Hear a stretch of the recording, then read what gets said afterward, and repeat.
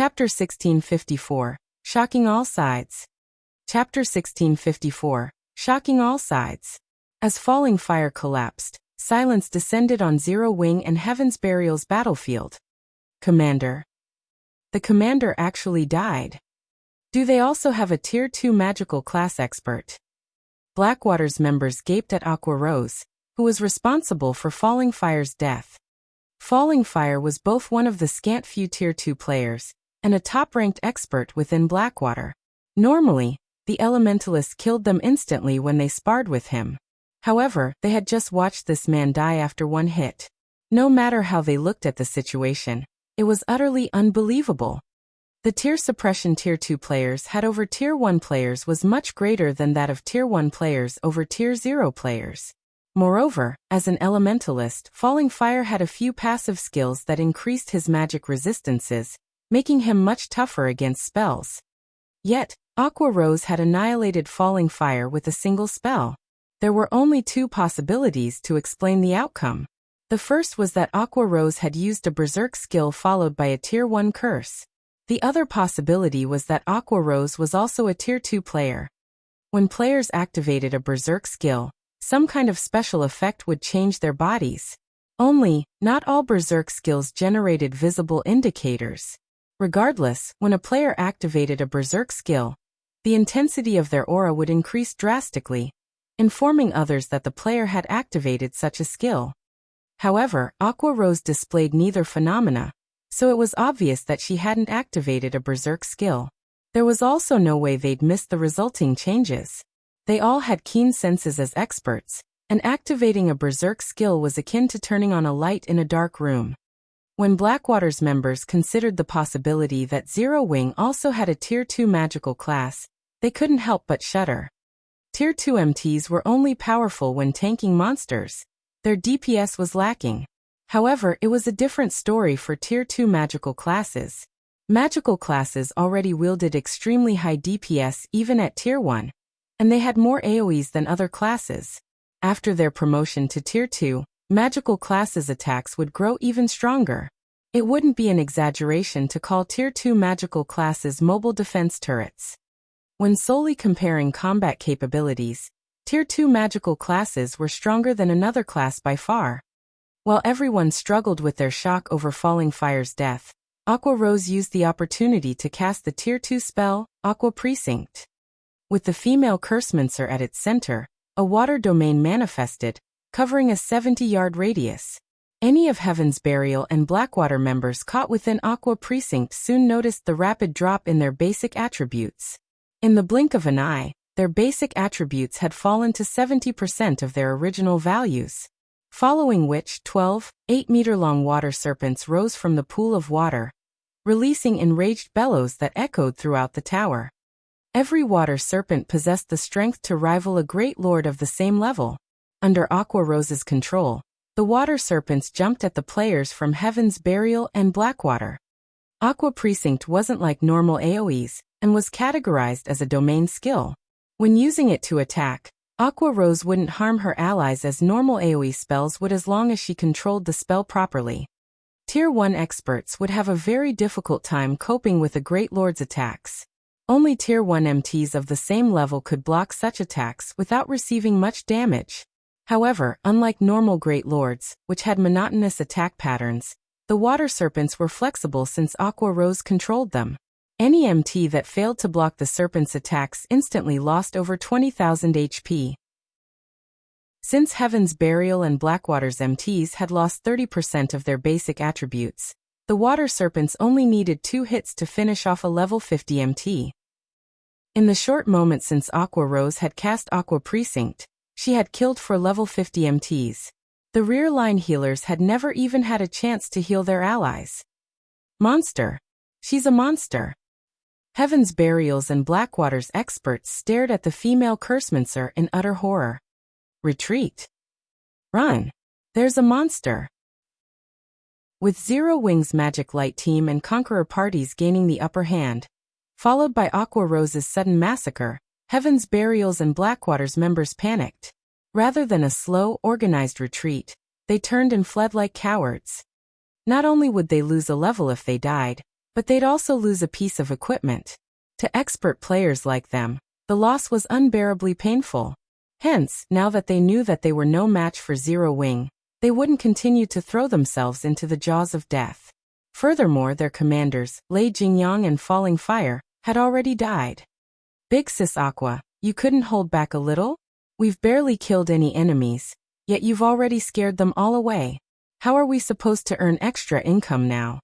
Shadow Sword and Zero Wing's other Tier 2 players sighed in frustration as they watched Heaven's Burial and Blackwater's members flee. They had previously held back, because they were worried about scaring off their prey. It had actually taken quite a bit restraint to drag this battle out. Yet their prey had run in fear of them before they could reap the benefits and slaughter them all. This frustrated Shadow Sword and the others. My bad. I'll be more careful next time, Aqua Rose said, sending her companions an apologetic glance. She hadn't expected Heaven's Burial and Blackwater's players to be so cowardly. Thus far, the battle between their guilds had been fairly even. In fact, Zero Wing wouldn't get off easily either if Heaven's Burial and Blackwater continued the fight. Yet, rather than stand their ground, the two guilds' members had turned and fled. This will work, too. Just kill as many as you can, but be careful to stay near the team and in the teleportation zone, Shifeng commanded. He was not particularly surprised by their enemy's response. Although Heaven's Burial and Blackwater's experts were no weaklings, the series of mental blows had thrown them into a panic. Fortunately, Heaven's Burial and Blackwater's reaction was a good thing for Zero Wing. At the very least, Zero Wing could now secure more entry slots for the Primordial Divine Ruin. Shadow Sword, Blackie, Violet Cloud, Rampant Blade, Alluring Summer, and Zero Wing's other Tier 2 players began to put all they had into their battles. With the overwhelming strength of Tier 2 classes, Shadow Sword and the others charged into Heaven's Burial and Blackwater's ranks like lions charging into a flock of sheep. The guild's magical class players such as Blackie, Violet Cloud, and Alluring Summer dominated the battlefield like humanoid defense turrets. Without anyone to hinder their progress, they each killed over a dozen players with every attack. This only encouraged Zero Wing's other members to fight with more fervor. By the time Heaven's Burial and Blackwater's members left the teleportation zone, they had littered their path with corpses and equipment. The two guilds had lost nearly 2,000 experts since the battle had begun. The outcome was startling. If these casualties were only ordinary or elite players, the loss wouldn't be as painful, but the players Zero Wing's members had killed were all experts. These two guilds had lost just as many experts as there were in an ordinary first-rate guild. Amazing. So this is Zero Wing's strength? Didn't someone say that Zero Wing was no match for Heaven's Burial and Blackwater? Heaven's Burial sure is unlucky. Not only is it in danger of losing Ancient Rock City, but entering the Primordial Divine Ruin will also be a major challenge. The various major powers had been paying very close attention to the battle between Zero Wing and Heaven's Burial, and the superpowers present were no exception. However, none of them had ever imagined that this outcome was possible. Even Purple Jade, who had a high opinion of Zero Wing, had assumed that the guild would fight its enemies to a draw at best. Yet, Zero Wing had actually chased Heaven's Burial and Blackwater out of the teleportation zone, while suffering minimal losses. This had completely exceeded her expectations. As for the various guilds and adventurer teams, which had planned to enter the teleportation zone near Zero Wing, shrank back in fear after seeing the guild's prowess in battle. Commander, are we still going to charge in? A level 50 shield warrior clad in black armor could not help but ask his commander. Charge in? Are you suicidal? We're retreating. We'll go in from another side. Chapter 1655. 10 years too early. Chapter 1655. 10 years too early. After Zero Wing's victory over Heaven's Burial, the various superpowers in the teleportation zone couldn't help but re-evaluate their opinions of Zero Wing. Sure enough, Zero Wing can be quite capable. No wonder they dared to ignore our guild's warning. It might not be a bad idea to consider partnering with them for the Primordial Divine Ruin raid. A middle-aged man in black armor muttered as he looked at Zero Wing's members with an interested expression. He carried a great sword with runes that radiated a chilling aura. The primordial divine ruin was akin to a dungeon. If one wished to progress inside the ruin, they needed a certain level of strength, whether it be basic attributes or combat standards. The difficulty also increased as one delved deeper into the ruin. After reaching the primordial divine ruin's fourth underground floor, players faced extraordinarily strict requirements. In fact, it was so difficult to pass from the fourth floor to the fifth floor, where the gate to the primordial city was located, that a single guild team could no longer clear the challenge. They would only have a higher chance of reaching the fifth underground floor by working together. The middle-aged man's words surprised the nearby players. The middle-aged man before them was none other than Broken City, an upper echelon from King's Return. He had been very famous in the virtual gaming world some years ago. Even King's Return's guild leader had to treat Broken City with respect. Broken City didn't praise players or powers very often. The last player Broken City had praised had become King's Return's present guild leader. Hence, King's Return's members found it truly surprising that Broken City would praise Zero Wing. Uncle Broken, aren't you thinking too highly of them? They've merely repelled upstarts like Heaven's Burial and Blackwater. Zero Wing is still 10 years too early to work alongside us. The handsome youth beside Broken City said, scoffing. The youth wore dark gray plate armor, and wielded a one-handed axe engraved with beautiful runes in his right hand while holding a tower shield made of scales in his left. Ocean, Uncle Broken must have his reasons for saying that. While not all of Zero Wing's team members have monstrous basic attributes, the team's overall strength is considerable. After entering the primordial divine ruin, Zero Wing would make a good choice as a partner. Praying Lotus, who was garbed in a set of white, sacred robes, said as she shook her head. She didn't particularly approve of Wild Ocean's opinion. Although Wild Ocean had recently received a promotion, becoming one of King's Return's adjudicators, and was one of the guild's few Tier 2 players, his thinking was shallow. Like Broken City, Praying Lotus felt they shouldn't underestimate Zero Wing's strength. Throughout the battle, she hadn't seen Sherfong take action at all. This proved that Zero Wing was still holding back, and was far from being as simple as everyone believed. Zero Wing is only good in PvP. We're going to face an endless number of monsters and various traps in the primordial divine ruin. Just clearing the third floor would be a huge problem, let alone reaching the fifth floor. Aside from us superpowers, no team has cleared the ruin's third floor. You should also know that you can't rely on powerful attributes alone to clear the third floor. We'll talk about cooperation after they reach the fourth floor. Wild Ocean snorted, thinking that both Broken City and Praying Lotus's opinions of Zero Wing were too generous. Wild Ocean wasn't the only person with that opinion. King's Return's other experts agreed with Wild Ocean's thoughts. If they partnered with Zero Wing, they would have to share half their slots to enter the fifth floor. What kind of guild was Zero Wing? What kind of guild was King's Return? Did Zero Wing even qualify to share half of their slots? As time passed, the struggle in the teleportation zone intensified. More powers were also joining the fight in the teleportation zone. Now, even the various powers that had hesitated to provoke Zero Wing had decided to give it a try. The struggle for the entry slots lasted for over half an hour. This time, the struggle's intensity was unprecedented. Players' corpses littered the teleportation zone. In the end, the various superpowers still took the majority of the entry slots, while the Alliance of First-Rate Guilds and the Alliance of Top Adventurer teams only claimed a small portion. Among the various powers that had participated in the struggle, Zero Wing's performance was the most extraordinary. Despite Zero Wing starting the fight with less than 2,000 members, they still had over 1,200 members inside the teleportation zone by the time the struggle ended. The guild had claimed nearly 1/10 of the available entry slots, only slightly less than the various superpowers. Among the various superpowers, the Secret Pavilion had the best performance, securing exactly 2,000 slots. Although the Secret Pavilion was more than capable of gaining more than that, it had deliberately held back to avoid standing out. Every one of the other superpowers secured around 1,500 slots, which was slightly more than Zero Wing. This was also the reason why Zero Wing's performance shocked everyone. The various superpowers had started the fight with at least 6,000 members. Yet Zero Wing had achieved a near similar result with less than 2,000 members. This battle record was a little terrifying. Crap. I thought that with Heaven's Burial and Blackwater out of the picture, we would get more slots.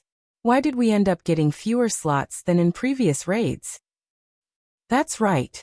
If I had known something like this would happen, I would have preferred for Heaven's Burial or Blackwater to win.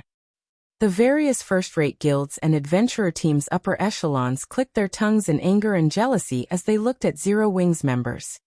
It was common knowledge that teams would have a greater advantage in the ruin if they entered with more players. Now that Zero Wing could send over 1,200 members into the ruin, the guild might actually make it all the way to the 5th floor and enter the rumored Primordial city. While everyone else was shocked by Zero Wing's strength, Shifeng was ecstatic. Zero Wing had earned over 5,000 pieces of the current top-tier equipment in the struggle for entry slots. Although the majority was level 45 fine gold equipment, they were still valuable. In comparison, Zero Wing had suffered practically insignificant losses. Zero Wing had suffered 600+ casualties in the battle, with the majority of them being the White Tiger Dojo disciples.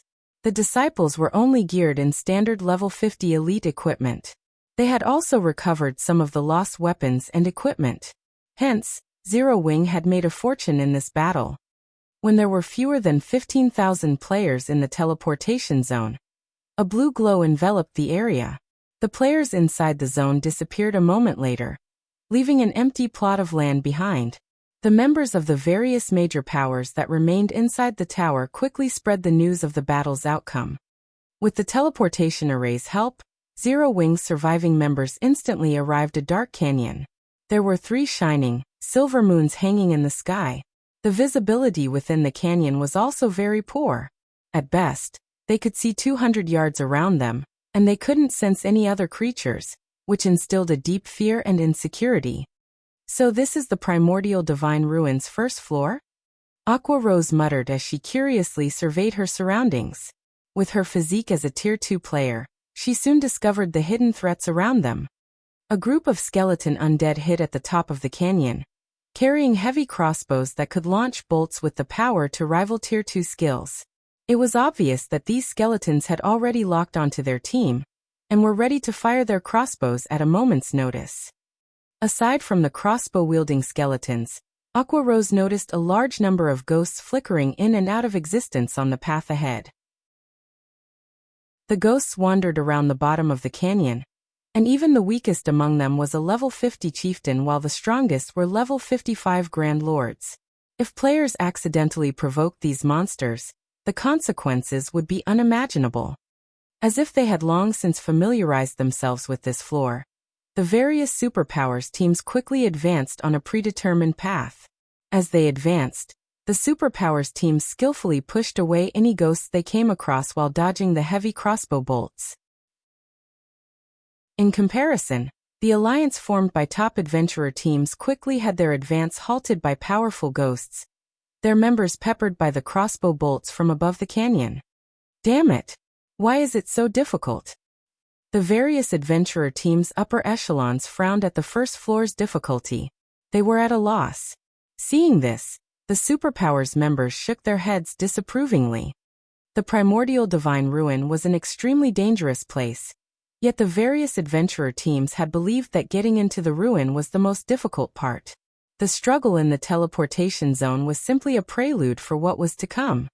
Before the adventurer team alliance could think of a plan, they noticed Zero Wing's members taking large strides towards the gateway to the next floor.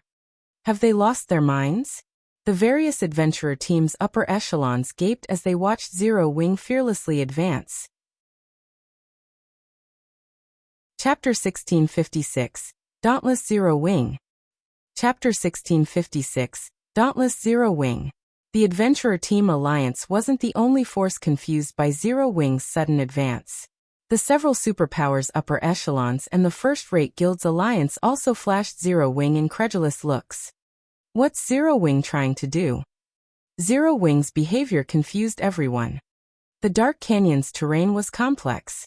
Although there appeared to be many paths that would lead to the top of the canyon, only a few were actually viable. Moreover, Timing was very important when traversing the various paths. A single mistake could easily put an entire team in a dangerous situation. It wouldn't be surprising if the team were even eliminated. Although players would lose only 20% of their EXP and be sent back to the starting point when they died in the Primordial Divine Ruin, multiple deaths would significantly weaken a team and increase the raid's difficulty.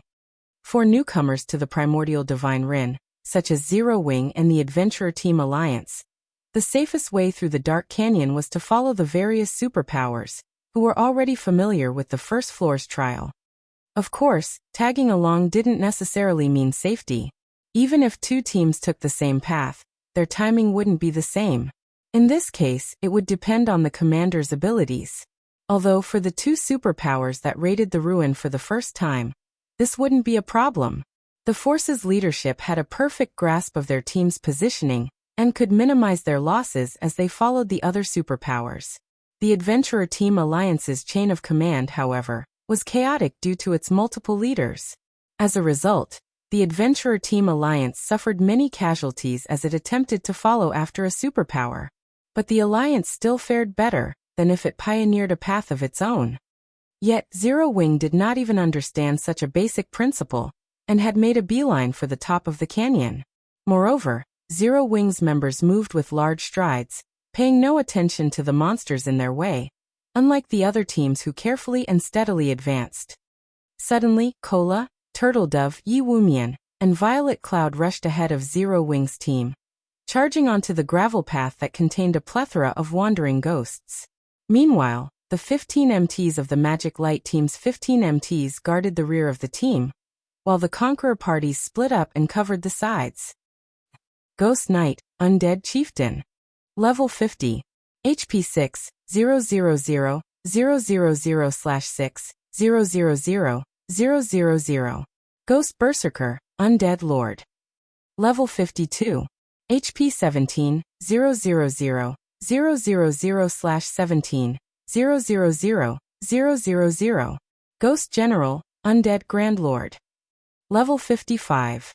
HP 85, 000, 000/85, 000, 000.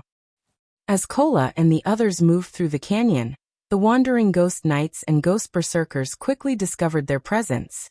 Like hungry wolves that had just discovered meat, the ghosts surged towards the MT trio. Are they trying to get themselves killed? Are they really trying to grind the ghosts as if they were common monsters? Everyone was stupefied as they watched Cola, Turtledove, and Yi Wumian attract more and more Ghost Knights and Ghost Berserkers. The Primordial Divine Ruin had an endless supply of monsters, and even if players killed these monsters, the awarded EXP and loot was insignificant compared to monsters outside of the ruin. Grinding these monsters simply wasn't worth the effort. Though, to the various powers present, it did not really matter even if a large number of Ghost Knights and Ghost Berserkers ganged up on them, as they were more than capable of defeating these monsters. Instead, the canyon's true danger came from the numerous skeletons stationed at its top. The bolts they fired from their heavy crossbows were as powerful as Tier 2 attacks. Even level 50, Tier 1 MTs would be forced to retreat by several steps and lose around 4,000 HP if they blocked one of these bolts with their shields. If struck directly, they would be dead after 2 or 3 hits. Hence, it was important when selecting a path through the canyon to choose one with favorable terrain that could be used to block the crossbow attacks and lower the chances of encounter ghost generals. In the blink of an eye, over 500 Ghost Knights and dozens of Ghost Berserkers chased after Cola and the others. Moreover, the skeletons on both sides of the canyon had aimed and fired their crossbows at the MT trio. However, Cola and the others paid no attention to the countless incoming attacks, and continued to advance mindlessly, attracting more monsters as they went. The commotion had even lured some of the wandering ghost generals. Good. Everyone charge. Follow Cola's group. Sherfong revealed a smile when he saw the swarm of monsters charge at Cola and the others. At this stage of the game, nobody was more familiar with Primordial Divine Ruins than him. He knew that Primordial Divine Ruins were survival tests, although it was the first time he had visited the Primordial Divine Ruin in the Orc Empire. Every ruin had nearly the same tests. It had been common knowledge in his previous life that the Primordial Divine Ruins first floor trial would become more dangerous as teams spent more time here. Take the various superpowers, for example. Although they had familiarized themselves with the paths to the top of the canyon and hence could limit the number of crossbow attacks that reached their teams, it was impossible to avoid casualties completely. In fact, the various superpowers teams were continuously lost members as they advanced right now. Moreover, as they approached closer to the top of the canyon, their casualty rates became more severe. To make matters worse, players that died and allowed the system to resurrect them would reappear at the starting point. Once they did, they'd have no way of catching up to their main force. As for having the team stop midway to resurrect the fallen, that would only end up causing the team to suffer even more casualties. Because of this, team members that died halfway through the canyon were as good as eliminated unless a team wipe occurred. The best way to challenge the first floor trial was to send a player in as bait and draw the enemy fire while the rest of the team followed behind. Doing so would greatly reduce the number of attacks the team received, and was much safer than following one of the more protected routes. The only problem with this method was that the players acting as bait needed to be strong enough. The main force also had to maintain enough distance from the bait. If the main force got too close, they would pull the agitated monster's aggro. If the main force fell too far behind, the bait would have moved past the skeleton's attack range. Fortunately, this wasn't the first time Shifeng had employed this strategy. His grasp of his team's positioning was incredibly accurate. With Violet Cloud in the center, Cola's group pushed forward. As they faced numerous attacks, their HP steadily decreased. Fortunately, the chieftain-ranked Ghost Knights and Lord-ranked Ghost Berserkers were not much of a threat. The true threat came from the Ghost Generals, and the heavy crossbow attacks from both sides of the canyon, in particular. Currently, a swarm of Ghost Knights chased after Cola's group of 4, and although the situation looked dire, it worked in the group's favor as the Ghost Generals had a hard time reaching the players. Unfortunately, the same couldn't be said for the crossbow attacks. When Cola, Turtledove, and Yi Wumian used their shields to block the incoming crossbow bolts, they'd stiffen slightly and lose around 1,500 HP. When the other powers noticed the damage Cola and his team received, they couldn't help their jealousy. Unlike Cola and the others, their MTs received over -4,000 damage even when they blocked the crossbow bolts successfully. This meant that the MT trio from Zero Wing could endure 3 times the attacks that their MTs could. However, they still ridiculed Zero Wing for its foolish leadership. If Cola and his companions had the support of a large number of healers, they'd be practically unkillable.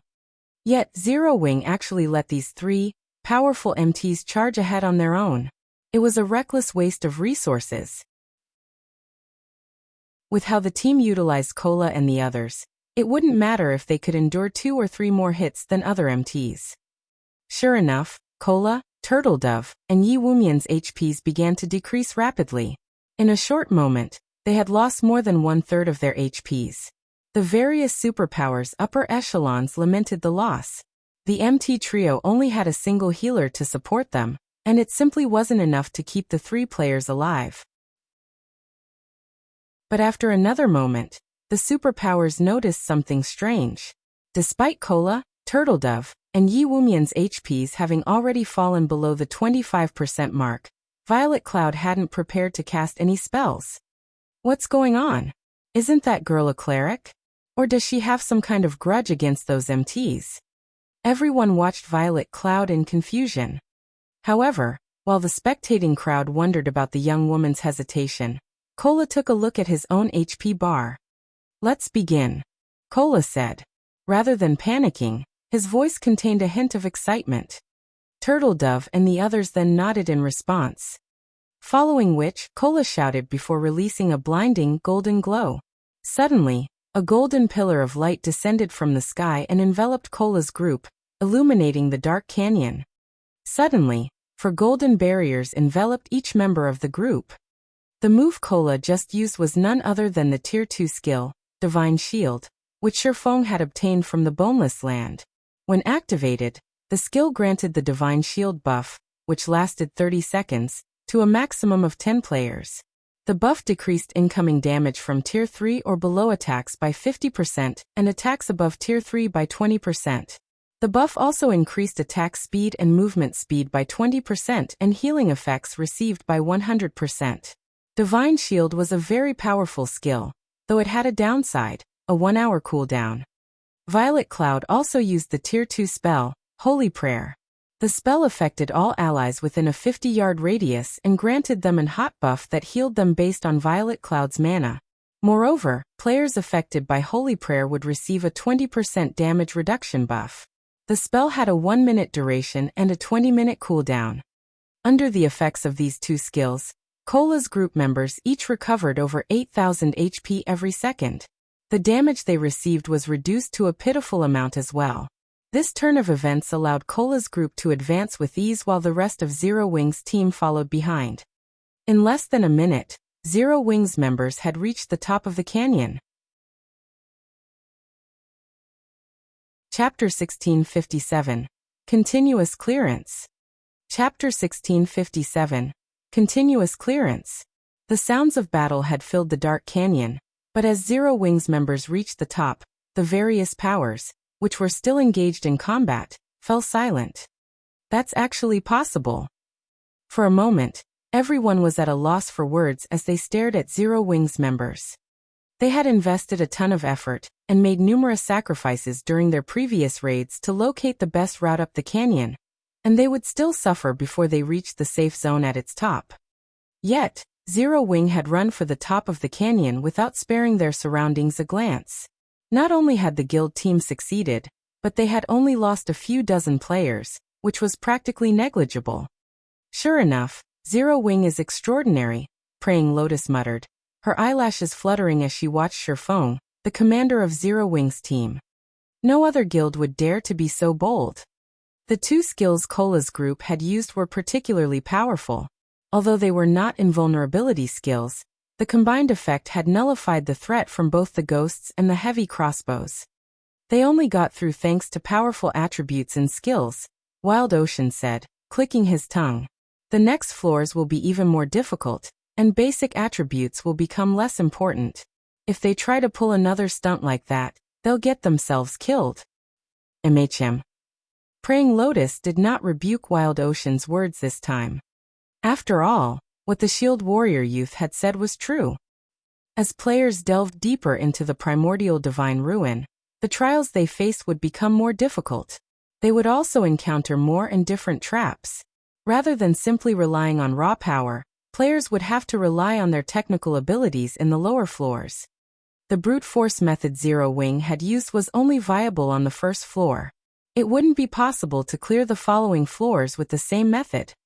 Correspondingly, though, players would have higher chances of encountering opportunities and treasure the further they explored.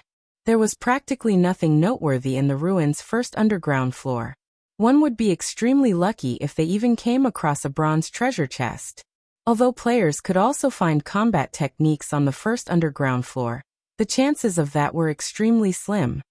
If one wanted better loot, they'd have to reach the Primordial Divine Ruins' third underground floor.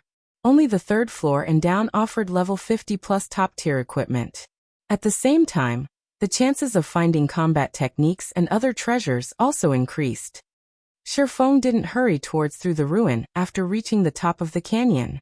Instead, he had everyone rest in the safe zone. Players' stamina and concentration consumption were far more severe in the Primordial Divine Ruin than outside of it. If they did not rest, they might fail trials that should be passable. Meanwhile, the only places in which players could rest in the Primordial Divine Ruin were the system-established safe zones. Traps and monsters were present everywhere else, and if they relaxed, even for a moment in these locations, they'd swiftly lose their lives. After Zero Wing's members had rested for some time, the various superpowers teams began to arrive in the safe zone, one after another. However, unlike Zero Wing, the various superpowers only had around 80% of the 1,500 plus members they had entered the ruin with. The rest of their players had to wait for the system to resurrect them, forming teams with other players to search for opportunities and treasure on the first floor. After everyone rested, they proceeded towards the second underground floor. The second floor contained a primal forest. Visibility here was even worse than in the first floor's dark canyon. Even Tier 2 players could only see up to 80 yards away. As players traversed the forest, they were bombarded by all kinds of spell attacks from out of nowhere from time to time. These spells packed a punch, and even Tier 2 MTs only survived after 3 or 4 direct hits. Tier 1 MTs were lucky to survive even 2 hits. If players wished to reach the next safe zone alive, they would have to rely on their individual reaction speed and decision-making. They'd have to dodge or block an attack instantly when targeted. Only by doing so would the healers have a chance of healing them. All the heals in the world wouldn't save them if a spell struck them directly. The ruin's second floor was also much larger than the first, a testament to the Primordial Divine Ruin's unique nature. As teams progressed, they'd encounter larger maps, forcing players to travel greater distances and face more danger. Shifeng didn't have any special strategy to get through the second floor's trial. He could only send in the Magic Light team and Conqueror parties to tank as many hits as possible, limiting the number of casualties the team suffered. Overall, Zero Wing didn't fare nearly as well as the various superpowers. Upon reaching the third underground floor, the increased difficulty was particularly evident. The necessary method to clear the third floor wasn't like the first two. The various attacks and traps players had to face had also changed. Now, players had to collect a sufficient number of teleportation stones to proceed to the fourth floor. Each teleportation stone could only transport 100 players, and only the third floor's Grand Lord ranked monsters would drop them. One could just imagine how difficult it would be to kill a Grand Lord ranked boss in such a dangerous environment. It's no wonder why only the various superpowers have only gotten through the third floor thus far, leaving the first-rate guild's alliance behind. As Shifeng stood at the third floor's starting point and observed the barren wasteland before him, he could not help but frown. Thunderclouds covered the sky above the plain as far as he could see. Lightning frequently descended, decorating the ground with scorch marks. Not only did the lightning strikes contain a lot of power, but they were also extremely fast, significantly faster than normal spell attacks. When facing a normal spell attack, expert players could dodge or block as long as the spell was cast from a certain distance, but the lightning strikes from above were incredibly fast. This trial's difficulty increase was tremendous. Furthermore, players had to kill level 55 Grand Lords. However, the various superpowers teams, which had just arrived, reacted as if they didn't see the lightning bombarding the plain. They quickly split into 2 groups, leaving one behind in the safe zone while the other boldly strode into the barren wasteland in search of Grand Lord-ranked thunder beasts and thunder elementals. Lightning continued to descend from the sky, but the superpowers members swiftly maneuvered around the strikes. Aside from a few unlucky players, who had been targeted by multiple lightning strikes, most were able to dodge the natural attacks. Even if they failed to dodge in time, their team's healers would quickly restore their lost HP. In contrast, the first-rate guilds and adventurer teams were unsure of how to continue. If they only had to dodge the lightning strikes, most of their members would be successful, but with the addition of monsters, chaos would ensue. They'd either fall to the lightning, or the monsters would slaughter them. So what if they got a lot of players this far? They still won't clear the third floor. Wild Ocean could not help but flash Zero Wing's team, which still occupied the starting point, a ridiculing smirk. Players' basic attributes were no longer the key to clearing the trial once they reached the third underground floor. Here, individual combat standards held greater importance. If a team couldn't defeat the Grand Lord-ranked bosses while being showered by lightning strikes, it would venture no further in the Primordial Divine Ruin. Guild leader, the lightning strikes attack rate and numbers are too high. I'm afraid that no more than 50 of our members will be able to fight while dodging the strikes. Should we grind the bosses for teleportation stones with just a 50-man team? Although it will slow us down, we shouldn't have a problem collecting the necessary teleportation stones, Aqua Rose suggested. If any other guild, excluding the superpowers, encountered such a situation, they'd likely be stuck here. Even Zero Wing only had a few experts who could fight in this lightning zone. Not even the Conqueror's armor's battle arrays would be very effective. Meanwhile, trying to raid Grand Lords with so few experts was impossible. This was also why the various first-rate guilds, which had reached the ruins' third underground floor previously, had never cleared it. However, Zero Wing was different. Its team had over 10 Tier 2 players, and shouldn't have a problem forming a 50-man raid team that could dodge the lightning while fighting the bosses. Unfortunately, raiding level 55 Grand Lords with only 50 members would take a lot of time. More time than the various superpowers raid teams, which had around 300 members each. No need, we'll all go together, Shifeng said, smiling as he shook his head. Everyone. For a moment, Aqua Rose thought she had misheard Shifeng. Relax. If this were any other trap, we might not have a way to deal with it, but if we only have to deal with lightning, we won't have to worry, Shifeng said. He then took a thick, ancient tome from his bag. This item was none other than the ancient weather book. Chapter 1658. Might of the Ancient Book. Chapter 1658. Might of the Ancient Book. Across the vast wasteland, the various superpowers hunted bosses with organized precision.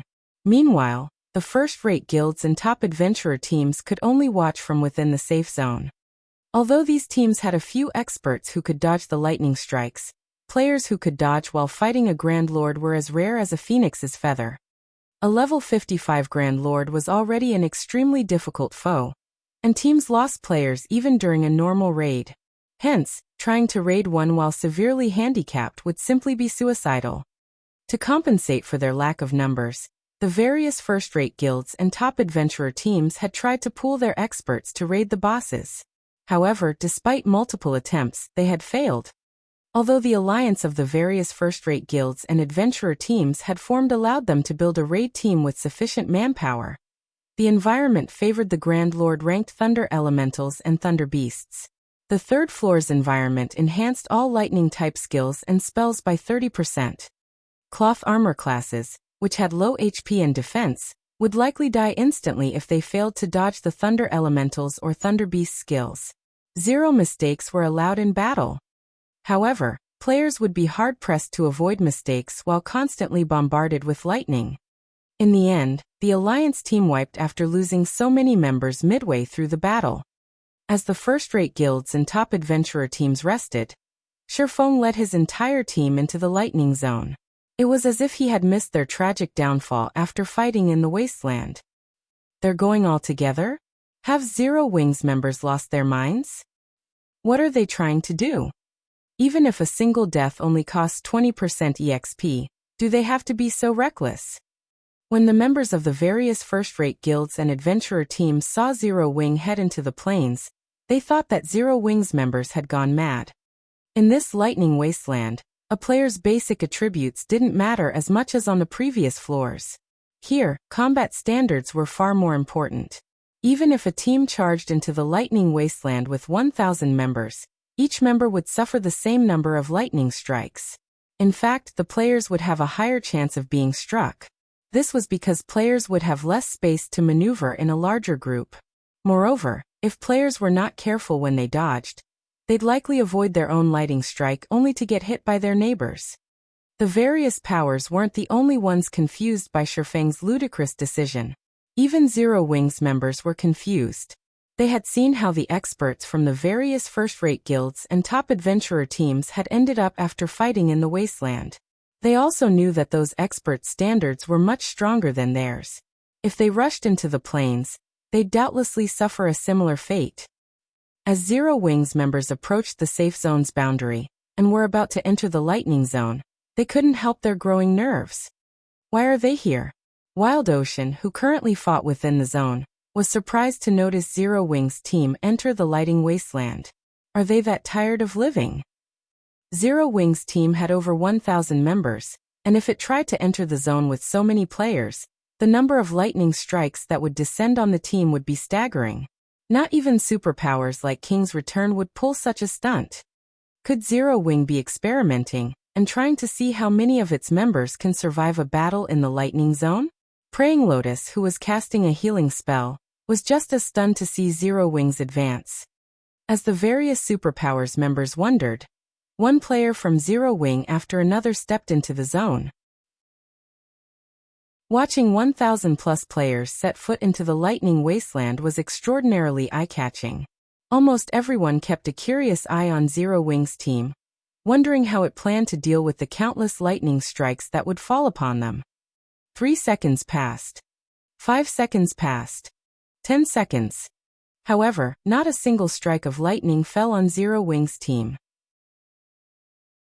Every member on the team was alive and kicking, and they had an easy time defeating the multiple chieftain-ranked thunder elementals and thunder beasts that had charged at them.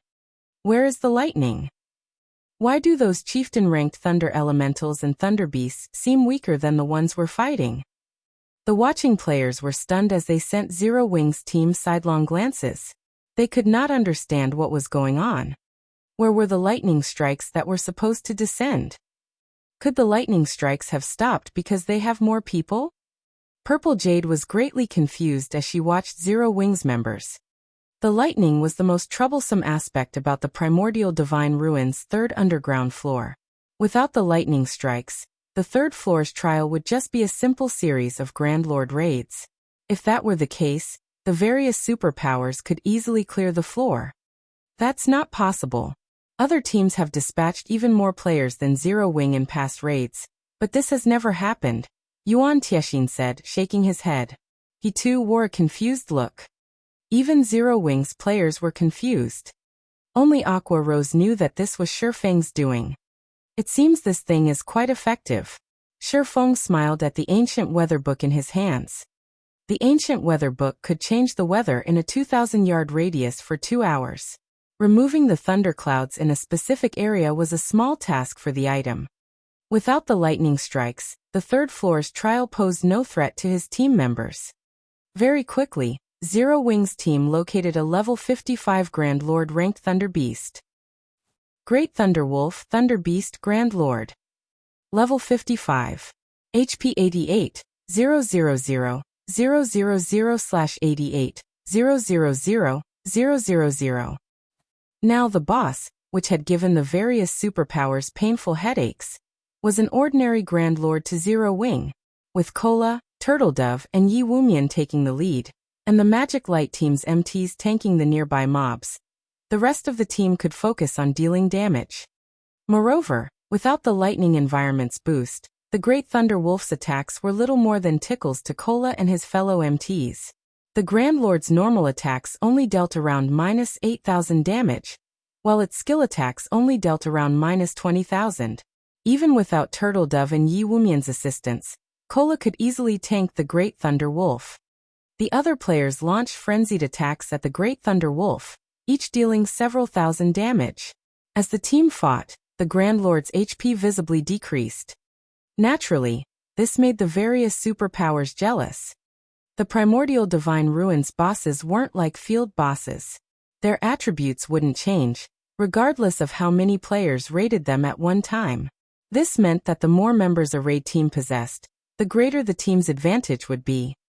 Zero Wing's team had over 1,000 members, which was more than triple what the other teams possessed. Moreover, Zero Wing's members did not have to worry about avoiding lightning strikes. In less than 5 minutes, the Great Thunder Wolf fell before Zero Wing's members. Everyone on the team also gained a significant amount of EXP. Moreover, the Great Thunder Wolf had dropped 8 items in total thanks to Shifeng's divine providence. Although this didn't seem like much, it was above average for Grand Lords above level 50. When the various superpowers had killed their respective Grand Lords, they only got 5 items. Meanwhile, upon seeing the Great Thunder Wolf's loot, Shifeng had to admit that the Primordial Divine Ruins bosses were far more generous than the bosses in Team Dungeons. Out of the 8 items dropped, 1 was a teleportation stone, and 5 were level 50 weapons and pieces of equipment, 3 of which were fine gold rank and 2 were secret silver rank. The last 2 items were pages of incomplete combat techniques. An advanced combat technique?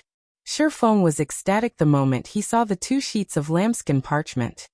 Basic combat techniques would drop as complete items in the Primordial Divine Ruin, but advanced combat techniques and above would appear as pages. Players would have to gather every page to learn the combat technique. Excited, Shifeng immediately inspected the 2 parchment sheets. Chapter 1659. Top-tier Advanced Combat Technique. Chapter 1659. Top-tier Advanced Combat Technique. As Shifeng inspected the incomplete pages, his eyes shone with excitement. Lightning Flash. This dilapidated page belongs to a book that depicts a secret attack technique, which has been passed down since ancient times.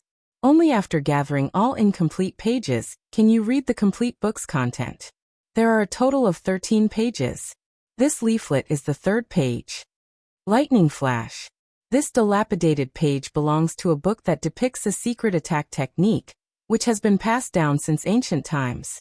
Only after gathering all incomplete pages can you read the complete book's content. There are a total of 13 pages. This leaflet is the 6th page. Most of the combat techniques that dropped in the Primordial Divine Ruin were basic combat techniques, and most of them dropped as the complete versions. Although some basic combat techniques dropped as incomplete pages, those were the extreme minority. Normally, only advanced rank or higher combat techniques would drop as individual pages. However, there were differences between advanced combat techniques and those of other ranks. Not only could players in God's domain improve their foundations by learning combat techniques, but they could also learn ways to exhibit their strength more efficiently, thereby raising their overall combat power. Some combat techniques even granted players the power to challenge foes of higher levels. A basic combat technique might not help half-step Refinement Realm experts fight Refinement Realm experts, but an ordinary advanced combat technique could. This was also why the various super guilds and super first-rate guilds were so desperate to compete for slots to enter the Primordial Divine Ruin. Meanwhile, an advanced combat technique's strength could be determined by the number of pages it possessed. An ordinary advanced combat technique would only include 6 to 8 pages. A first-rate advanced combat technique would possess 9 to 12 pages, and a top-tier advanced combat technique would possess 13 to 15 pages. An ordinary advanced combat technique could only help a half-step Refinement Realm expert qualify to fight a Refinement Realm expert. Meanwhile, a first-rate advanced combat technique allowed Refinement Realm experts to face Flowing Water Realm experts. As for top-tier advanced combat techniques, if Flowing Water Realm experts learned one, they could even pose as a threat to Void Realm experts. Even throughout God's domain, Void Realm experts were extremely rare. Yet, with a top-tier advanced combat technique, a Flowing Water Realm expert could stand against Void Realm experts. One could just imagine how valuable such a combat technique was. There was no doubt that Lightning Flash was a top-tier advanced combat technique. Shifeng had never expected to get lucky enough to find a top-tier advanced combat techniques pages, and moreover, it was an attack-type technique. Zero Wing didn't actually have any of these. If it were possible to collect the complete Lightning Flash secret technique, it would certainly help the guild's experts. Learning the technique would likely offer more benefits than the Conqueror's armor. The Conqueror's armor only gave its wearer the power to face Refinement Realm experts temporarily, and after all was said and done, it was only a piece of level 50 equipment. Once players leveled up, the equipment would be useless. It could not truly become part of a player's strength. An advanced combat technique was different. Once players learned it, they could put it to good use regardless of their level. It would also offer significant help when players challenge their promotion quests. Moreover, a complete advanced combat technique was different from secret technique tablets.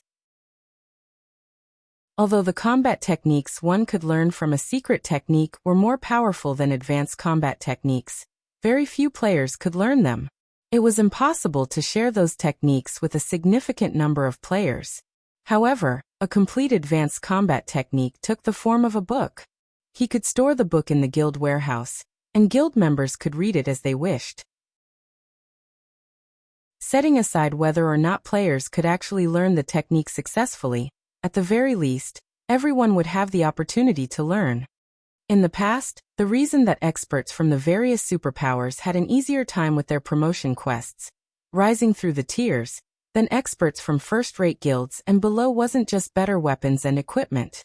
Rather, it was because their access to combat techniques was superior in both quantity and quality. Thinking up to this point, Shifeng led his team in search of another boss rather than resting.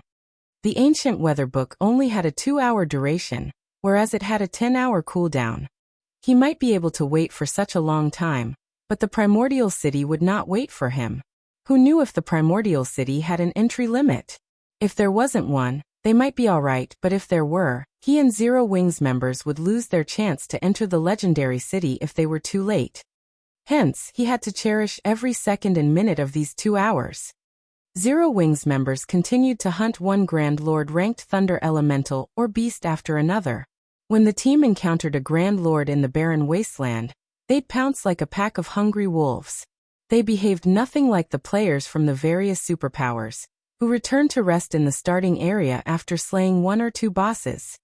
The various superpowers grew envious at seeing this. Without the threat from the lightning strikes, Zero Wing could casually slaughter these ready-made Grand Lords.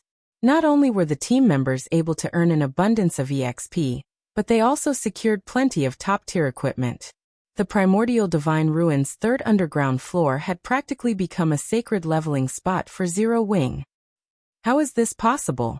King's Return's Wild Ocean was at a loss as he watched the scene before him. He had assumed that Zero Wing would be stuck on the 3rd floor. Yet based its pace, it'd likely be the first team to reach the 4th underground floor. Uncle Broken, should we contact them? Praying Lotus whispered to Broken City, who stood beside her. Thus far, the various superpowers had only reached the 4th floor. Not one of their teams had made it to the 5th yet. The 4th floor was simply too difficult, and there was no comparing it with the 3rd floor. With the current strength of King's Return's team, it could not clear the 4th floor alone. If King's Return wished to reach the 5th floor, it would have to ally with another team. However, doing so would leave the team fewer entry slots to the 5th floor. No. It is too soon. We'll send them an invite once they experience the 4th floor's wall, Broken City said, smiling as he shook his head. The 3rd floor's trial was child's play compared to the 4th floor. Not only did players have to face all sorts of attacks, but the Guardian boss was also a bona fide level 58 Grand Lord ranked archaic species. Even now, not a single superpower had dealt any damage to the Guardian boss. Although King's Return had prepared thoroughly this time, they had no more than a 30% chance of defeating the Grand Lord. Needless to say, Zero Wing's chances were even lower. While the various powers grinded bosses on the Primordial Divine Ruins' 3rd underground floor, news of Zero Wing's team completing the 3rd floor's trial quickly spread among the participating teams. The various large guilds and top adventurer teams from the kingdoms and empire neighboring the Orc Empire, in particular, had to re-evaluate their opinions of the guild. The various superpowers had, thus far, monopolized the Primordial Divine Ruins' 4th floor.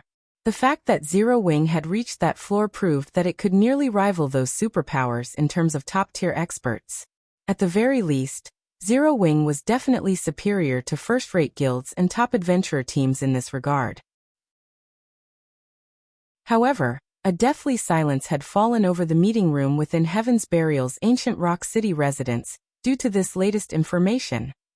Nobody could have imagined that, in one short day, Heaven's Burial would lose the massive advantage it had cultivated. And it was all due to Zero Wing. First, Zero Wing had shattered ancient Rock City's defensive magic arrays.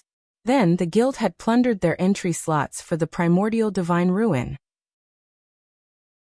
Now Zero Wing was about to set foot on the ruin's 4th underground floor. Zero Wing. Singular Burial's expression twisted as he read the latest report. Heaven's Burial's reputation was in tatters. If they did not figure out a way to deal with this problem now, the guild would likely have a rocky path ahead, even if they held on to ancient Rock City. Singular Burial spun towards Flame Blood, who sat beside him wrapped in bandages and growled. Flame, didn't you say that Beast Emperor needs the souls of 400,000 elite players to display his full strength in Starmoon Kingdom? Go. Tell him that I will fulfill that request. Guild leader, are you planning on giving up on Starmoon Kingdom entirely? Flame Blood could not help his surprise. Beast Emperor's request was no laughing matter. It was both the last and worst option Heaven's Burial had. That's right. Since we can't have Star Moon Kingdom, what's the point in leaving it alive? Singular Burial nodded, a hint of madness flashing in his eyes. Although he did not want to admit it, he had to acknowledge the fact that Heaven's Burial had lost the struggle for Star Moon Kingdom. Regardless of whether or not they defended Ancient Rock City, the necessary funds to repair it was still a problem. They also had to pay plenty in bounty claims each day. If they continued the battle with Zero Wing, it would only be a matter of time before the guild was finished, even if Heaven's Burial had the support of major corporations. If he wanted Heaven's Burial to survive, he had to give up on Star Moon Kingdom. I understand. I'll contact Beast Emperor right away. Seeing how serious Singular Burial was, Flame Blood inwardly lamented the fact that the man had become like this.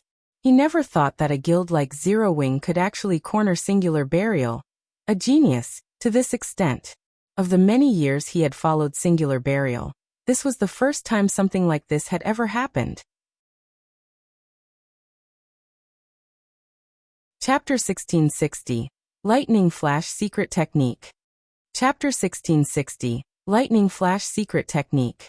In a certain mountain range covered with dense forests, countless powerful monsters roamed about the area. Every monster here was above level 100, and quite a few were mythic rank. However, none of these monsters dared to approach the forest in the mountain range's inner regions. Suddenly, a figure appeared at the forest's entrance. It was none other than Flame Blood. When Flame Blood appeared, several massive, humanoid creatures appeared around him, each radiating the terrifying aura only Tier 4 mythic monsters had. Amazing! After not seeing him for some time, he's already developed to this point? Flame Blood was stunned when he noticed the 6 mythic-ranked evil demons around him. Mythic-ranked evil demons.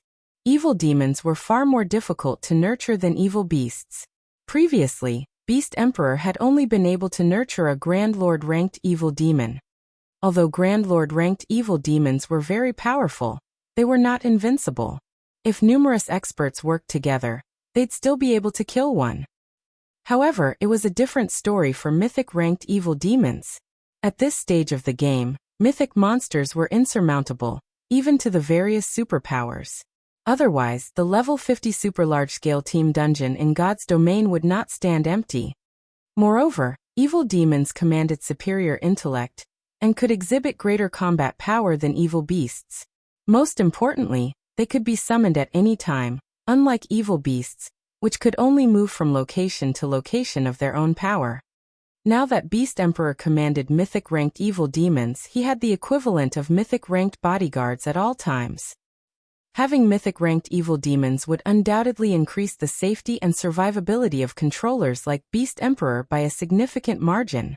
He would no longer have to hide when attacking and could control his armies more efficiently.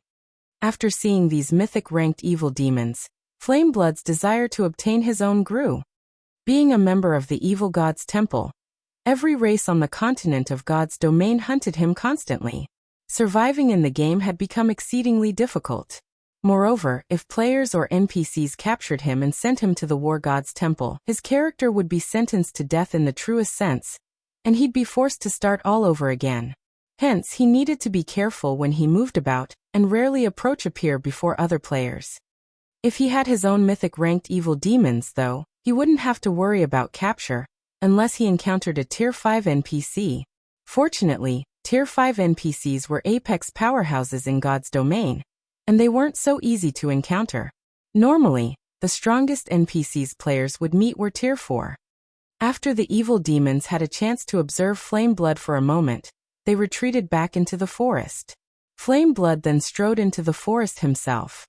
There was a massive crater within the heart of the forest. The crater radiated an evil energy so dense that even an evil god apostle like him gasped as it washed over him.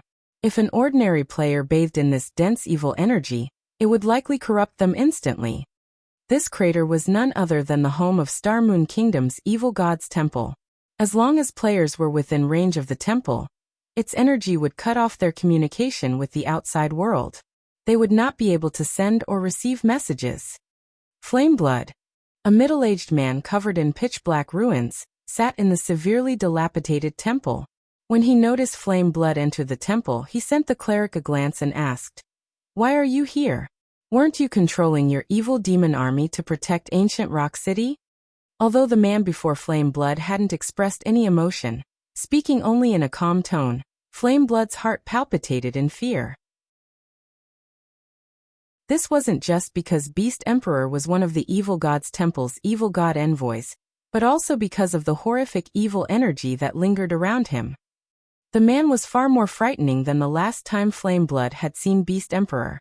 The evil energy Beast Emperor radiated was no weaker than the evil energy the temple itself radiated.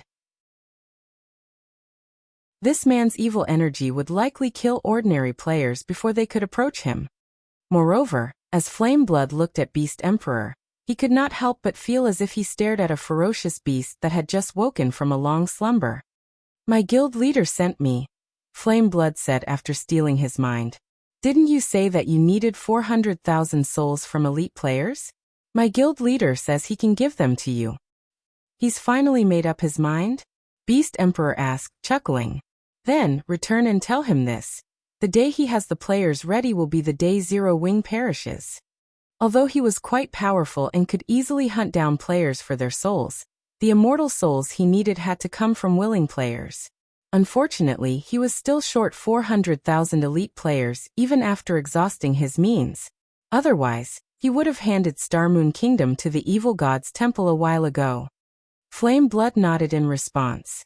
He had no doubt regarding Beast Emperor's claim. Others might not know the power Beast Emperor wielded after the evil god's temple had activated, but as a member, Flame Blood knew it very well. Meanwhile, back in the Primordial Divine Ruins' third underground floor, quite some time had passed since the various superpowers had departed for the fourth floor.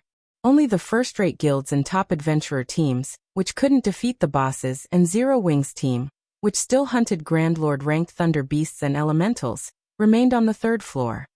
Crap! Just how many Grand Lords must Zero Wings members kill before they are satisfied?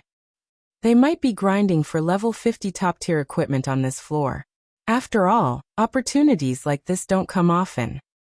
With how many Grand Lords they've already killed, they should have more than enough teleportation stones. I wonder if they'd be willing to share some with us?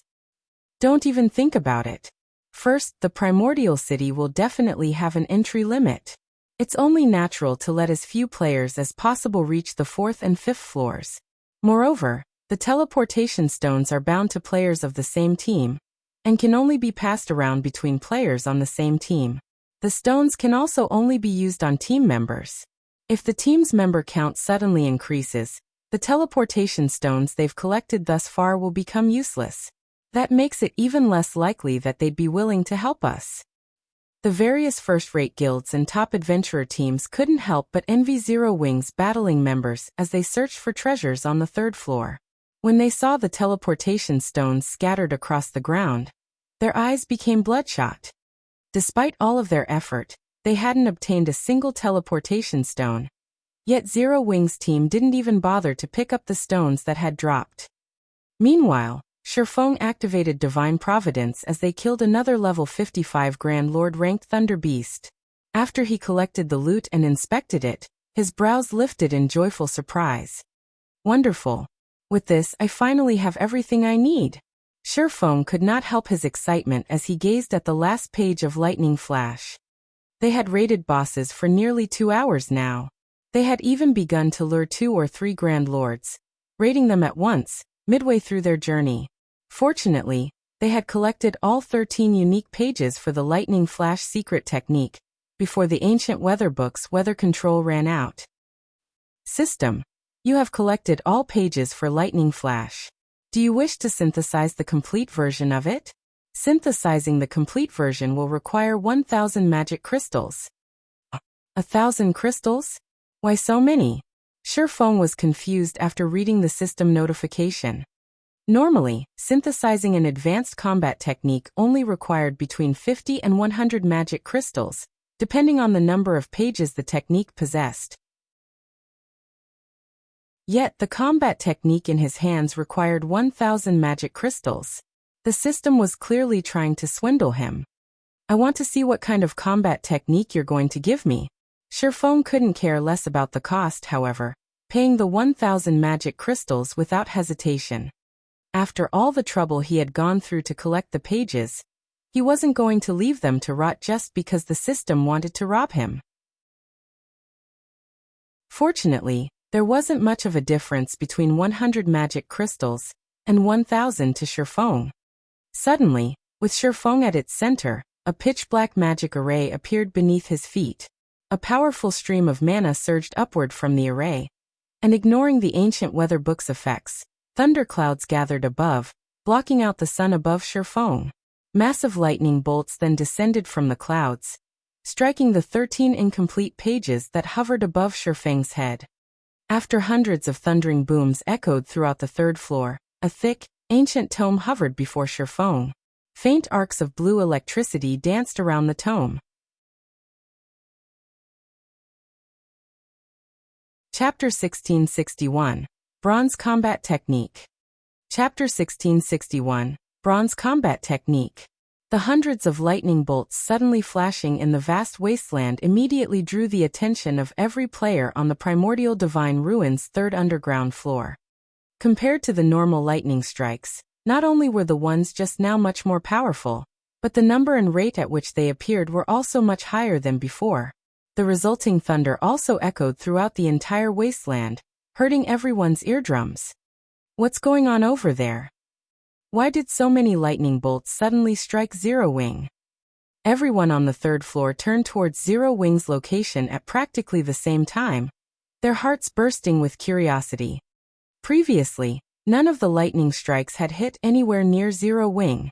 Yet, now Zero Wing received a violent bombardment. Most likely, even a great lord of the same level would be reduced to ashes after eating so many powerful lightning bolts. What's that? A book? Could some kind of treasure have dropped? Some of the players nearby quickly noticed the ancient tome hovering before Shifeng. Although they could not make out what kind of item the ancient tome was, judging by the huge commotion that heralded its appearance, they could easily guess that it was something extraordinary. The various first-rate guilds and top adventurer teams present revealed looks of envy and greed. As far as they knew, no fine gold or dark gold item would create such a huge commotion when it appeared.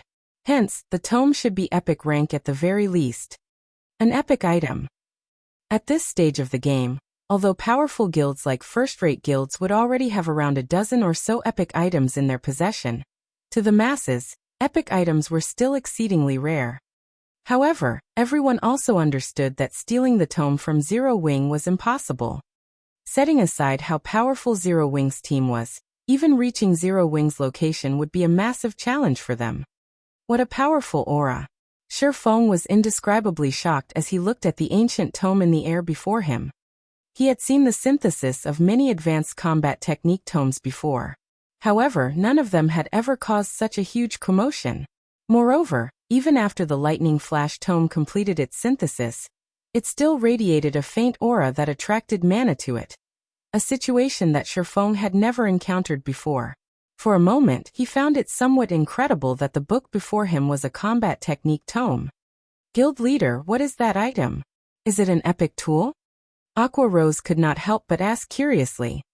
The other members of the team also held great curiosity about the lightning flash secret technique.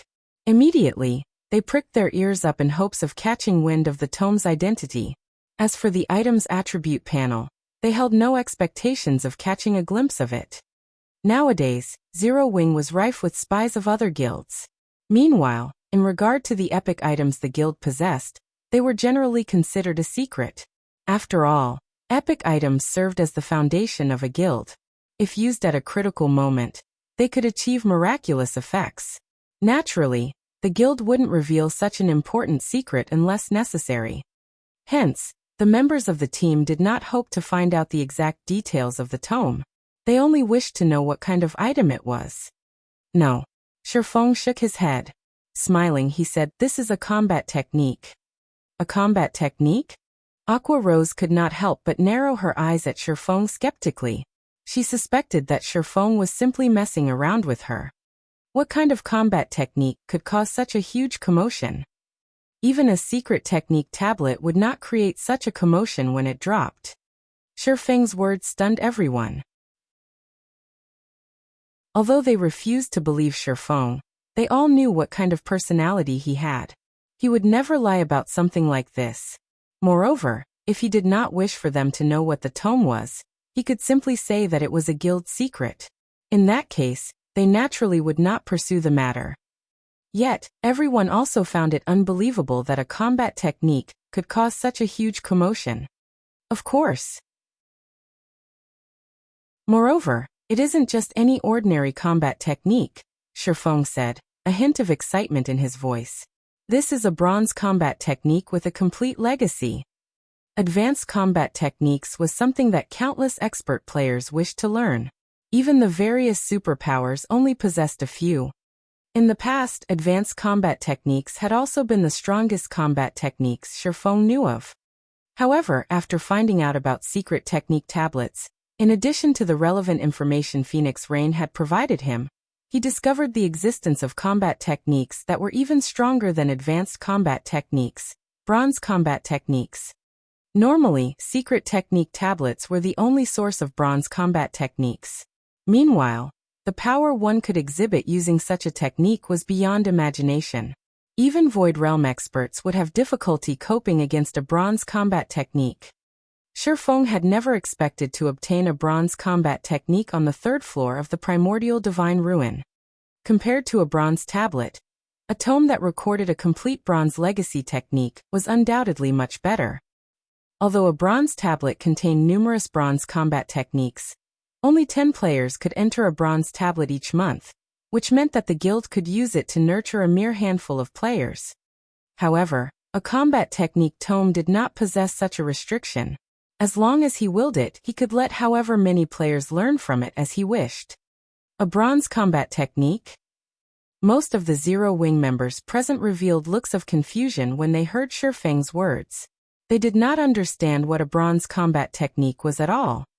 As for Aqua Rose and the others who had previously entered the legacy space for the secret spellcasting technique, they could not help but gape in shock. They knew what exactly a bronze combat technique represented. Something much more powerful than an advanced combat technique. Only players like them, who had entered the bronze temple of a secret technique space, would know about bronze combat techniques. However, back then they received only one learning opportunity for each floor they ascended in the bronze temple. Moreover, each floor became increasingly difficult to clear as they reached higher floors, which severely limited the number of learning opportunities they had. Now, however, they had a complete bronze combat technique tome. This meant that they could learn the combat technique recorded on it at any time and without limit. Now that we have achieved our goal here, it's about time we headed down to the 4th floor, Feng said, chuckling. He then used the teleportation stones to send everyone to the 4th underground floor of the Primordial Divine Ruin. Zero Wing's team of 1,000+ players vanished from the Lightning Wasteland. Oh. Primordial Divine Ruin's 4th underground floor. The setting here was a quiet valley abounding with lush vegetation. A towering set of doors could be seen situated at the heart of the valley. Even if one stood at the summit of the mountains that formed the valley, one could still see this towering set of doors very clearly. Not only were the doors 100 meters in height, but they also sported plenty of divine runes carved on them. The doors radiated a powerful aura that would probably deter ordinary players from approaching them. At this moment, however, a flashy light show could be seen taking place before the massive stone doors. At the same time, sounds of explosions kept echoing throughout the entire valley. In the next moment, a 2-headed, 3-tailed earth dragon, which stood before the stone doors, could be seen letting out a deafening roar. Meanwhile, encircling this earth dragon was a team of 1,000+ experts. Currently, these expert players were attacking the monster in a frenzy, bombarding the 50-meter-tall earth dragon with one attack after another. However, despite the spectacular phenomena accompanying their attacks, the attacks themselves dealt only around -400 damage. From beginning to end, not a single attack inflicted over -1,000 damage to the monster. What a powerful monster! An archaic species? Or is it a ferocious beast? Zero Wings members could not help but stare wide-eyed at the monster guarding the massive stone doors. their hearts filled with shock. Chapter 1662, Edgeless Blade. An Earth Dragon. Shifeng could not help but be astonished as he looked at the 50-meter-tall monster standing inside the valley. Frostflame two-headed Earth Dragon, archaic species, inferior dragon Grand Lord. Level 58. HP 270, 000, 000/270, 000, 000. Compared to other archaic species of similar rank and level, the Frostflame two-headed Earth Dragon was clearly stronger. Its HP already rivaled that of mythic monsters of the same level. It did not look like a Grand Lord at all. Moreover, aside from the Earth Dragon having superb defense, the battlefield it fought in was surrounded by pools of scorching lava. From time to time, jets of lava would shoot up and rain down on random locations of the battlefield. Even MTs would be able to endure a direct hit from the lava only 3 or 4 times. Should they successfully block the lava rain, the durability of their weapons and equipment would decrease significantly. In addition to the lava rain, the Earth Dragon itself attacked with its 3 tails and spewed out frost or flame breaths frequently. As a result, the expert players of the superpowers currently raiding the boss turned into streaks of light and disappeared from the battlefield one after another. In less than 10 minutes, the team made up of 1,000+ experts was annihilated. By the time the battle was over, the entire area before the massive stone doors had transformed into a world of flames and frost, the scene both mesmerizing and shocking. At this point, the spectating members of the various superpowers wore somber expressions on their faces as they looked at the Earth Dragon looming over them arrogantly before the stone doors. The Earth Dragon's defense and HP were both ridiculously high. In addition, players raiding the Earth Dragon had to keep an eye out for the lava that would rain down from the sky. However, after Shifeng and the others arrived inside the valley, the various superpowers all shifted their sights towards them. When these superpowers saw Shifeng's group moving past them, heading straight towards the Frostflame two-headed Earth Dragon, none of them displayed any hostility. They simply watched quietly as Zero Wing's team approached the boss. Although there was only one boss on the entire 4th floor, they were not in a hurry to fight it at all. The reason for this was their confidence in the Earth Dragon's strength. The task of killing the Earth Dragon was no longer something a single superpower or large guild could achieve. Multiple superpowers would need to cooperate to deal with the boss. They couldn't possibly intend to take on the boss on their first visit, right? Wild Ocean could not help but laugh in ridicule when he saw Zero Wing's team showing signs of wanting to raid the Earth Dragon. The team that tried raiding the Earth Dragon just now consisted of the strongest experts of 2 superpowers. In the end, however, they were still no match for the boss.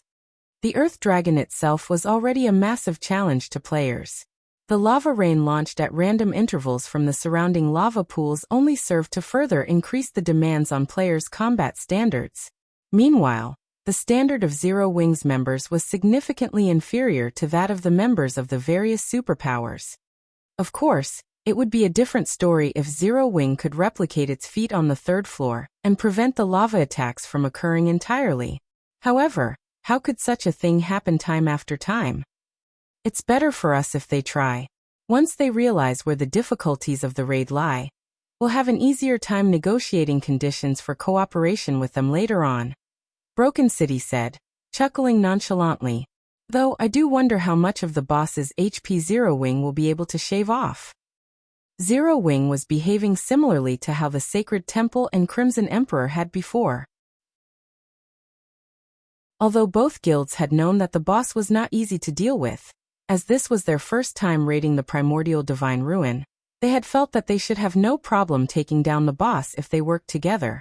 In the end, however, their combined forces got annihilated before they could even get the boss's HP below the 80% threshold. Now the upper echelons of both guilds were wearing exceedingly ugly expressions on their faces.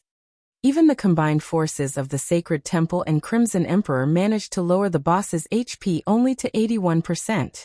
I'm guessing Zero Wing will have trouble taking away even 5% of the boss's HP. Just the first 2 lava showers will most likely wipe out over 80% of Zero Wing's members. With the remaining members, they would be fortunate if their overall DPS exceeds the boss's battle recovery, Praying Lotus said, shaking her head in disapproval as she looked at Zero Wing's team. Although Zero Wing's previous performances had indeed exceeded expectations, the guild's deficient foundation would be its downfall on this floor. Meanwhile, the other guilds present were sitting back, eagerly awaiting the start of the upcoming show. After all, as more teams fought the Earth Dragon, spectators like themselves would be able to uncover more of the Earth Dragon's secrets, which would, hopefully, eventually allow them to defeat the boss. Uncle Yuan, how far do you think Zero Wing will be able to go? Purple Jade asked curiously as she looked at Shifeng, who stood in the middle of Zero Wing's team. Other guilds might not have a clear idea of Zero Wing's strength, but the secret pavilion was well informed on matters regarding God's domain. They were quite aware that, when Phoenix Rain's Phoenix Pavilion and Zero Wing obtained the first clear of the Sunset Forest, Zero Wing had played an indispensable role in the raid. I'm not sure. Maybe they'll shave off around 20% of the boss's HP. Hopefully they can get the boss to enter its second phase. That way we can get a better understanding of the boss, Yuan Tiexin replied, shaking his head. Meanwhile, just as Yuan Tiexin and Purple Jade were conversing with each other, Zero Wing's members were also looking at and discussing the Earth Dragon. Guild leader, let's go, Kola urged excitedly as he looked at the distant Earth Dragon. Truthfully, dealing with the bosses on the third floor had not posed a challenge to him whatsoever. He had not been able to fully exhibit the Titan Guard's capabilities when going up against those bosses.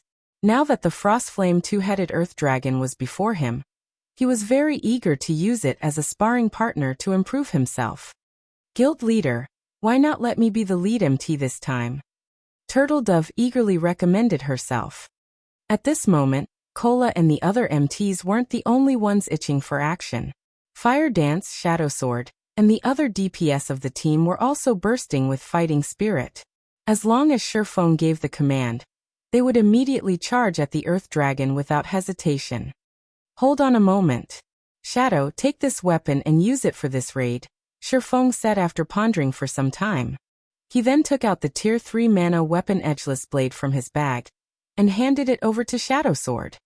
Initially, Shadow Sword wanted to say that the Crimson Moon Greatsword he wielded was already plenty good, and that there was no need to switch weapons. However, after he accepted the Edgeless blade, he fell into a daze. Although he had yet to equip the weapon, the instant he took it into his hands, he could feel immense power surging into his body. At the same time, his mind also gained greater clarity.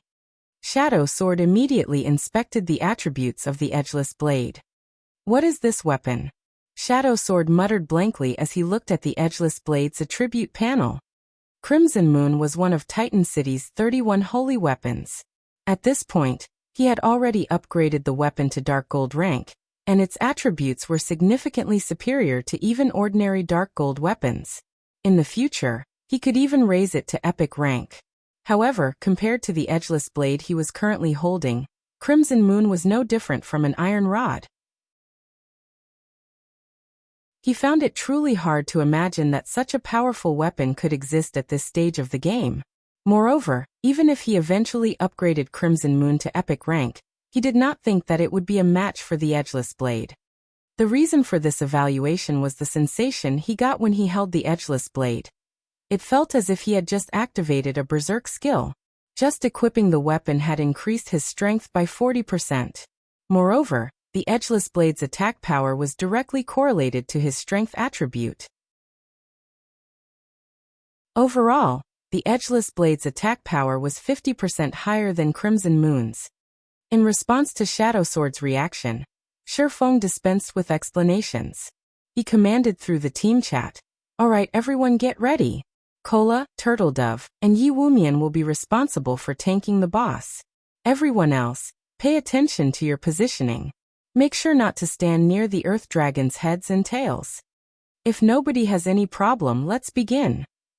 As soon as Shifeng was done speaking, Zero Wing's members charged into the Frostflame two-headed Earth Dragon's sphere of influence like a frenzied mob.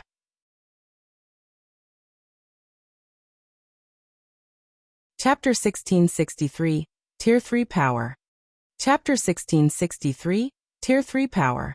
The frost flame two-headed earth dragon laid before the massive stone doors with all of its eyes shut.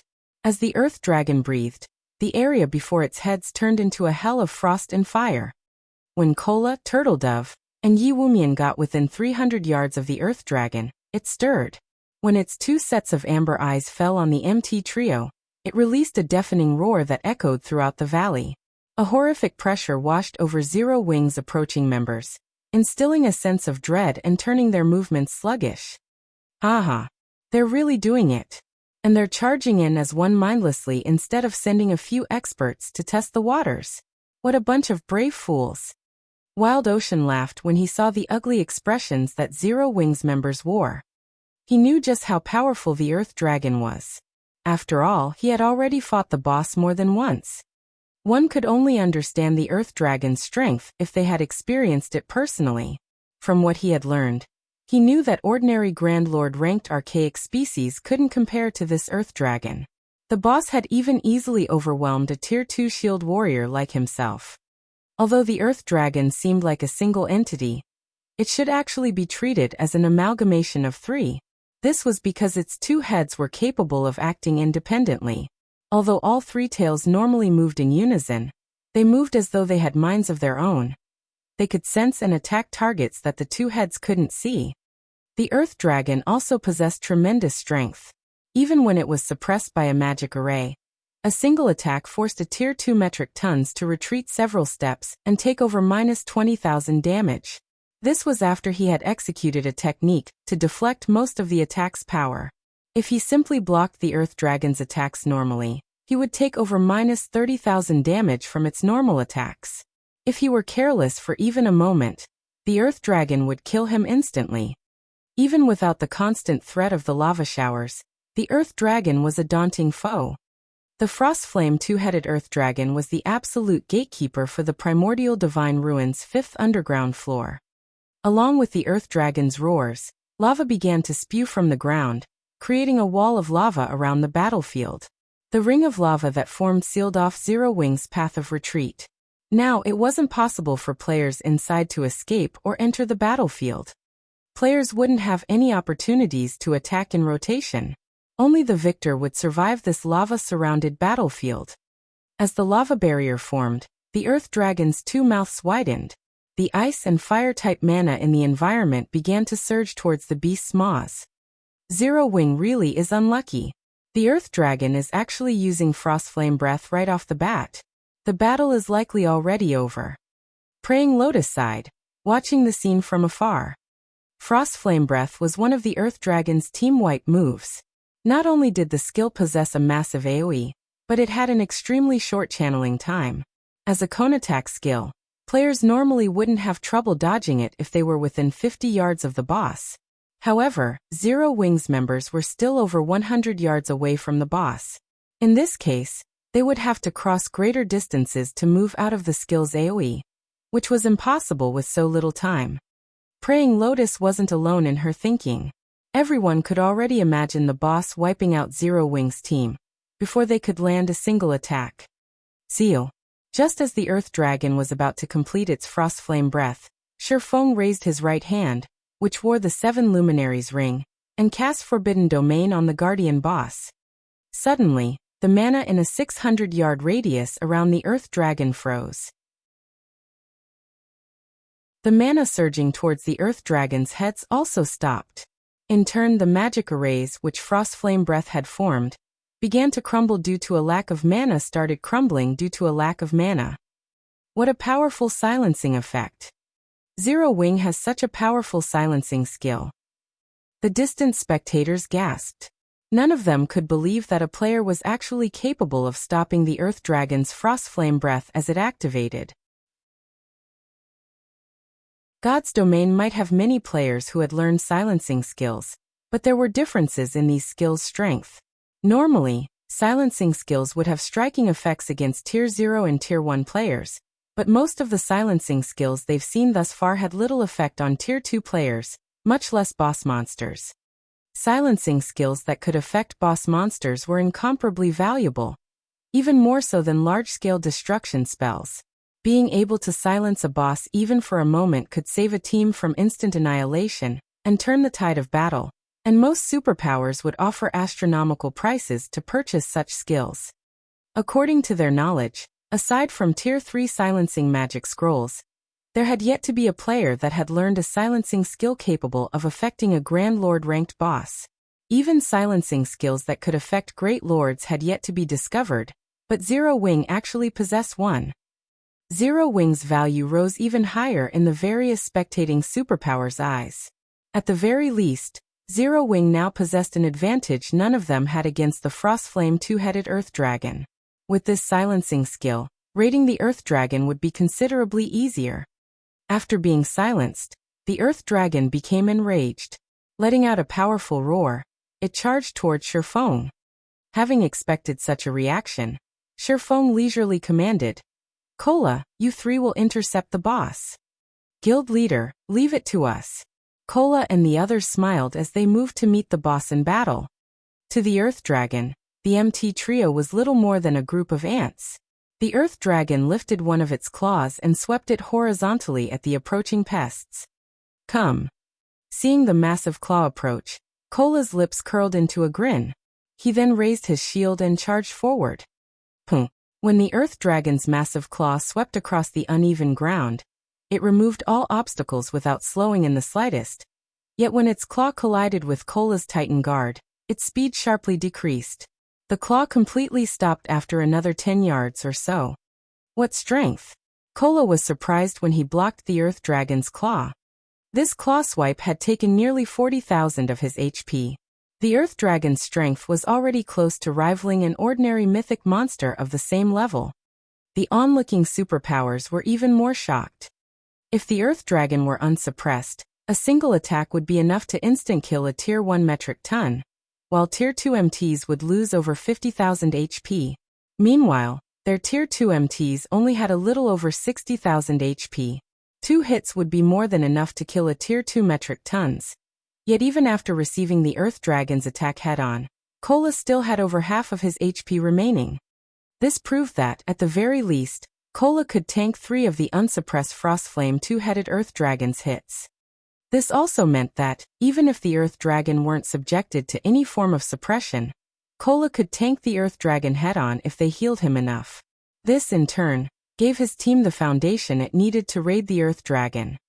With an MT like Kola, their chances of defeating the Earth Dragon increased by at least 20%. Seeing the ant survive its first attack, the Earth Dragon proceeded to swipe its other claw. This time, Turtledove received the attack. Pung. Once again, something unbelievable occurred. The boss pushed Turtledove a much shorter distance than Kola.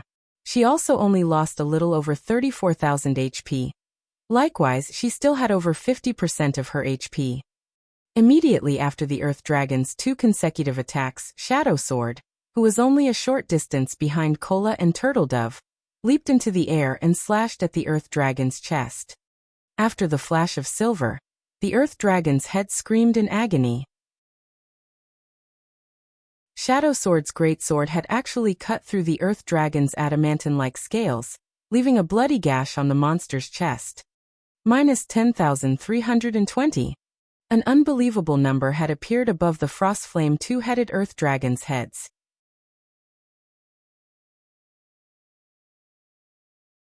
Chapter 1664, Frightening Team.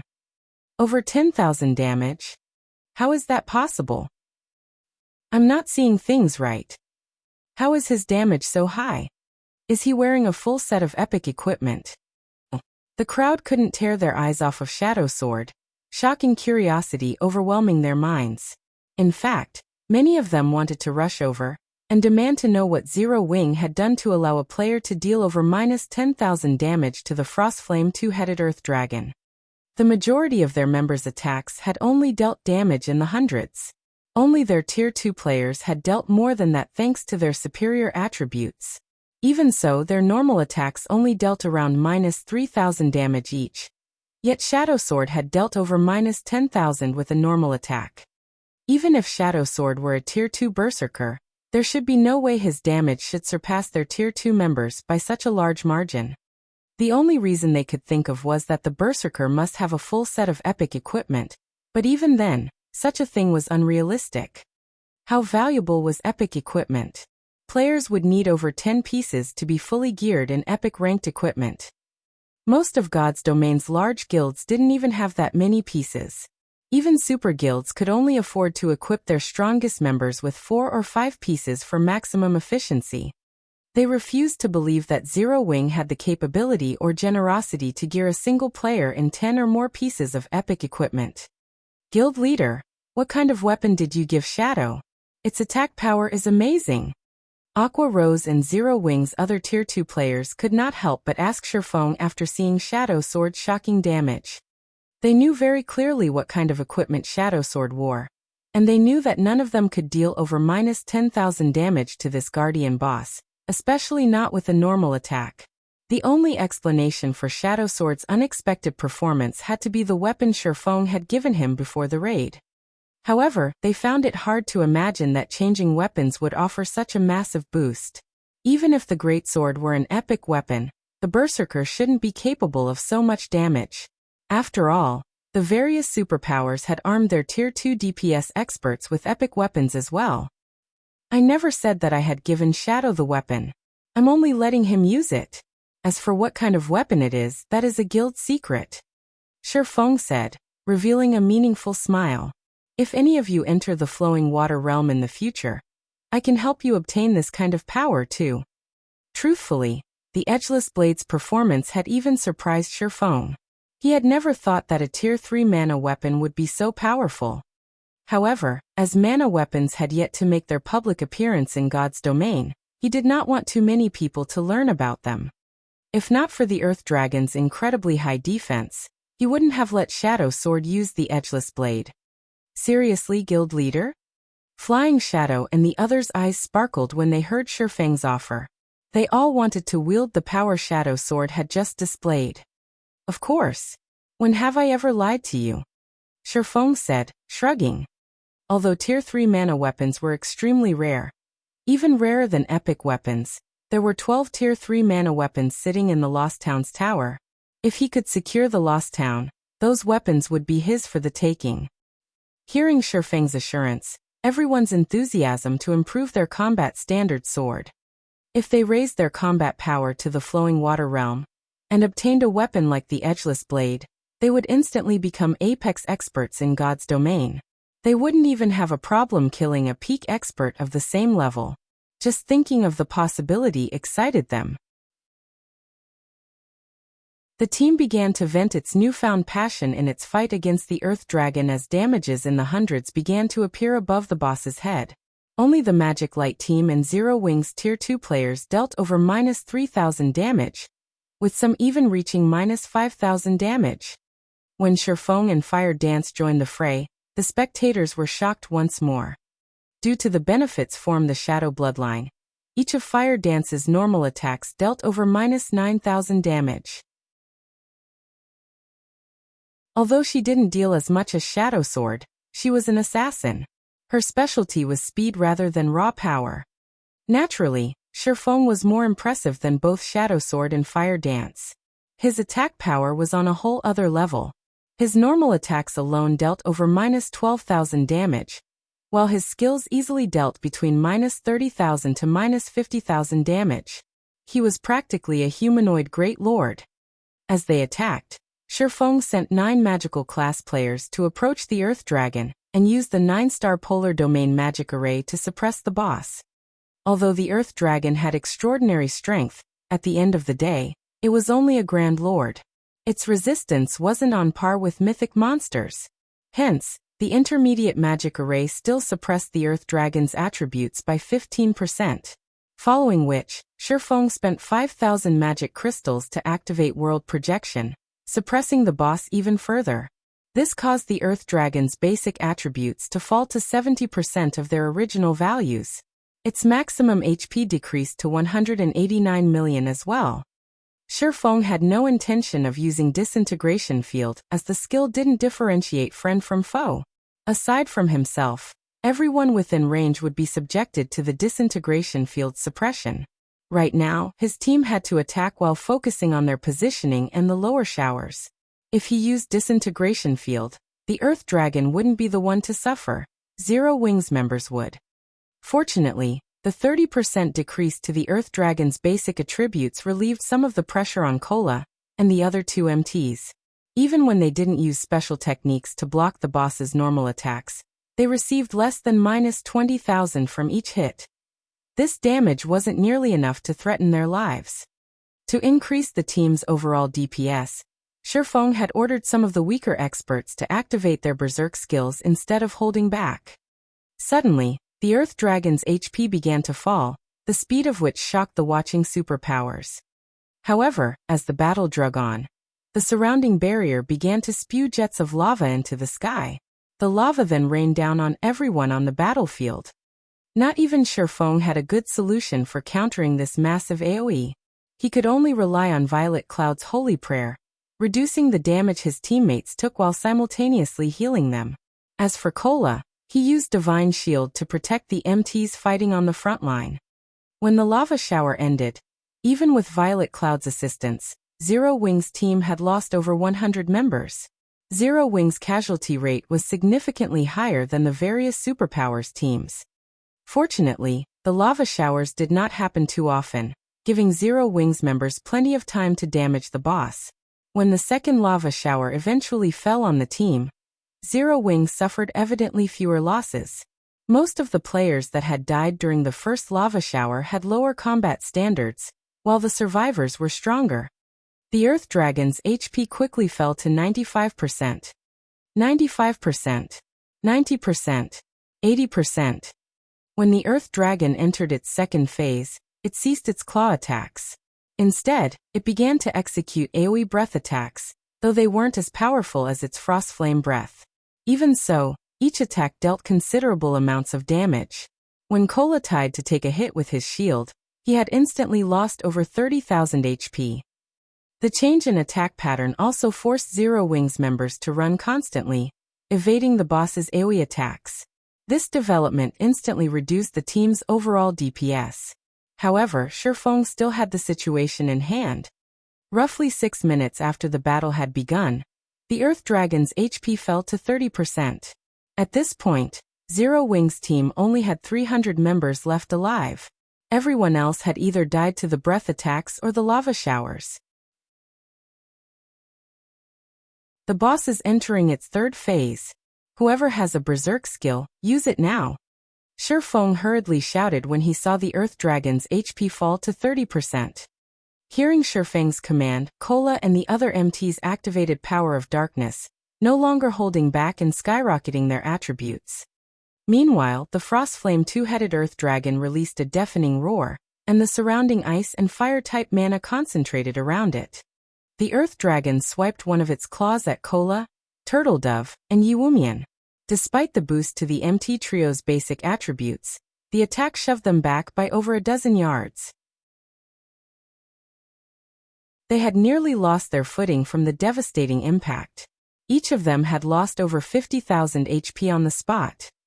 Had they failed to activate their berserk skills in time, they would have died instantly. Quick! The boss's defense has weakened. Attack it with everything you've got.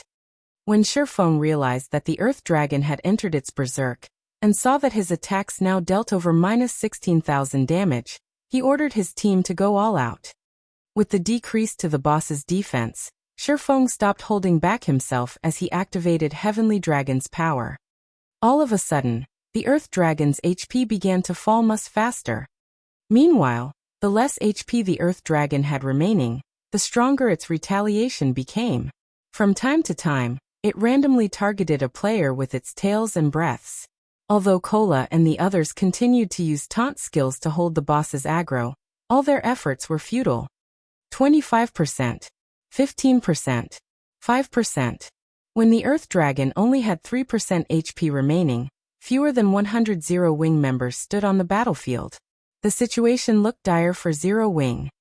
Meanwhile, the Earth Dragon used its breath and claw attacks more often, forcing the MT Trio to activate their life-saving skills and focus on defense. They no longer dared to spare energy to deal damage. Die. Shifeng activated Divine Providence as he charged up to the Earth Dragon.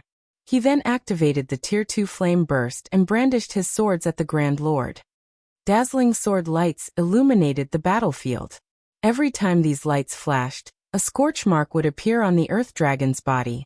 Out of the 16 slashes Shifeng had executed, the weakest had dealt over -200,000 damage. In the blink of an eye, he had eliminated the final strand of the boss's HP. The Frostflame two-headed Earth Dragon then unwillingly collapsed to the burned earth.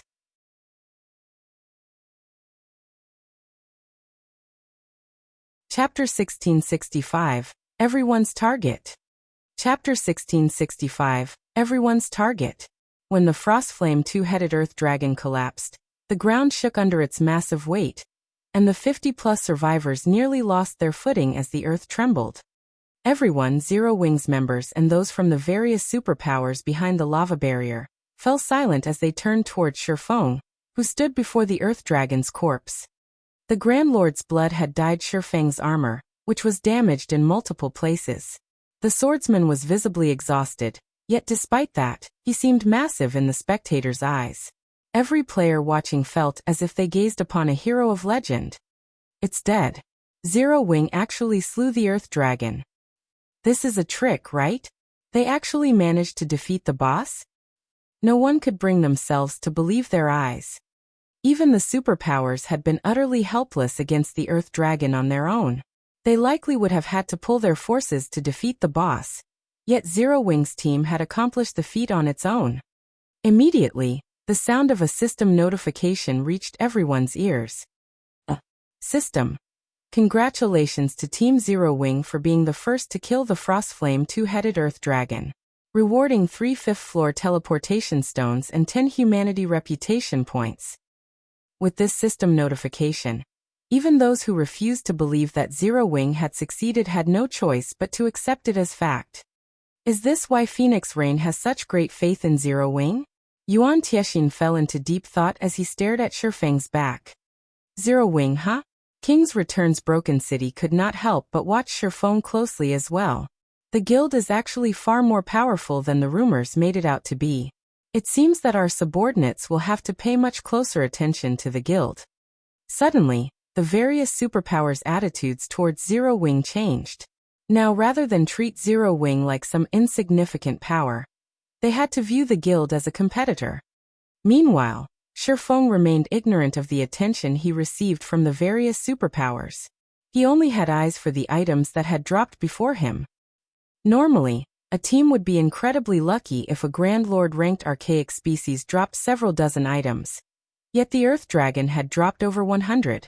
The size of the bounty had far exceeded Shifeng's expectations. Seeing this, the spectating superpowers' eyes became bloodshot. In fact, many of them wanted to charge forward and steal the loot. Needless to say, the first kill of such a powerful archaic species would definitely grant extremely bountiful loot.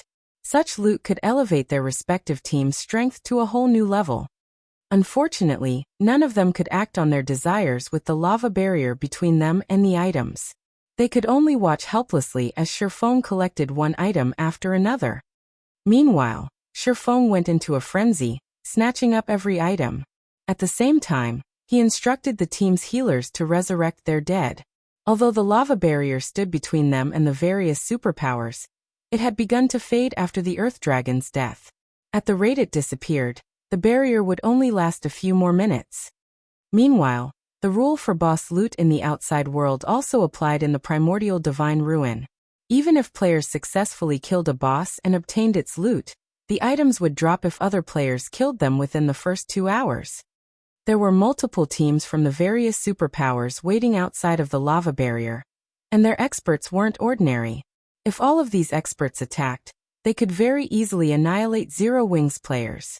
Hence, he needed to collect the loot and leave before the barrier vanished. Zero Wing's members quickly realized their situation, and the team's healers rushed to resurrect their fallen companions.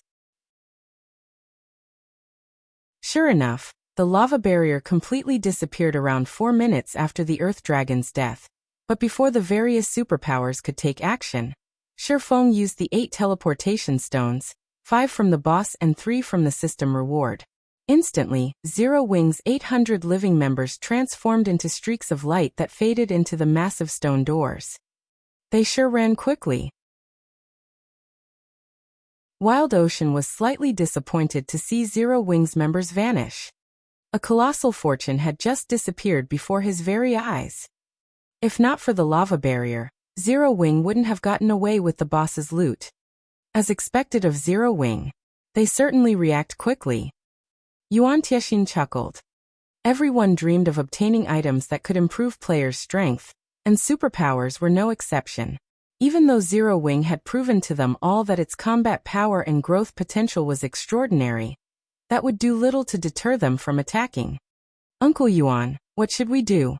With the boss dead, we won't be able to move on to the 5th floor. Purple Jade said. She felt a slight headache brew as she gazed at the empty battlefield. Although the 4th underground floor had plenty of monsters, only the Frostflame 2-headed Earth Dragon dropped teleportation stones. Since the only Earth Dragon on the 4th floor had just died, other players had no way of proceeding to the next floor. Don't worry. The Earth Dragon is both the Guardian boss and the only monster that drops the teleportation stones. It should respawn shortly. However, even if we kill it, we won't get as much loot as Zero Wing, Yuan Tiexin said, a hint of envy flashing in his eyes as he stared at the massive set of stone doors, which Zero Wing's members had disappeared into. News that Zero Wing had secured the first kill of the 4th floor's Guardian boss quickly spread past the Primordial Divine Ruin, causing a commotion among the powers interested in the Orc Empire. Nobody had expected that the first guild to set foot on the Primordial Divine Ruin's 5th underground floor would neither be a super first-rate guild or a super guild, but an up-and-coming guild like Zero Wing. For a time, a significant number of guilds and adventurer teams became interested in cooperating with the guild. Although they weren't strong enough to reach the 5th floor and subsequently, Primordial City on their own, they could hire Zero Wing to carry some of their members. They might be able to learn all sorts of combat techniques from the guild, as well. As for purchasing these services from the various superpowers, they had no hope of such a thing. They had nothing the various superpowers wanted, but Zero Wing was a different story. Zero Wing was a guild with very shallow foundations. It lacked both manpower and resources. Moreover, as a developing guild, Zero Wing definitely needed a large amount of funds and resources, which their guilds and adventurer teams could provide. With this, they would have the basis for cooperation. Meanwhile, on the Primordial Divine Ruin's 5th underground floor. After leaving the 4th floor, Shifeng's group was transported to a quiet lakeside surrounded by forest. So this is the 5th floor? Everyone turned as they observed their surroundings. Unlike on the previous floors, they didn't feel danger from the area around them. On the contrary, they felt comfortable and at peace. Everyone rest up. We'll search for the path to Primordial City later, Shifeng instructed as he noticed his recently resurrected team members' exhaustion. Every 5th floor in the Primordial Divine Ruin was a milestone. The 1st floor would test players, while the 5th would allow them to rest. The 5th floor's mana density was so high that players could swiftly recover their stamina and concentration, even as they moved about. The recovery effects on this floor were no weaker than those in NPC cities' hotels. In the past, some guilds had even established temporary towns on the Primordial Divine Ruin's rest floors.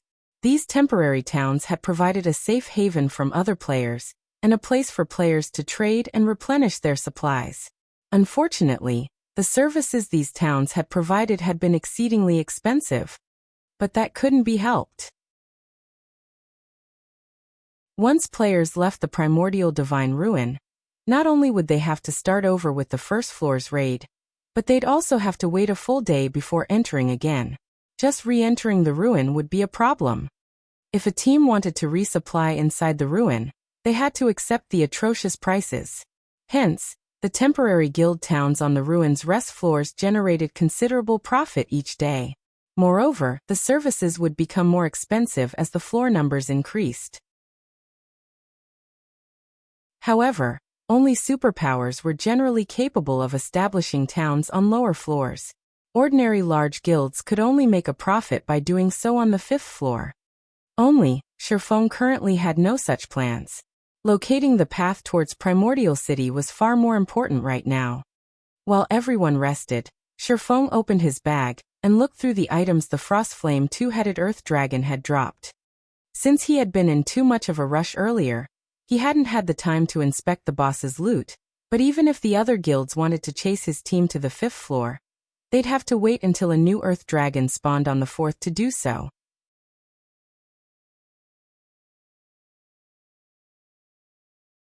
Chapter 1666. Insane Loot.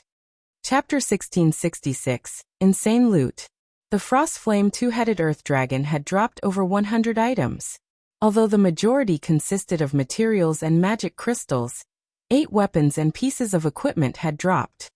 The reward for first kill is quite surprising. Shifeng could not help but grow a little excited after appraising the weapons and equipment. Out of the 8 weapons and equipment, there were 5 pieces of level 50 dark gold equipment, and 2 level 50 dark gold weapons, one of which was a dagger, and the other was a one-handed axe. The weapons were top tier even among dark gold weapons, good enough to tempt super guilds' peak experts. Although the various large guilds' experts had already reached level 50, most of them were stuck with level 45 weapons. Take the various superpowers that had entered the Primordial Divine Ruin alongside Zero Wing, for example. Those superpowers refinement realm experts would be fortunate to wield a level 50 fine gold weapon.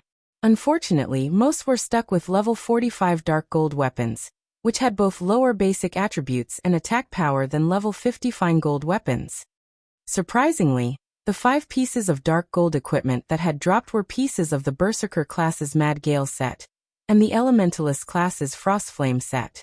2 of the 5 pieces were the Mad Gale set's gloves and boots, and the remaining 3 pieces were the Frostflame's hat, gloves and boots.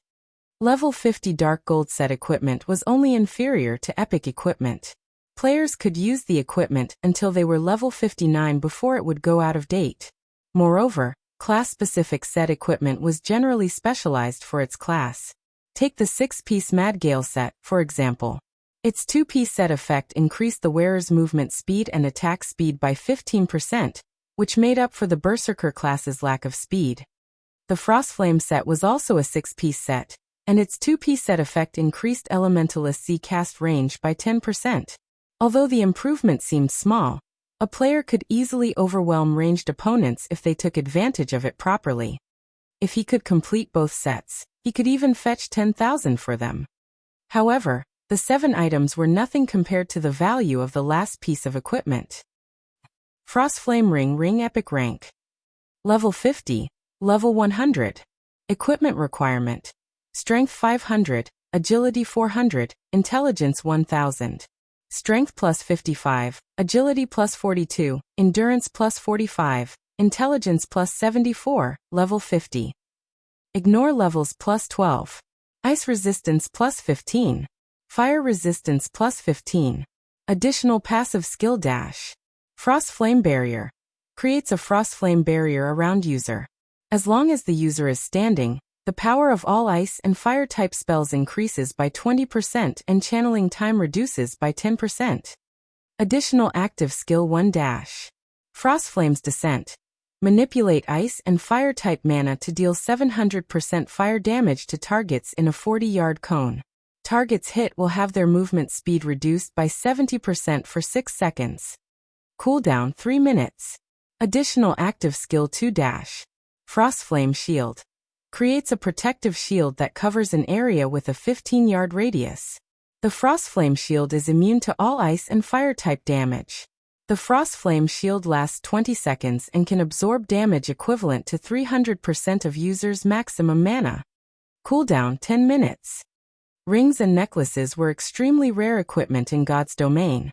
They were worth at least double that of equipment of the same quality, as well. An epic ring was far more valuable than a piece of epic equipment. If an elementalist equipped the Frostflame ring, their combat power would increase by at least 20%. Moreover, the Frostflame ring offered skills that covered both AoE offense and defense. It was a treasure worth tens of thousands of gold. Guild Leader, what did the boss drop? Blackie could not help but ask curiously as he watched Shifeng inspect the Earth Dragon's loot. At Blackie's question, the rest of the team members perked up, curious about the loot as well. Take a look for yourselves, Shifeng said. He then shared the 8 weapons and pieces of equipment's attribute panels in the team chat, allowing everyone to see the items. I've also listed the GCPs needed to purchase them. If you're interested in any of them, come to me. Although epic items were precious in God's domain, they were no longer unattainable. Hence, it didn't particularly matter if he revealed the Frostflame ring. At most, the various major powers would envy Zero Wing when they found out about it. They would not go as far as to wage war over the item. Moreover, by sharing the attribute panels with the team, he could improve the team's morale. These level 50 dark gold weapons and equipment pieces are amazing. The boss's loot is insane. It actually dropped level 50 dark gold set equipment. This ring is godlike. Its attributes alone can rival the attributes on my level 50 fine gold gloves. Screw the basic attributes. Look at the ring's additional skills. Those effects are amazing. If I had this ring, my DPS would increase by at least 30%. Everyone drooled over the 8 items. Any one of these items would easily rank among a super guild's most precious treasures. Not even super guild's upper echelons wielded such items. Yet Shifeng had made them available for purchase in the Zero Wing. The only problem was the item's price tags. Each one of the 2 level 50 dark gold weapons cost 500,000 GCP, which was the equivalent of 1,000 gold outside of the guild. Although it was incredibly cheap if purchased with coins, it was a different story if players purchased them with GCPs. GCPs were, after all, far more difficult to acquire. The Frostflame ring, however, cost 4 million GCPs, the equivalent of 8,000 gold. At this point, no one in the guild had that many GCPs. However, since Shifeng didn't want the ring to go to waste, he lent it to Alluring Summer, who was a Tier 2 elementalist. I'm definitely not going to face Summer in PvP. The Frostflame ring's skills are game-breaking, Cola said as he watched Alluring Summer equip the Frostflame ring. As a Tier 2 elementalist, Alluring Summer was already a mobile defense turret. If she focused on a single target, even a Tier 2 metric tons of the same level would fall quickly under her attacks.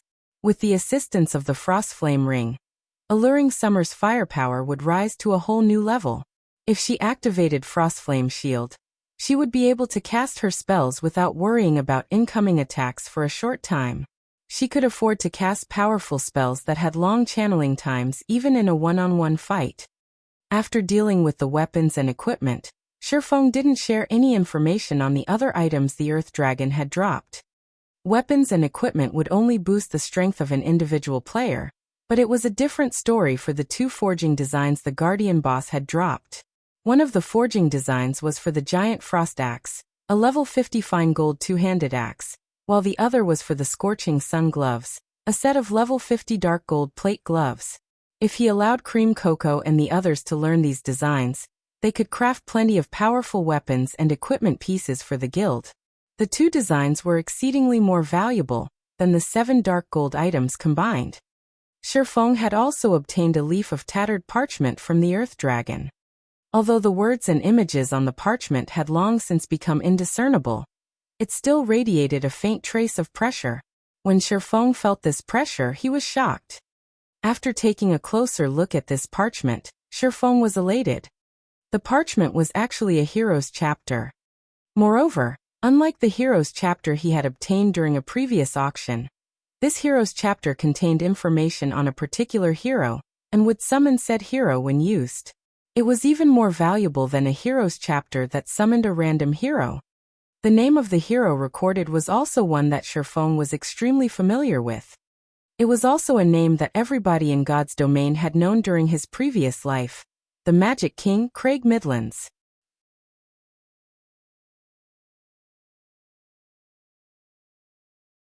Chapter 1667, Magic King. The fact that the Earth Dragon had dropped a hero's chapter, let alone a hero chapter for Craig Midlands, had truly surprised Shifeng. In God's domain, there were 32 heroes that could only be summoned with specific heroes chapters. They were also the strongest heroes players could summon using the heroes chapters. In the past, These 32 heroes had been known as the 32 Pillars. Based on historical records, every one of these 32 heroes had cleared the complete God's trial and gained the ancient God's recognition. If nurtured properly, any one of these 32 pillars could easily become the guardian of an entire city. This was because these 32 heroes had the potential to reach level 200, tier 5 at the very minimum. Moreover, because they were heroes, their basic attributes were higher than players of the same level and tier. When players nurtured these heroes to their peaks, only tier 6 god rank players had any chance against them. Among the 32 pillars, the Magic King, Craig Midlands, ranked 17th. He had been a famous NPC in God's domain who had mastered the 6 major elements. No ordinary tier 5 NPC could compare to his strength. Craig Midlands had once fended off a siege that included 20 tier 5 players and successfully protected the city he had been tasked to guard. He had even killed 11 of the tier 5 experts. The hero's display had been so impressive that it had even stupefied the guild that had nurtured and summoned him. Nobody had expected the Magic King to be that powerful. Normally, even a tier 5 NPC would fall if 20 tier 5 players ganged up on him. Yet the Magic King had resisted and won. However, Craig's victory over the team of tier 5 players was not what that shocked the world the most. Rather, players had been astounded by the spells he had used. With his mastery over 6 major elements, not only did his attacks carry great destructive power, but his attack methods were also varied and complex. His attacks had basically no weaknesses. If a tier 5 player had tried to face him one-on-one, they would have been beaten to a pulp. Moreover, for every element Craig Midlands grasped, he could create one elemental doppelganger. Although each doppelganger only had 80% of Craig's attributes, they were far stronger than players of the same level and tier. In other words, trying to fight Craig Midlands was on par with fighting 7 tier 5 NPCs. With this, I'll have a capable protector for Zero Wing City. Sherfone clearly remembered that the guild that had acquired the Magic King, Craig Midlands, in his previous life had only been a first-rate guild. Naturally, the guild had used Craig to protect its main city, and due to the NPC's presence, not even super first-rate and super guilds had dared to strike that city. If he used Craig to protect Zero Wing City, the city's defensibility would rise to an entirely new level. Shortly after Sherfone and the other Zero Wing members began their rest on the 5th floor, Melancholic Smile contacted him. Guild leader, what did you do in the Primordial Divine Ruin? Many large guilds have come to Candlelight to negotiate cooperation. Melancholic Smile asked inquisitively. As many as 8 first-rate guilds had approached Candlelight, seeking cooperation, not to mention the second- and third-rate guilds.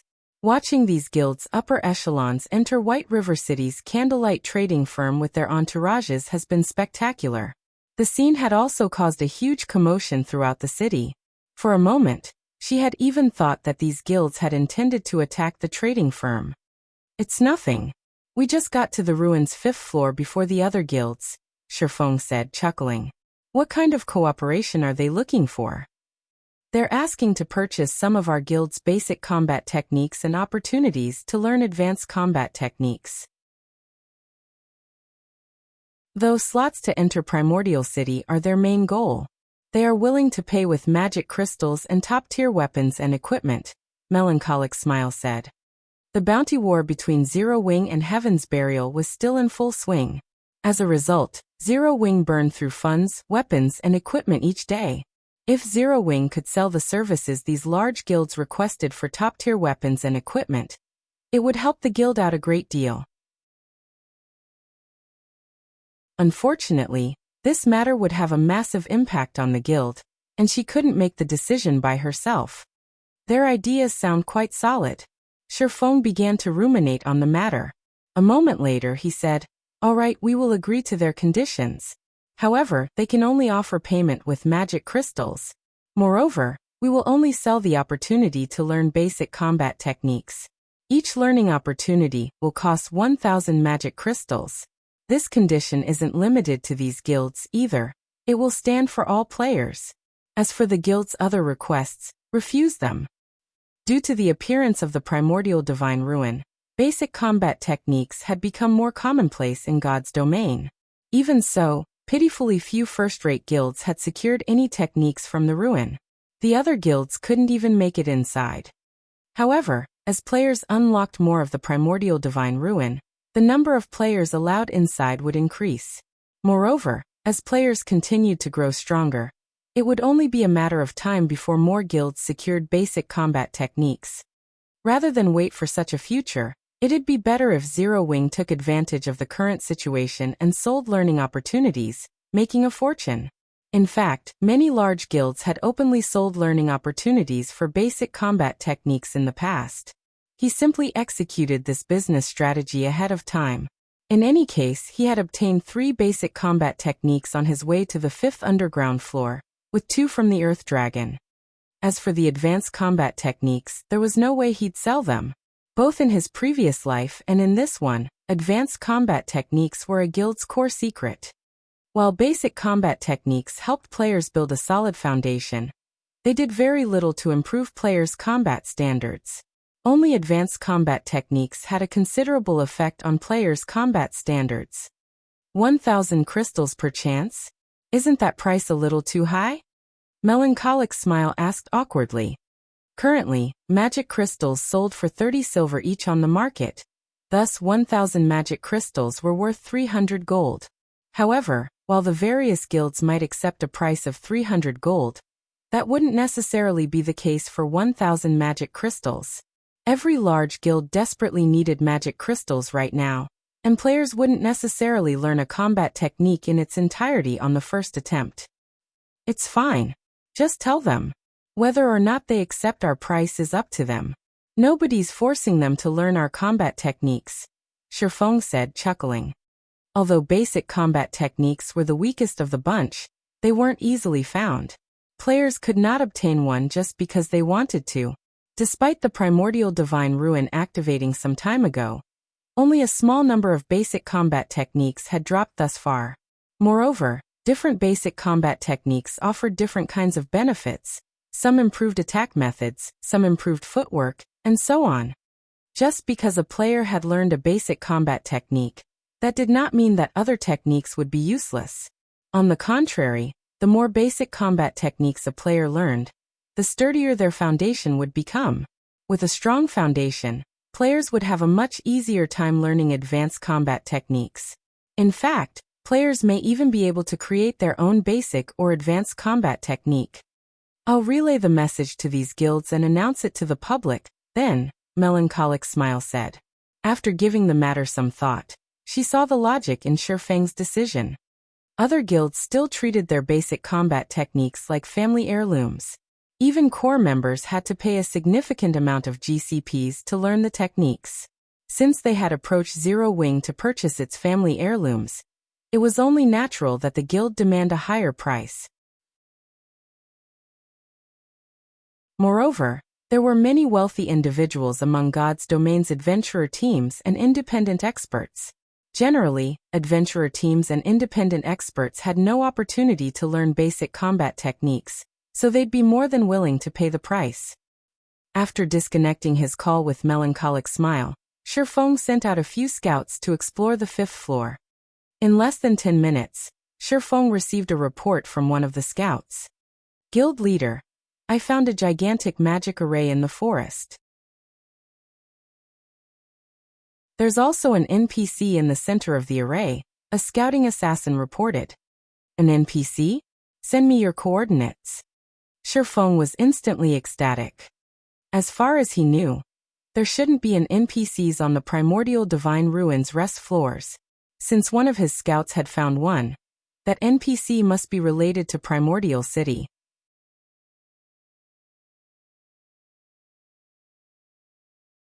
Chapter 1668, Primordial City's Entrance Test. Chapter 1668, Primordial City's Entrance Test. Shifeng moved through the tranquil forest and proceeded towards the coordinates the scouting assassin sent him. Very quickly, he came across a clearing that was abounding with mana, so much that it had even condensed into a white mist that enveloped the area. What amazing mana! Shifeng was startled as he moved through the white mist. While he stood within the white mist, not only did his mind become much clearer than before, But even his stamina and concentration recovery rates skyrocketed. The recovery rates were at least 4 times higher than what one would experience inside hotels of NPC cities. If players were to practice combat in such an environment, the results would be wondrous. Training here would be particularly effective. In his previous life, while part of the reason why players loved places with high mana density was the ease in exhibiting their combat standards there, a more important reason was the much greater efficiency in practicing and learning combat techniques. Although combat techniques did not consume mana, they did take a toll on the user's stamina and concentration. Meanwhile, unlike basic attributes, hidden attributes like stamina and concentration were not displayed using numerical values. Players could only rely on their own senses to determine how much stamina and concentration they had remaining.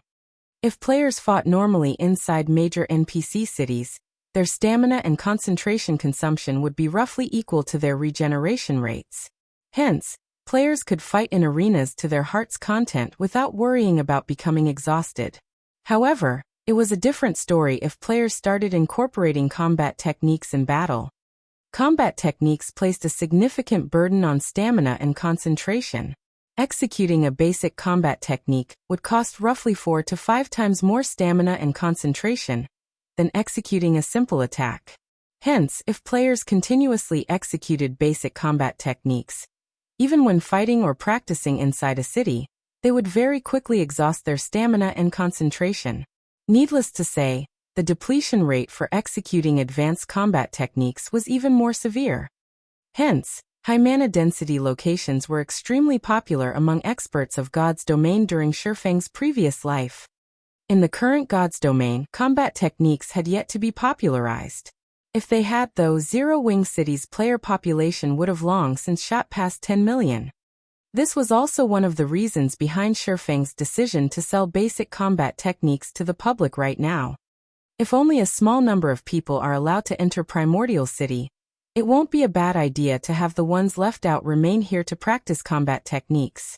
Taking a look at the mist-covered clearing, Shifeng figured that there was more than enough space for 1,000 players to practice combat techniques here. Places with high mana density were extremely rare in God's Domain, not to mention places with mana so dense that it formed a mist. This small area was definitely a sacred training ground. Any superpower that discovered such a location would definitely do everything they could to monopolize it to nurture their own experts. Guild leader, the NPC is over there. After Shifeng arrived at the designated coordinates, a blue-clad assassin approached him. The assassin then pointed at the old man standing inside a magic array a short distance away. The elder wore a set of white robes and held a golden staff in his right hand. Looking at this elder, Shifeng found that the old man did not exude any kind of powerful aura, and looked very ordinary. However, when Shifeng tried inspecting him, he failed to get any information about the elder. Not even the old man's name. Everything was displayed in question marks. Following which, Shifeng used omniscient eyes to observe the old man. Tyrol, Primordial City's protector. Hero Divine Mage. Level? HP? A hero? Shifeng could not help but be stunned. He had never imagined that he would actually meet a living, breathing hero. In God's Domain, heroes had long since vanished into legend. The hero standing before him right now was something entirely different from the heroes summoned using heroes chapters. More precisely, the heroes summoned using heroes chapters were heroic spirits, not true heroes. Even so, they were still incomparably powerful, and more than capable of safeguarding an entire town or city by themselves. However, a true hero was on an entirely different level compared to a heroic spirit. Unlike heroic spirits, true heroes still retained the blessing they received from ancient gods. Therefore, their life rating was even higher than that of archaic species. Moreover, heroes possessed extraordinary combat standards. Hence, if one did not utilize any special techniques, even 100 Tier 5 players would not be enough to take down a living hero at their peak. A hero was an existence that was truly capable of turning the tide of battle with their strength alone. Although seeing a living hero excited Shifeng greatly, When he noticed the hero's identity as Primordial City's protector, he quickly suppressed his excitement and approached the elder. The moment Shifeng set foot into the magic array, Tyrol opened his eyes abruptly and disappeared from where he stood. In the next moment, he appeared before Shifeng and quietly scrutinized the youth before him. When Shifeng felt Tyrol's gaze on him, he felt as if his entire existence was under examination. However, he was not particularly surprised by this situation. Primordial City was a blessing of the ancient gods. Players belonging to forces deemed hostile by the ancient gods, such as the forces of darkness, should not even think of setting foot into Primordial City. If any of these players were discovered, they would be eliminated immediately. Young man, you've done well to reach this place. I am Tyrol, a protector of Primordial City, Tyrol said, revealing a faint smile and giving Shifeng a nod of approval. If you wish to enter Primordial City, you have to pass the entrance test. Moreover, you have only 3 chances to challenge it. If you fail all 3, you can only try again during your next visit to the Primordial Divine Ruin. Lord Protector, may I know the contents of the test? Shifeng asked respectfully. It's a simple test. All you need to do is defeat yourself, Tyrol replied, smiling. Of course, there are also differences in difficulty. The more difficult the test you challenge, the more contribution points you will obtain once you arrive in Primordial City.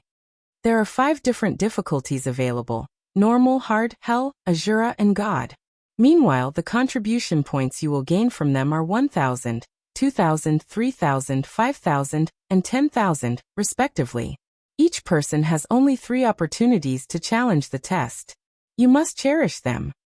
Upon hearing Tyrol's words, although Shifeng kept his expression indifferent, inwardly he was bursting with joy. Similar to the city on Thunder Island, if players wished to mingle in Primordial City, they needed contribution points. Without contribution points, they could enjoy only the basic benefits the city offered, and should not even think of obtaining the truly good stuff available. Meanwhile, the reason why Shifeng was excited was the large number of contribution points the entrance test awarded. In his previous life, when he visited Primordial City, he did not do so by passing the entrance test, but by using a teleportation ticket, which he had obtained through killing monsters. He had received only 500 contribution points in doing so. However, with just 500 contribution points, one would be no different from a beggar inside Primordial City.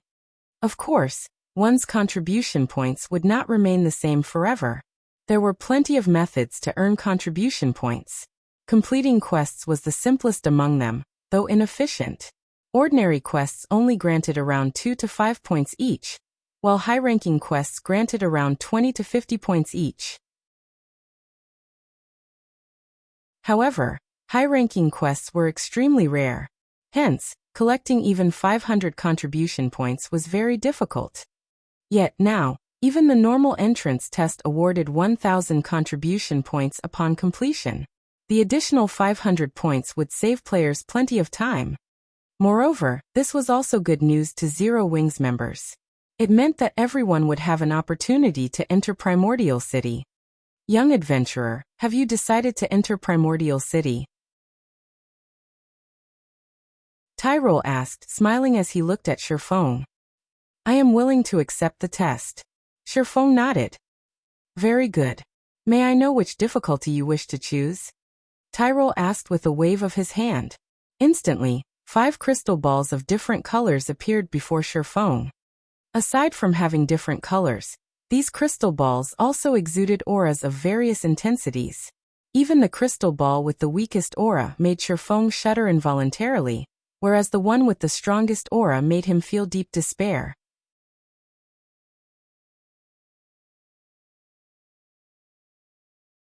Chapter 1669. Shadow of Trial. What powerful auras! Shifeng tensed as he gazed at the 5 crystal balls hovering before him. It was obvious that these crystal balls represented the strength of the opponent he would face. These crystal balls' auras also provided a hint to help players make the best decision. However, even the weakest crystal ball radiated considerable pressure. It was evident that entering Primordial City wouldn't be as easy as he had expected. Shifeng wasn't the only player present who could sense the 5 crystal balls' auras. Aqua Rose and the others, who had just arrived outside of the magic array, could sense the intense energy from the crystal balls as well. Every crystal ball felt as if it contained some horrific creature. These crystals represent your opponent's strengths. You may choose the one that you think you can defeat, but please remember, you only have 3 chances, Tyrol reminded. 3 chances? After giving the matter some thought, Shifeng proceeded to choose the second strongest crystal ball. Lord Tyrol, I choose this one. Based on the aura of the God rank test, he knew that he had no chance of completing it. In fact, he wasn't even particularly confident of passing the Azura rank test, but since he had 3 chances, he might as well give it a try. If he could clear the Azura rank test, he could earn more contribution points before entering Primordial City, which would save him from having to pick up plenty of troublesome tasks. Azura rank? Tyrol could not help but shake his head as he looked at Shifeng. What a courageous young man you are. However, since you've made your decision, let the test begin. Saying so, Tyrol gestured with his left hand. Suddenly, the Azura-ranked crystal ball shattered, and the shards transformed into 3 clouds of mist. These clouds gradually took on humanoid shapes, and a moment later, 3 creatures, identical to Shifeng, manifested inside the magic array. Meanwhile, aside from their names, Shadow of Trial, the system revealed no information about them. 3. The corners of Shifeng's mouth twitched slightly. Although he could not see the Shadows of Trial's basic attributes, he clearly sensed that they were higher than his. Aqua Rose and the others, who watched from outside of the magic array, gasped when they saw the 3 Shadows of Trial. Each of the shadows felt like a great lord. No, to be more precise, the shadows' auras were stronger than any of the great lords they had faced.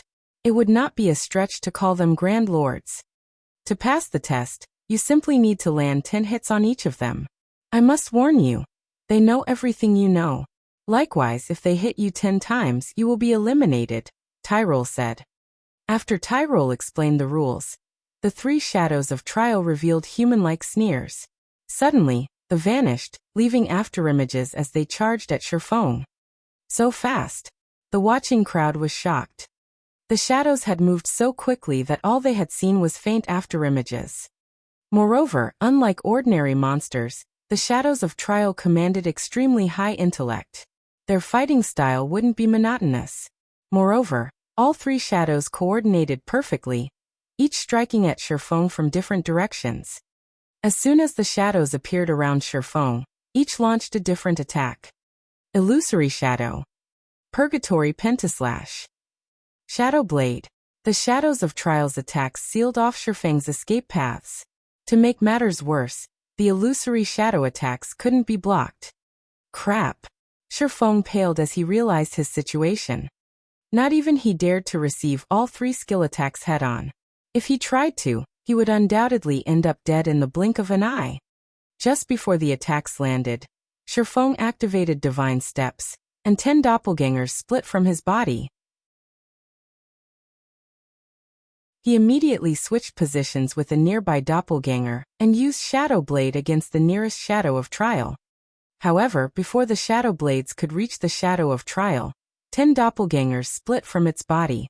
Shifeng's 10 Shadow Blades then pierced through the Shadow of Trial's form. However, it was evident that he had nearly struck a doppelganger. How is this possible? They have my weapons and equipment skills as well? Shifeng was shocked when the shadow also used Divine Steps. However, before Shifeng could regain his senses, all 3 Shadows of Trial activated Heavenly Dragon's power, their attributes soaring. They slashed their blades at their target, the intensity of their strength creating powerful gales. With no better plan, Shifeng continued to switch positions with his doppelgangers to avoid the incoming attacks. Although Heavenly Dragon's power was strong, it was a berserk skill that focused on boosting strength. Its buff to speed was only subpar. For a time, Shifeng was at a complete disadvantage as the 3 Shadows of Trial chased him relentlessly. The spectating players outside of the magic array were flabbergasted. They were literally watching 3 doppelgangers gang up on their guild leader. Moreover, The doppelganger's basic attributes were even higher than Shi Feng's. If they had to face 3 of those doppelgangers at once, they'd likely die in an instant. However, divine steps had a limited duration. The instant those allied doppelgangers vanished, Shi Feng gritted his teeth as he also activated Heavenly Dragon's power. Upon activating the Berserk skill, he darted for one of the 3 shadows. Sword's orbit. Suddenly, brilliant stars bombarded the shadow of trial, one after another. However, before the hits landed, they abruptly halted before a protective barrier. Absolute Domain. When Shi Feng's targeted shadow of trial had activated Absolute Domain, the other 2 shadows also gained invulnerability. Giving Shi Feng no time to react, one of the 3 shadows activated Instant Strike and swung its blade fiercely at the player. Shi Feng knew that he couldn't dodge the attacks in time. The only thing he could do was to activate his own Instant Strike and execute Sword's Orbit to defend himself as much as possible. Boom, boom, boom. Every time their weapons clashed, dazzling sparks flew around them. Loud clangs also echoed throughout the forest. It seemed as if 2 primordial beasts were attempting to slay one another. A moment later, however, Shi Feng slid backward. As soon as the first shadow of trial's instant strike ended, another shadow activated the skill. When Shi Feng's own instant strike came to an end, he lost his ability to keep up with the shadow's attacks. Absolute Domain. After activating his invulnerability skill, Shi Feng switched the Aura of Earth to the Aura of Time and activated Forbidden Domain. It might be much of an issue if only one shadow of trial could use all of his skills, but the fact that all 3 were capable of this put Shi Feng at a painful disadvantage. If he wished to emerge victorious, he had to rely on his combat techniques. As the shadows of trial weren't ones to be beaten, one of them activated Forbidden Domain as well. Suddenly, both sides were silenced, losing the ability to use spells or skills. Following which, the 3 shadows ganged up on Shi Feng once again. Although Shi Feng's techniques were superior, the Shadow Trio had higher basic attributes. Moreover, the Shadow Trio disregarded their own defense as they brutally attacked. This forced Shi Feng into a defensive state. He was only one person after all. If he tried to strike one of the 3 shadows, he'd leave himself open for the other 2. Meanwhile, each of the shadows could afford to take 10 hits each, but he would be eliminated after 10 hits. Both sides struggled in a stalemate. Shi Feng focused on a single shadow, using his superior techniques to create gaps in its defenses and attack. The bitter struggle inside the magic array made the spectating players anxious. But they also knew that such an intense battle wouldn't last long. Once the silence debuff ended, Shi Feng would be at a disadvantage once again. When Forbidden Domain's duration had only 10 seconds remaining, despite Shi Feng's desperate attempts, he had only struck one of the 3 shadows 5 times. He still needed to land 5 more hits on that shadow to eliminate it, but he was running out of time. 8 seconds. 5 seconds. 3 seconds. Am I going to lose?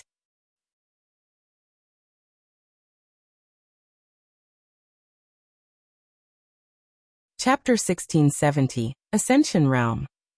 As the seconds ticked by, and Forbidden Domain neared the end of its duration, Aqua Rose and the other Zero Wing members couldn't help their growing nerves as they watched from outside of the magic array. They had never thought that even the test to enter Primordial City would be so difficult. Aside from all else, once Shi Feng and one of the Shadows of Trial's Forbidden Domains ended, the other 2 shadows could still use the skill. At that time, Shi Feng would have to face 3 shadows that could use skills while he could not. With the huge disparity in combat power, he would doubtlessly meet his end. Not only did the Shadows of Trial have higher basic attributes, but their combat standards were also at the refinement realm. They executed every slash without any excess movement. When the 3 shadows cooperated, they could even make up for the weaknesses in each other's defenses and elevate their combat power further.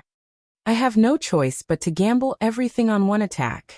Shi Feng also knew what outcome awaited him once his Forbidden Domain ended. With no other choice, he gritted his teeth and forced his way through the countless incoming attacks, swinging his blades at the shadow that had already taken 5 hits. Sword's Orbit. If he could eliminate one shadow before Forbidden Domain ran out, he'd still have a chance at victory, albeit a small one. If he didn't do so, he would die the moment his skill's duration ended. However, as if they had predicted Shifeng's desperation, the three shadows smirked as they launched attacks, aiming for Shifeng's blind spots. Despite noticing the incoming attacks, Shifeng did not bother dodging. Instead, he continued to swing his swords at the shadow before him. 1 slash. 2 slashes. At this point, Shifeng traded blow for blow with the shadows. As a result, he was hit, again and again. 2 hits. 4 hits. 6 hits. Faster. I need to be faster. As Shifeng frantically brandished his weapons, he gained unprecedented focus. The only thing on his mind was landing a hit on the shadow of trial before him. However, despite Shifeng's flurry of attacks, his target could still endure 2 more attacks. Shifeng was only 2 hits away from elimination himself. Just as Shifeng's 2 swords were about to bite into the targeted shadow, the other 2 shadows, one behind and one to the left, simultaneously swung toward Shifeng's blind spots. It's over. Tyrol sighed faintly. The young man before him had just barely missed the mark. If Shifeng could have killed the shadow of trial before Forbidden Domain ran out, he would have had a chance of passing the Azura rank test. Is it over? Shifeng could sense the 2 shadows' longswords nearing his body, but he was powerless to do anything about the weapons. At most, he could take one of the shadows of trial down with him. As the 2 longswords soared closer to Shifeng's back and abdomen, something about the situation felt incredibly familiar. Shifeng felt like this test was similar to the test Rhinebeck, one of the Sea God's Temple's Vice Knight commanders, had given him. Before the breakthrough he had achieved during that trial, he hadn't been able to withstand Rhinebeck's attacks no matter what he had done. He had only been able to watch as he had repeatedly been defeated. Rhinebeck? Shifeng's eyes shone with realization when he recalled his battle with Rhinebeck. Right. Combat method. My combat method. Suddenly, Shifeng put strength into his legs and made a spinning jump. Utilizing the rotational momentum, he swung Killing Ray at the shadow attacking his abdomen, the sacred sword moving with remarkable speed. Dang! A crisp clang echoed throughout the forest. In that critical moment, Shifeng had used Killing Ray to block the attack from the side, while he used Abyssal Blade to slice at the targeted shadow shoulder.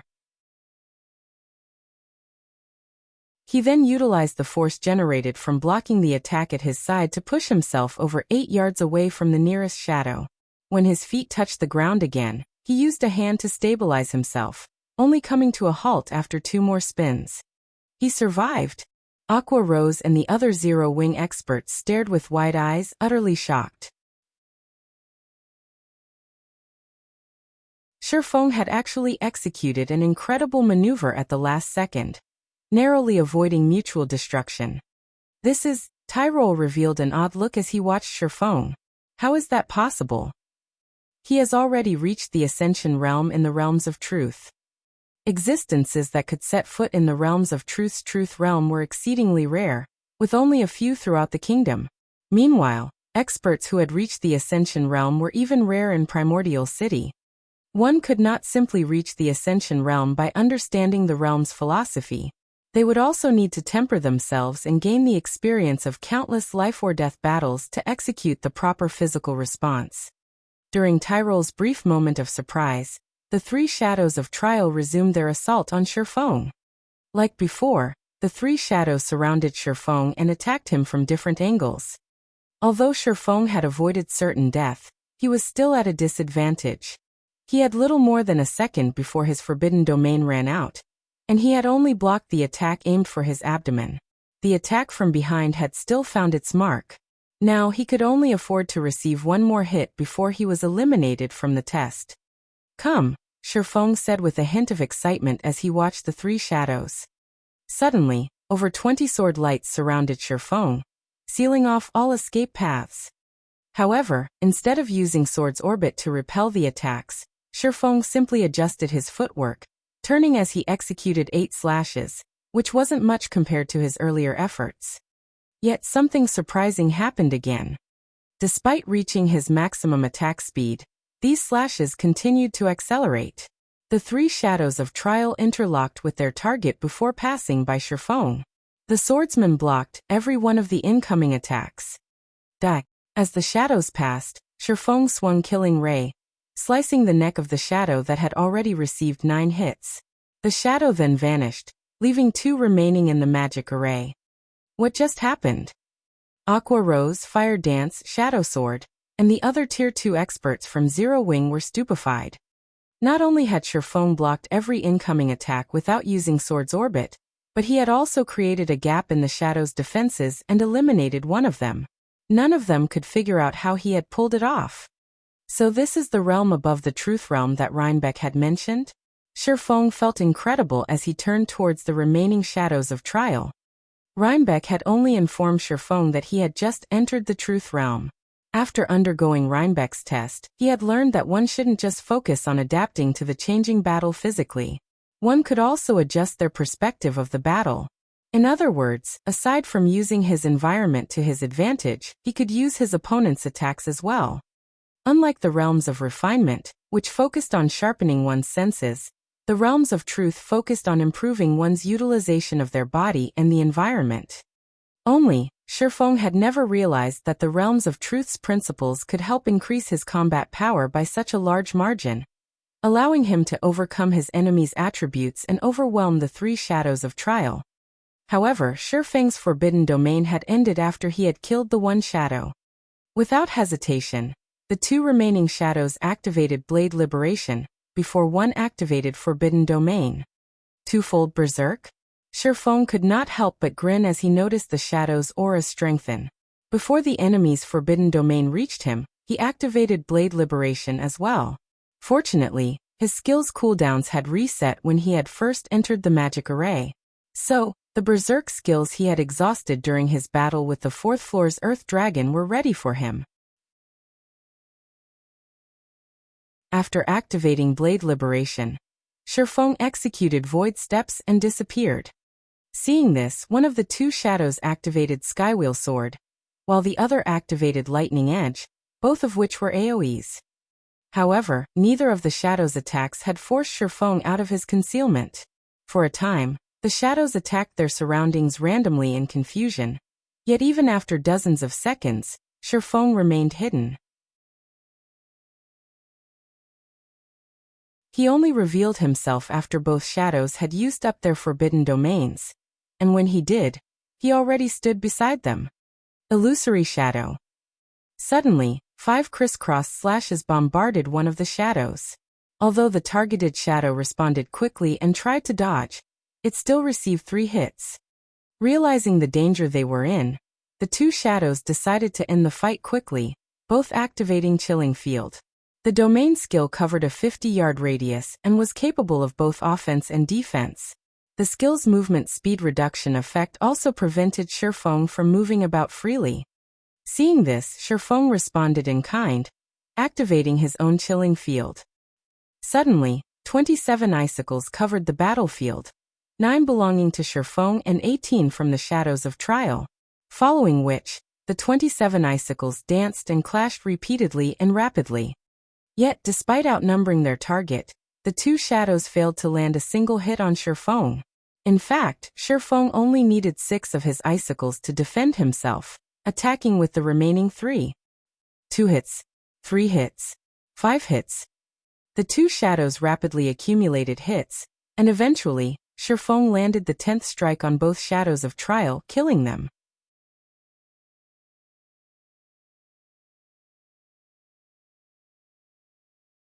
Chapter 1671, City Rookie. He won. Our guild leader is amazing. As the Zero Wing team watched the shadows of trial in the magic array gradually fade, they couldn't believe their eyes. The battle that had just occurred had overwhelmed them mentally. If they had been distracted for a split second, they would have missed the instant Shifeng and the shadows had clashed. Both sides' basic attributes were ridiculously high, and they could clash multiple times in the instant it took to blink. The several dozen White Tiger Dojo disciples that had joined the team on the 5th floor were utterly dumbfounded. They had witnessed many expert battles in the past, and had even fought experts in the battle arena, but if they had to rank the experts they've seen thus far, the the player before them would doubtlessly rank at the very top. It's finally over. Sherfong breathed a deep sigh of relief once the battle had ended. He hadn't expected the Azura rank test to be so difficult. If not for the epiphany regarding the realms of truth, which had allowed him greater use of his own body and everything around him, including his opponents, the shadows of trial would have defeated him. However, this experience had taught Sherfong one thing. Aside from improving in the realms of refinement, which focused on one's senses and physical control, it was very important that players climb the realms of truth. The realms of refinement were akin to the body. As one became physically stronger, they'd be able to exert more strength. However, the realms of truth were like a weapon. Although an individual could rely on physical strength to pose a threat, there was a limit to how much of a threat they'd become. But if that person were given a weapon to complement their strength, they could pose an even greater threat. Naturally, the better the weapon one wielded, the more power they could exhibit. This also why experts who had yet to reach the refinement realm were sometimes capable of defeating refinement realm experts with their combat techniques. Combat techniques made use of the realms of truth's principles. It seems that we'll need to increase everyone's familiarity with the realms of truth in the future, Sherfong thought to himself. There was a limit to how fast one could reach higher realms of refinement, and reaching higher realms of truth wouldn't conflict with a player's growth in the realms of refinement. In fact, the two realms would even complement each other, helping one improve their combat power far faster. Only, introducing everyone to the realms of truth wouldn't be easy. First, he needed a proper training ground. It was obvious that neither the battle arena, nor the Divine Colosseum, could offer similar benefits as Rhinebeck's test. Without such a training ground, players wouldn't be able to comprehend the realms of truth's principles regardless of how many times he explained them. Moreover, understanding theory and putting said theory into practice were two different things. Wait, that's not right. There is one. Suddenly, Sherfong recalled the White Tower within the Lost Town. While the White Tower seemed like a device designed to help players improve their combat standards and gain a better feel for the refinement realm, it actually operated very much like Rhinebeck's test. Hence, Sherfong should be able to use the tower to help his players comprehend the realms of truth. Furthermore, God's domain's lore never mentioned the realms of refinement, only the realms of truth. The more Sherfong thought about it, the more he felt that the White Tower was a suitable training device to help players grasp the realms of truth. A sacred land to train in the realms of truth. Huh? Sherfong had begun to give up on the Lost Town, preparing to accept the system's penalty, but now his desire to secure the town had reignited. It's no wonder why the quest to obtain the Lost Town is so difficult. So this is why. Training one's grasp of the realms of refinement had long since become common in the virtual gaming world. The various super guilds already had complete training systems for just that, while super first-rate guilds had partial systems. However, not one of these guilds had a training system for the realms of truth. They most likely didn't even know how to train players' grasp of the realms of truth. If he could secure the Lost Town, he'd have a sacred land for players to focus on the realms of truth. With the help of the White Tower, players would not have to waste time poking around in the dark like the Freedom Alliance's Silent Entropy, and could grasp the realms of truth with much greater efficiency. With the boneless land's Lost Town housing such a sacred tool, it was only natural that the quest to obtain it would be insanely difficult. As Sherfong tried to figure out how to complete the Demon's Nest quest, he heard the sound of a system notification. System, congratulations. You are the first player to complete the Azura rank entrance test, rewarding 3,000 Primordial City contribution points and 1 Primordial City's City Rookie emblem. Young adventurer, congratulations on passing the test. As the first heaven-blessed individual to pass the Azura rank test, this City Rookie emblem belongs to you. Make good use of it. Who knows? It might even help you improve further within Primordial City, Tyrol said after appearing before Sherfong. He then took out a silver emblem in the shape of a crescent moon encompassing a sun, and passed it to Sherfong. The instant the emblem appeared, the surrounding mana gravitated towards and circled the emblem. City Rookie emblem? After recovering from his shock over the additional 3,000 contribution points, Shifeng gave the emblem a curious look. This was the first time he had heard of this item. Based on Tyrole's tone when he had mentioned it, it should be extraordinary. Immediately, Shifeng tried to inspect the emblem's attribute panel. City Rookie Emblem, Dark Gold Rank. Primordial City's Emblem of Honor. When worn, user will enjoy the authority of a Bronze Adventurer in Primordial City. In addition, user may teleport to Primordial City from any location. Cooldown: 2 natural days, 96 hours. User restriction: Yifeng. Amazing!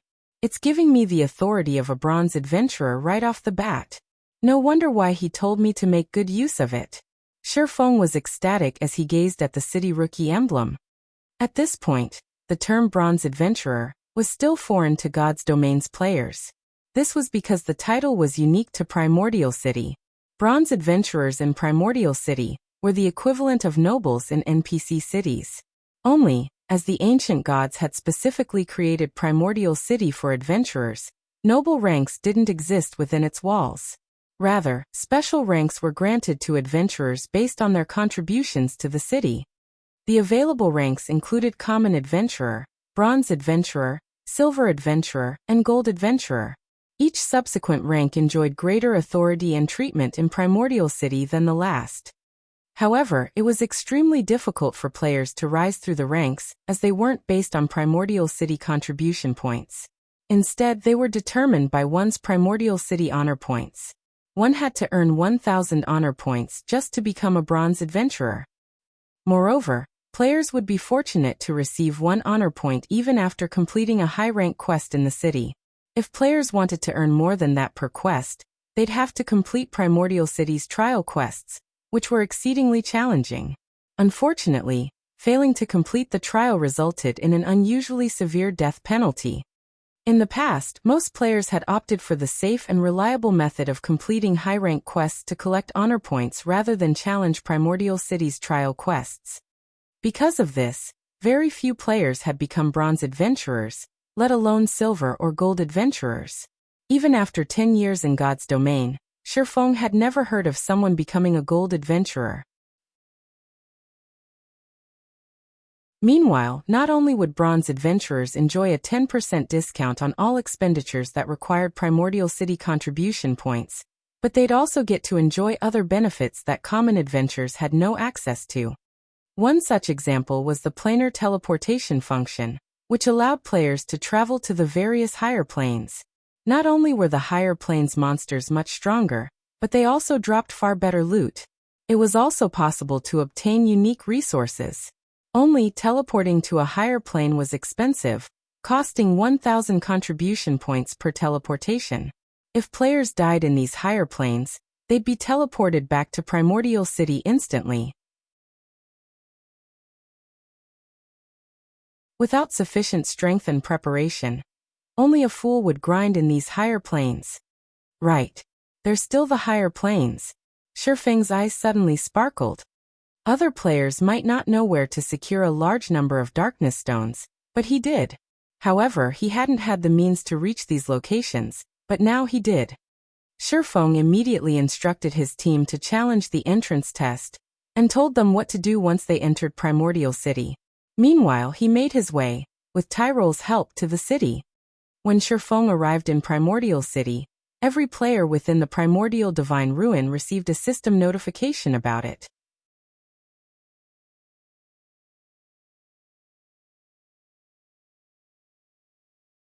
Chapter 1672, 7 Luminaries Temple. Many players were still fighting in the Primordial Divine Ruin, and the various superpowers on the 4th floor were preparing to raid the recently respawned Frostflame 2-headed Earth Dragon. However, before they could begin, they heard the crisp voice of the system. Primordial Divine Ruin Region System Announcement.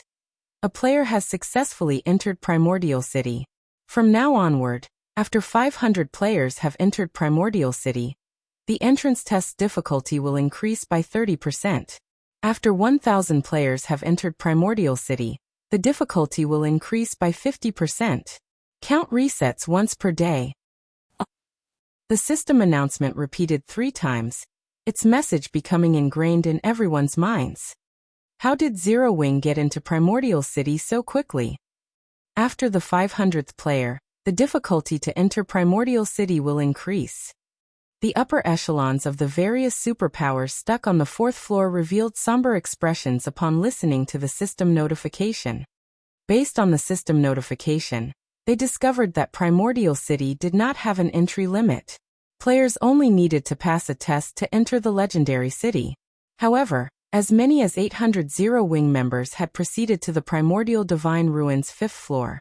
If the entrance test were not particularly difficult, then Zero Wing would claim the first 500 slots. This meant that the tests the various superpowers would have to pass to enter would become far more difficult. Due to the increased difficulty, players who would have been capable of passing the test might fail. This, in turn, would decrease the number of players the various superpowers could send into the city. Now that they had a clearer understanding of the situation, these superpowers became even more desperate to reach the 5th floor as soon as possible. Meanwhile, news of Zero Wing entering Primordial City quickly spread outside of the ruin. What? Zero Wing is the first guild to send players into Primordial City? Doesn't that mean Zero Wing will be the first to pioneer and explore the city? I'm afraid that it's not that simple. I've heard that only the first 500 players will face the normal difficulty entry tests, whereas other players' tests will be more difficult. The test's difficulty will increase yet again after 1,000 players have entered Primordial City. I've also heard that Zero Wing led 800 players to the 5th floor. It'll monopolize the first 500 slots. With this, the various superpowers will likely have a tough time completing with Zero Wing when pioneering the city. With that many of its members entering Primordial City, Zero Wing will reap a huge harvest. From what I learned after looking into it, it seems like it's pretty easy to obtain combat techniques from Primordial City. This is especially true for advanced combat techniques. Suddenly, more independent players from various kingdoms became interested in Zero Wing. Both basic combat techniques and advanced combat techniques were out of reach for independent players like themselves. The various large guilds treated these combat techniques like family heirlooms, and they had strict requirements for anyone who wanted to learn their combat techniques, such as becoming a core member and signing a restrictive contract with the guild. However, Zero Wing could procure a large number of combat techniques from Primordial City, and if that was the case, Zero Wing may have looser conditions for learning the techniques it collected. It might even make the combat techniques available to all of its members, rather than just the core members. With that hope in mind, many independent players, particularly experts, began to gather in White River City and Zero Wing City from other kingdoms. As players tried to learn more about the guild, Zero Wing posted an announcement on Starmoon Kingdom's official forums. This announcement instantly caused a commotion throughout the kingdom. How generous of Zero Wing. With this, even independent players like us can learn combat techniques. But isn't 1,000 magic crystals a little expensive? Even experts will have to work hard for a long time to collect enough, let alone weaker players. You think that's expensive? You should see what the other guilds with combat techniques are demanding. Take Heaven's Burial, for example. Although the guild has plenty of combat techniques, anyone who wishes to learn them has to sign a very strict contract. In addition, members have to pay a certain price to learn each combat technique. Their price is only slightly under 1,000 magic crystals. It's better to learn the techniques from Zero Wing. At the very least, we'll retain our freedom. For a time, a large number of independent players celebrated Zero Wing's decision. The news excited many adventurer teams as well. Independent players might struggle to collect 1,000 magic crystals, but it wasn't any trouble for an adventurer team with several hundred members. When the various large guilds discovered the announcement, however, they fumed with fury. This was especially true for the guilds that had acquired combat techniques of their own. They had planned to use their combat techniques to attract loyal experts and gain an advantage over their competitors. But Zero Wing's latest announcement had ruined that idea. Black flames means truly are amazing. Heaven's burial is likely doomed to fall now, Yuan Tiexin said. He could not help his rueful sigh as he read the report a subordinate had just sent. Uncle Yuan, what happened? Purple Jade asked curiously. Take a look for yourself, Yuan Tiexin said as he forwarded the report to Purple Jade. When Purple Jade read the report, her eyes widened in shock. She found it truly hard to believe that Zero Wing would actually be so generous as to offer its combat techniques to other players. By doing so, it would undoubtedly deal a massive blow to the various first-rate guilds that had acquired their own combat techniques. Naturally, Heaven's Burial was no exception. The guild's upper echelons would weep in rage once they heard about this. While everyone discussed Zero Wing, Shifeng arrived in Primordial City's teleportation hall. The teleportation hall's main hall looked like a massive cave. The hall's ceiling was at least 100 meters from the ground. It also seemed like some kind of miniature sun was stuck in the ceiling, illuminating the hall. As Shifeng looked around, he discovered numerous mano-operated elevators, which led towards various spatial junctions. NPCs could arrive and leave Primordial City through these spatial junctions at any moment. These NPCs weren't limited to the human race, including members from other races as well. The instant Shifeng had arrived, both his mind and body had felt energized. The mana density here was no lower than that of Titan City. Players would definitely have an easier time practicing their combat or producing items here than elsewhere. Since Shifeng had visited Primordial City many times in his previous life, he didn't bother to look around the teleportation hall like some curious tourist. Instead, he quickly left the hall and ventured to Primordial City's streets. Primordial City was a city of legend. The city had as many NPCs as the most populated NPC cities in God's domain. There were easily over 4 or 5 million NPCs within the city at all times, which was more than 10 times the number of NPCs in Starmoon Kingdom's capital. Moreover, unlike the NPCs in ordinary NPC cities, those in Primordial City were at least level 150. Tier 2 NPCs were insignificant here, usually serving as gate attendants. Tier 3 NPCs, which were rare in other NPC cities, strode down almost every street in Primordial City. One would even find Tier 4 NPCs window shopping. After leaving the teleportation hall, Shifeng summoned his demonic flame tiger and made his way towards the heart of Primordial City. Although Primordial City's layout was complex, Shifeng knew the city like the back of his hand. After traveling for around 20 minutes, he reached a towering temple. The temple before him was over 300 meters tall and occupied enough space to accommodate 100,000 people. It looked more like a mountain than a building. This temple was also the most important structure in Primordial City. The 7 Luminaries Temple.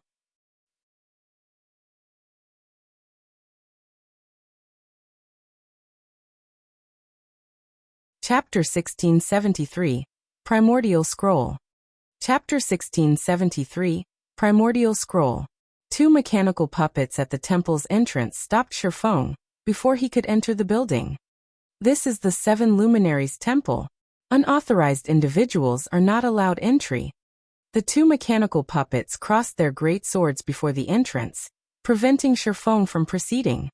If any other player saw these mechanical puppets, they would definitely be given a fright. Both mechanical puppets were level 200 mythic monsters. They weren't ordinary mechanical puppets, either, but magically enhanced puppets. Not only did they possess extremely high intellect, but they also wielded domains. In other words, they were Tier 4 mythic monsters with domain skills.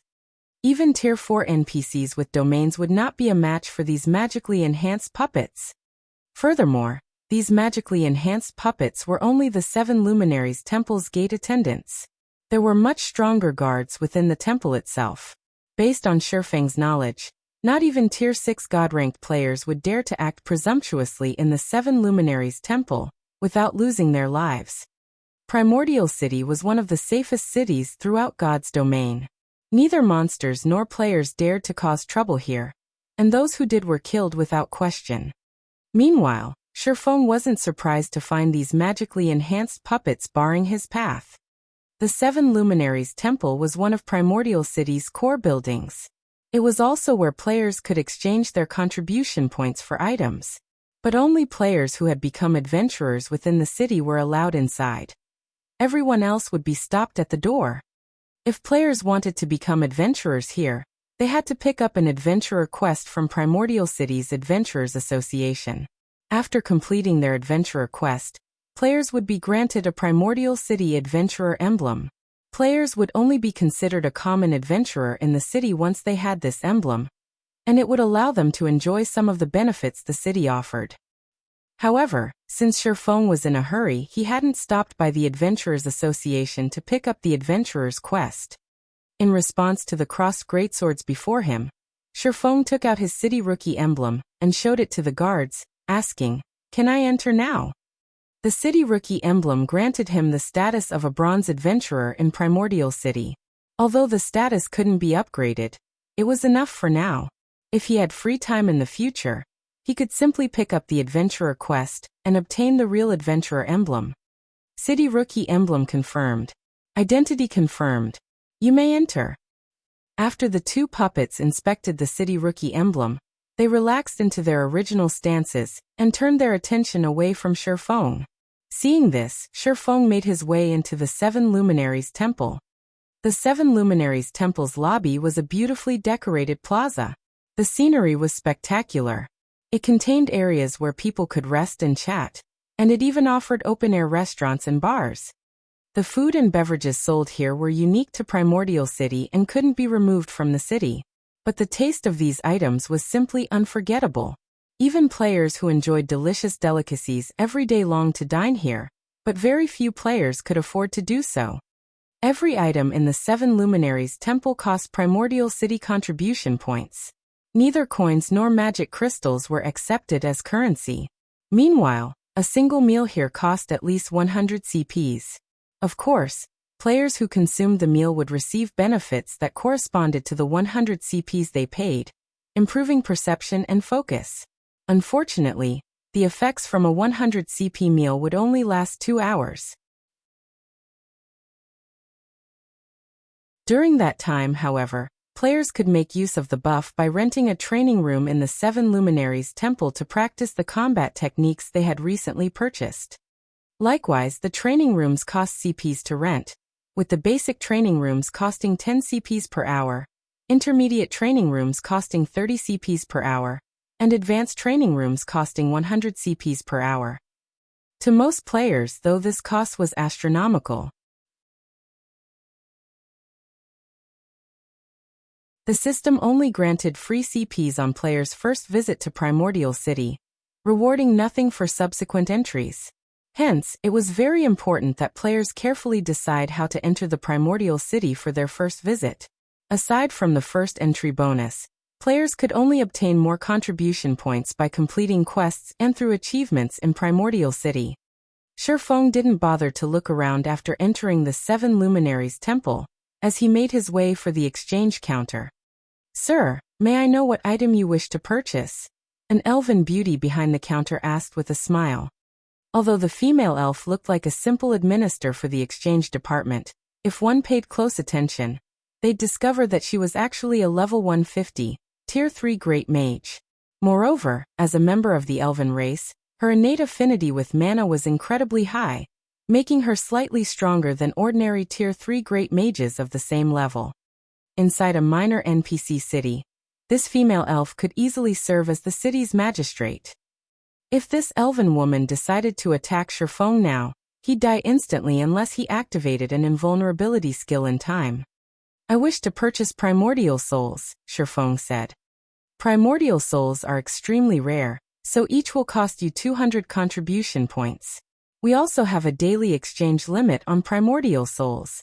Only 100 primordial souls are made available each day, the elf explained.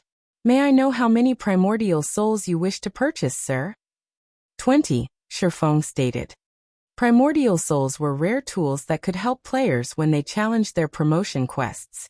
They were also unique to Primordial City. Naturally, Shifeng had to purchase as many primordial souls as he could afford now. Meanwhile, aside from the 5,000 CPs he had gained for clearing the Azura ranked entrance test, He had received a bonus of 3,000 CPs from the system, giving him a total of 8,000 CPs, so spending 4,000 on Primordial Souls wouldn't put him in the red. He also wasn't sure how many Zero Wing members would make it into Primordial City. Fortunately, unlike other players, he had the City Rookie emblem, which allowed him to earn CPs far more easily. Alright. The elf administrator then retrieved 20 bottles from the spatial storage unit behind her and said, "Sir, as a City Rookie, you enjoy a 10% discount on all purchases. Your total bill comes to 3,600 contribution points. Do you wish to purchase anything else?" After giving the matter some thought, Sherfong gritted his teeth and said, "I want to purchase 12 primordial scrolls and 1 teleportation stone to the darkness plane." Initially, he had planned to purchase advanced combat techniques after reaching Primordial City, but obtaining the Boneless Land's Lost Town was far more important right now. The darkness plane was one of the higher planes in God's domain, and the power of darkness on that plane was incredibly dense. Naturally, the monsters living in the darkness plane contained frightening amounts of power of darkness within them. When killed, they had a high chance of dropping a darkness stone fragment. Alchemists could use 100 of these fragments to synthesize a complete darkness stone, but their success rate was an excruciatingly low 30%. However, this was by far the best method to obtain darkness stones. On the other hand, if he tried to hunt darkness-type mythic monsters, the chance of obtaining a complete darkness stone was around 10%. When players in the past had to acquire darkness stones, they usually decided to do so in the darkness plane. However, as a higher plane, the darkness plane was extremely dangerous. With Sherfang's current strength, grinding there would be purely suicidal. He only dared to do so because he had the Bible of Darkness. If he wanted to increase his survival chances in the darkness plane, the primordial scrolls were necessary. The primordial scroll was a super rare scroll that could only be used in higher planes. Players could use the scroll to summon heroic spirits to aid them in battle, and it was akin to a Tier 3 summoning scroll. However, heroic spirits summoned this way operated differently from ordinary summoned creatures. A summoned heroic spirit's strength wasn't in direct combat. Rather, they tended to focus on support. They possessed plenty of support skills and spells that could significantly strengthen players' combat power. Like the primordial souls, there was a daily exchange limit for the primordial scrolls. Each primordial scroll costs 300 contribution points. Only bronze adventurers and above can purchase the Darkness Plane Teleportation Stone for 1,000 contribution points. Including the City Rookie discount, that puts your new total at 7,740 contribution points. The elf administrator reported, smiling as she took out the items Sherfong had requested. Sherfong then paid his bill, instantly becoming a poor bastard. But he didn't mind the huge expenditure. Compared to the value of the lost town, spending this many contribution points was nothing. He then mailed the primordial souls to Aqua Rose while he teleported to the darkness plane.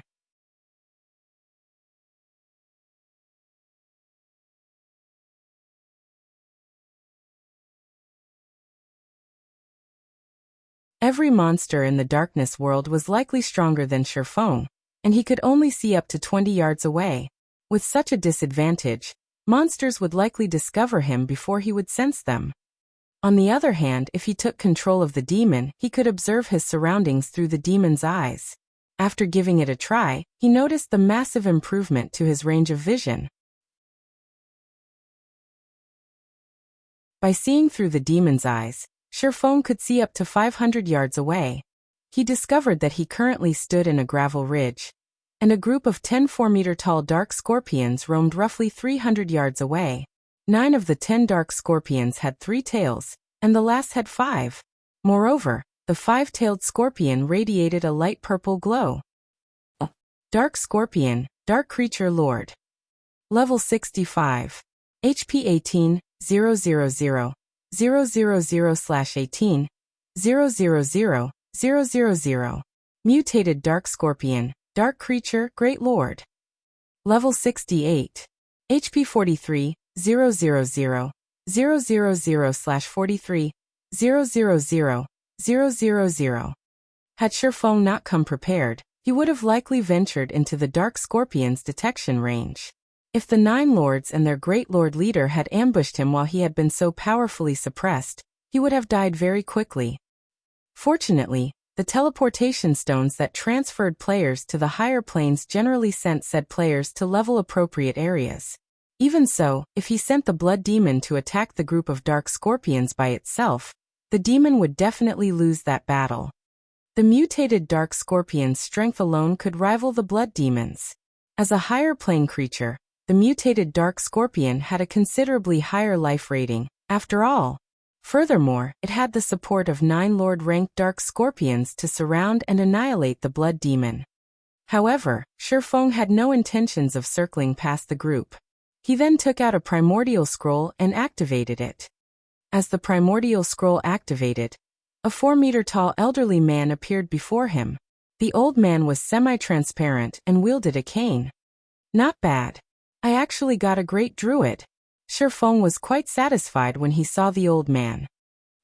Primordial Heroic Spirit, Hero Great Druid. Level 75.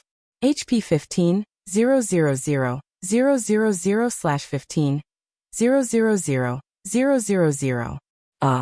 Although the Primordial Soul summoned a random Heroic Spirit, all summoned Heroic Spirits were Tier 3. Unlike ordinary NPCs, Heroic Spirits wouldn't be oppressed in foreign worlds. In addition, they commanded plenty of Tier 3 spells and skills. They were the perfect support for players when grinding in higher planes. Any team that intended to grind in a higher plane would always purchase Primordial Scrolls before doing so. After summoning the Heroic Spirit, Shifeng had the Great Druid cast a series of Tier 3 support spells. Tier 3 Spell Forest Protection increases the defense and basic attributes of all allies by 20% for 30 minutes. Does not stack with other attribute-increasing spells. Tier 3 Spell Nature's Blessing. All resistances plus 80, 15% damage reduction, and a 15% increase to stamina for 30 minutes. Tier 3 Spell Thorny Vines. Protect a specified target with magical vines for 10 minutes. Anyone who attacks said target will receive damage from the magical vines. When the 3 support spells affected the Blood Demon, the Blood Demon's attributes rose by a large margin. Following which, Shifeng controlled the Blood Demon and charged towards the Dark Scorpion group. When the Blood Demon was less than 200 yards away from the Dark Scorpions, it caught the monster's attention. Responding, the Dark Scorpions lashed their tails and hissed threateningly. Not waiting for the Dark Scorpions to attack, Shifeng used the Tier 3 spell, Blood Sanction. Immediately, 50-plus blades of blood flew at the 10 Dark Scorpions with lightning speed. Even if Shifeng were at his peak and activated a Berserk skill, he would have trouble blocking all 50-plus blood blades. He would have to dodge or activate a life-saving skill to avoid taking a hit. As the blood blades were about to reach the Dark Scorpions, the latter's tails blurred. Dang, dang, dang. A series of dazzling sparks lit up the gloomy environment. The 9 Lord-ranked Dark Scorpions had successfully struck down over 80% of the blood blades, while the weapons that had found their mark had only dealt a little over -30,000 damage. The mutated Dark Scorpion, however, struck down all 9 incoming blades, emerging from the exchange unharmed. What high magic resistance! The outcome surprised Shifeng a little. A Tier 3 demon's Tier 3 spell carried immense power. Just one of those blood blades could rival a Great Lord's attack of the same level. Yet they had only dealt a little over -30,000 damage after landing a direct hit. To the Dark Scorpions, who had 18 million HP each, the damage wasn't significant. During the brief moment Shifeng had been surprised, the mutated Dark Scorpion screeched as its tails began to glow dark green as they lashed out at the Blood Demon. The tails had moved so quickly that Shifeng hadn't been able to react in time. He had only managed to tilt the Blood Demon's body, evading 3 of the 5 attacks. When the mutated Dark Scorpion's 2 remaining tails struck the Blood Demon, its stingers slid through the demon's armor like a knife through paper, each dealing over -400,000 damage.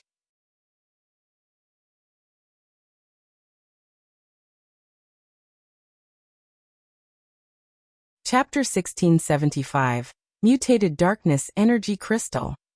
After getting struck by the mutated dark scorpion's glowing stingers, the blood demon immediately gained a debuff.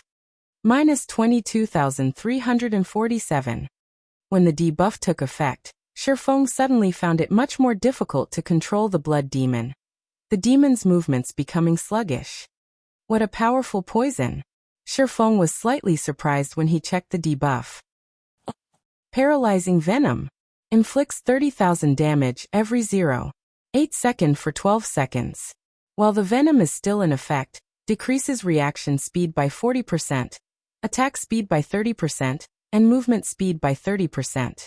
Effects can be stacked up to 10 times. The majority of toxins in God's domain only caused victims to lose HP over time. Very few could inflict a paralysis effect, much less be stackable. Although the blood demon possessed high magic resistance and could mitigate a portion of the damage it received, if the toxin was stacked 10 times, even the blood demon would fall in no time. Moreover, the toxin being stacked boosted not only the dot, but also the speed reduction debuff. If that happened, the blood demon would have an increasingly difficult time blocking the attacks of the dark scorpions, which possess considerably high combat standards. The mutated dark scorpion's combat standard was even at the level of an ordinary expert player. In the next moment, the dark scorpions launched another wave of attacks at the blood demon. Due to the venom, the blood demon had great difficulty defending itself. A series of damages ranging from several tens of thousands to several 100,000 appeared above the blood demon's head, its HP plummeting. The number of paralyzing venom stacks also increased from 1 to 4. Now the blood demon was taking minus 120,000 damage from the venom every 0.8 seconds. Its reaction speed had also decreased by 60%, and its attack and movement speed by 50%. Even though the blood demon was higher leveled, it would not last very long against the dark scorpions at this rate. Thank goodness I prepared primordial scrolls. Glancing at the mutated dark scorpion, Shifeng then commanded the heroic spirit to cast the Tier 2 spell Healing Wind. A light green gale immediately enveloped the blood demon. In the next moment, not only did the paralyzing venom debuff disappear altogether, but the blood demon also rapidly recovered the 10% or so HP it lost. In the blink of an eye, it was already back to full HP. Once Healing Wind ended, Shifeng had the heroic spirit cast the Tier 3 spell Earthen Vine.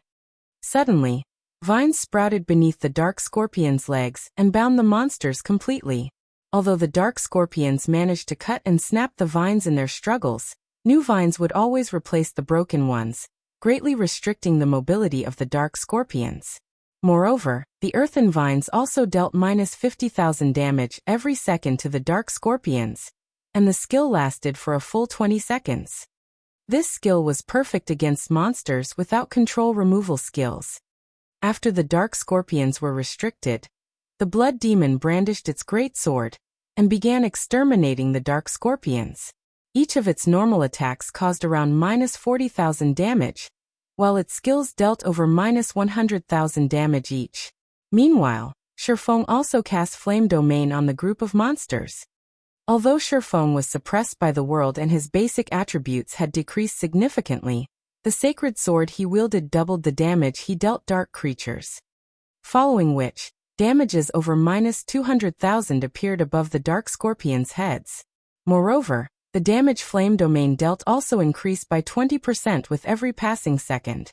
By the time Flame Domain ended, the Lord-ranked dark scorpions had lost nearly 1/3 of their maximum HP.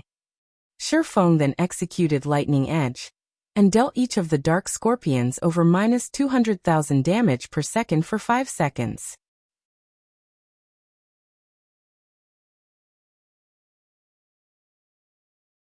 At this time, the heroic spirit standing beside Shifeng finished casting the Tier 3 curse Star Fury. Suddenly, streaks of starlight started raining down from the sky and bombarding the dark scorpions. The might of the AoE spell was stronger than even Shifeng's Flame Domain, each wave of attacks dealing over minus 600,000 damage to the dark scorpions. Moreover, unlike normal AoE spells, Star Fury aimed only at enemies within range. Hence, the curse did not do any damage to the blood demon. In total, 7 waves of starlight descended on the Dark Scorpions.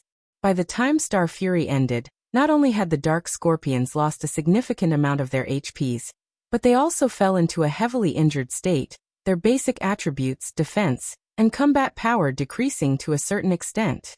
This turn of events allowed the blood demon to deal even more damage. Now even its normal attacks inflicted around -80,000 damage on its tough opponents. Very quickly, the first Dark Scorpion fell to Shifeng's group. Afterward, even after Earthen Vine's duration ended, the heavily injured Dark Scorpions didn't pose much of a threat. To make the battle more efficient, Shifeng decided to have the blood demon focus on only dodging the mutated Dark Scorpion's attacks while maintaining its assault on the other Dark Scorpions. This strategy rendered the mutated Dark Scorpion useless in the battle.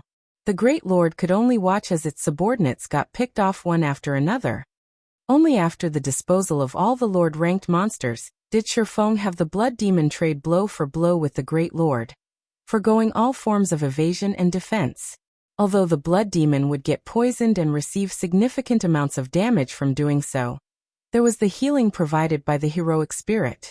Due to the blood demon's all-out offensive, the mutated Dark Scorpion lost HP rapidly. 72%, 70%, 65%. After roughly 10 minutes had passed since the battle began, Shifeng activated Divine Providence and landed the last hit on the mutated Dark Scorpion. Following which, the mutated Dark Scorpion let out an agonized screech as it collapsed before Shifeng's feet. At the same time, the Great Lord also dropped 8 items around its corpse. The monsters here are really tough. Shifeng breathed out a sigh of relief when he saw that the mutated Dark Scorpion was finally dead. Although Shifeng had long since known that the monsters in higher planes were powerful, he had never imagined that the monsters of the darkness world would be as powerful. Just dealing with a level 68 Great Lord had already taken him so much effort. If not for him having summoned a healing-type heroic spirit, he could have come out the loser in this battle. With how powerful the monsters in the darkness world were, if he came across a Grand Lord, he would most likely have no choice but to run away. However, while dealing with the Dark Scorpions was indeed very difficult, the loot they dropped pleased Shifeng greatly.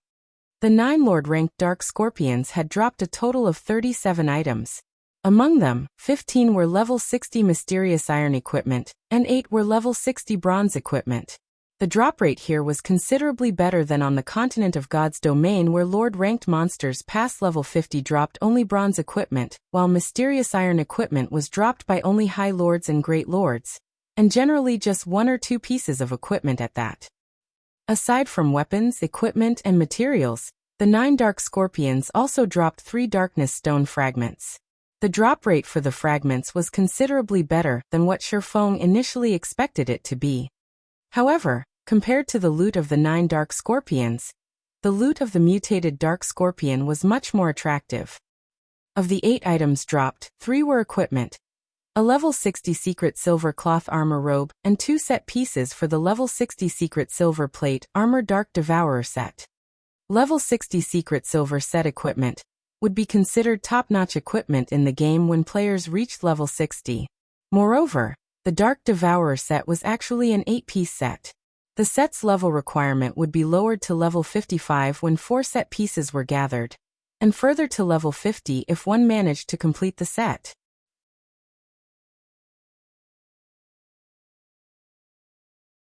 If players could equip level 60 Secret Silver set equipment at level 50, just the basic attributes they could gain from the set alone would surpass that of level 50 Dark Gold set equipment. Not to mention, the Dark Devourer set's other set effects were also plenty amazing. The set's 2-piece set effect reduced the damage sustained from Tier 2 spells by 40% and spells below Tier 2 by 70%. Meanwhile, the 6-piece set effect raised the wearer's strength and endurance by up to 30% when attacked. If he could allow the guild's MTs and Berserkers to equip the Dark Devourer set, they would be practically invincible among those of the same level. Aside from the 3 pieces of equipment, the mutated Dark Scorpion also dropped 2 Darkness Stone fragments.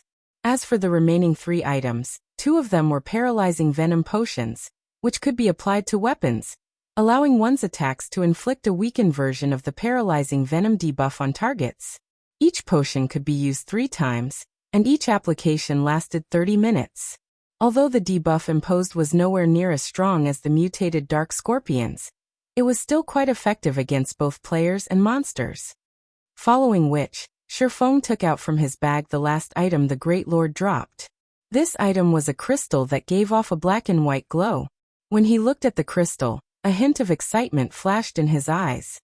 The Mutated Darkness Energy Crystal. It was one of the rarest loot available in the darkness world. In fact, it was a treasure highly sought after by players belonging to the dark forces. This was an item that would only be dropped by darkness-type mutated monsters.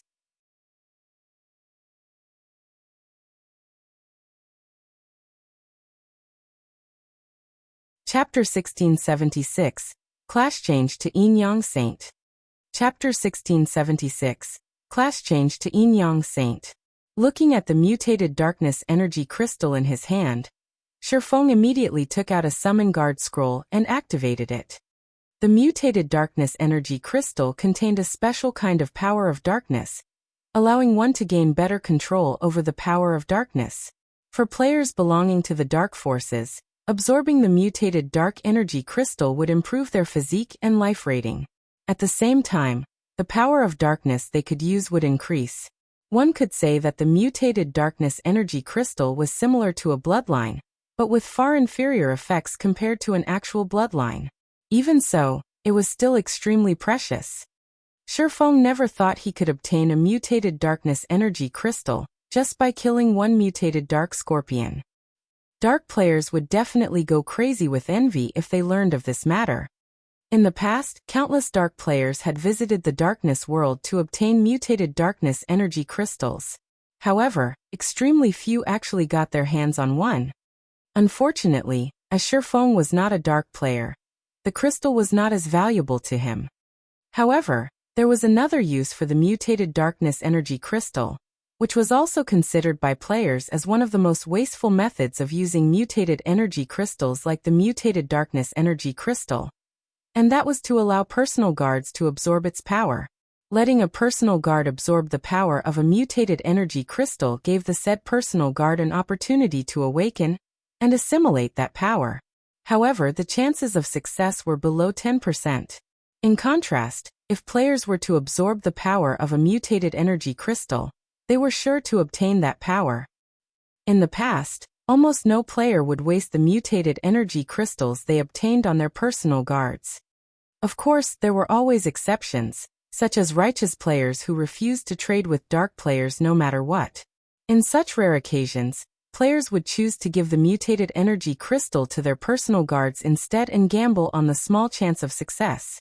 Meanwhile, one of these exceptions had won their gamble, allowing their fine gold personal guard to obtain the power of fire. The result of this successful assimilation was a massive rise in combat power for the said personal guard. Afterward, the fine gold personal guard had even managed to get promoted to Tier 5. Normally, only dark gold guards had a chance to reach Tier 5 in God's domain. Meanwhile, after getting promoted to Tier 5, the evolved fine gold guard's combat power was even close to rivaling that of Tier 5 dark gold guards. Back then, this incident had caused a huge commotion throughout the entire God's domain. Spending a mutated energy crystal to obtain a Tier 5 personal guard was a very profitable trade. After all, most players that absorbed a mutated energy crystal couldn't even reach Tier 5. Moreover, a Tier 5 personal guard was much stronger than a Tier 5 player. The only downside was the difficulty of resurrecting personal guards that were killed. Due to this incident, the various superpowers had also reconsidered their opinions on spending mutated energy crystals on personal guards. Meanwhile, since the mutated darkness energy crystal was utterly useless to Shifeng, he might as well gamble it on one of his personal guards. After Shifeng completed the incantation for the Summon Guard scroll, a summoning magic array manifested before him. A moment later, the lithe figure of a woman appeared in it. This woman was none other than Anna, whom he had not seen for quite some time now. At this point, Anna had already reached level 80. Her leveling speed was simply astonishing. Shifeng could not help but acknowledge the questing efficiency of an epic personal guard. Her strength had improved considerably as well.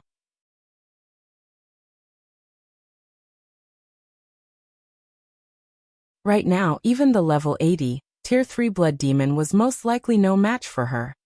However, as this place was the darkness world, as soon as Anna appeared, a powerful force started suppressing her, causing her basic attributes to plummet. When her basic attributes settled, her overall combat power was no longer a match for the Tier 3 Blood Demon.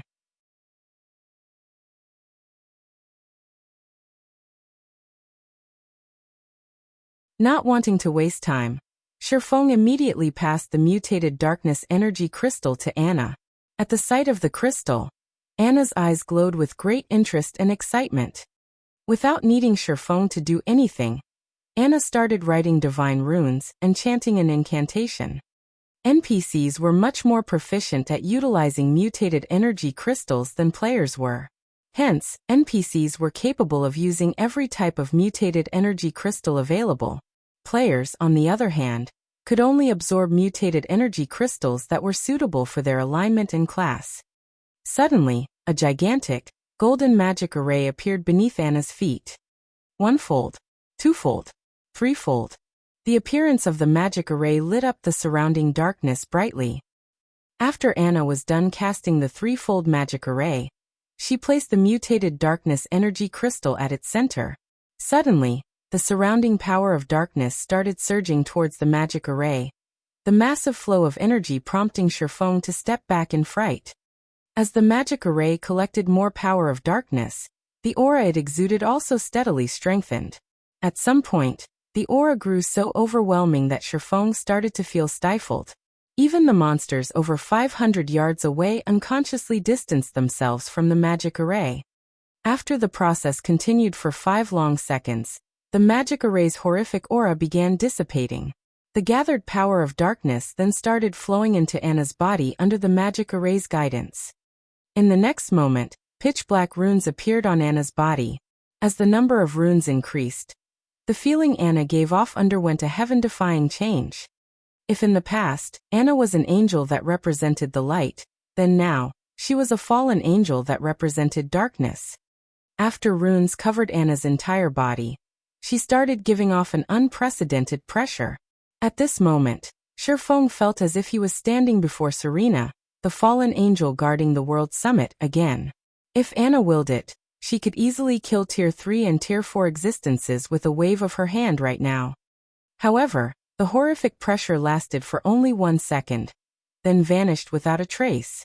At the same time, the threefold magic array Anna stood on also started disappearing into the void. As for Anna herself, she had reverted to her original state.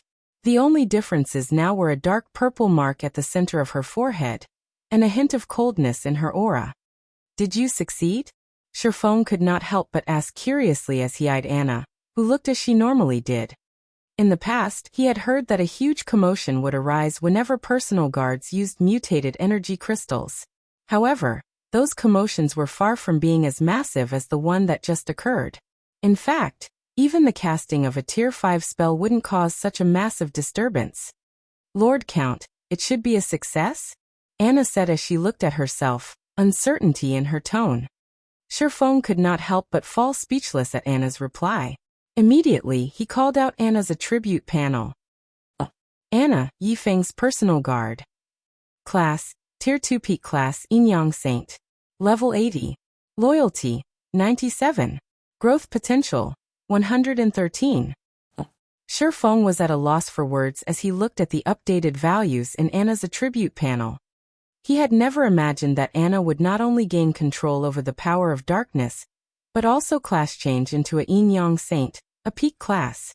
Moreover, her growth potential had even risen from 105 to 113 points.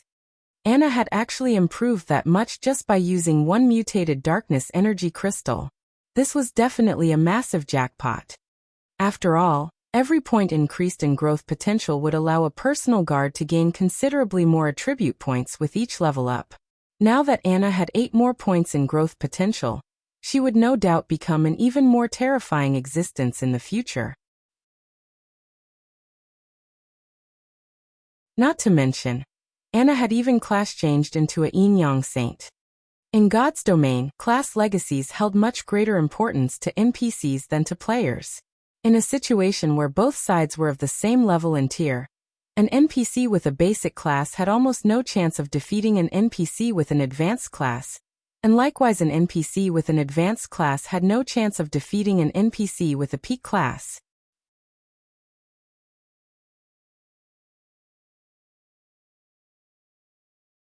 After Shifeng was done looking at the summary of Anna's attribute panel, he could not help but click to inspect her specific attributes. Is she a monster? Shifeng involuntarily gaped in shock when he saw Anna's basic attributes.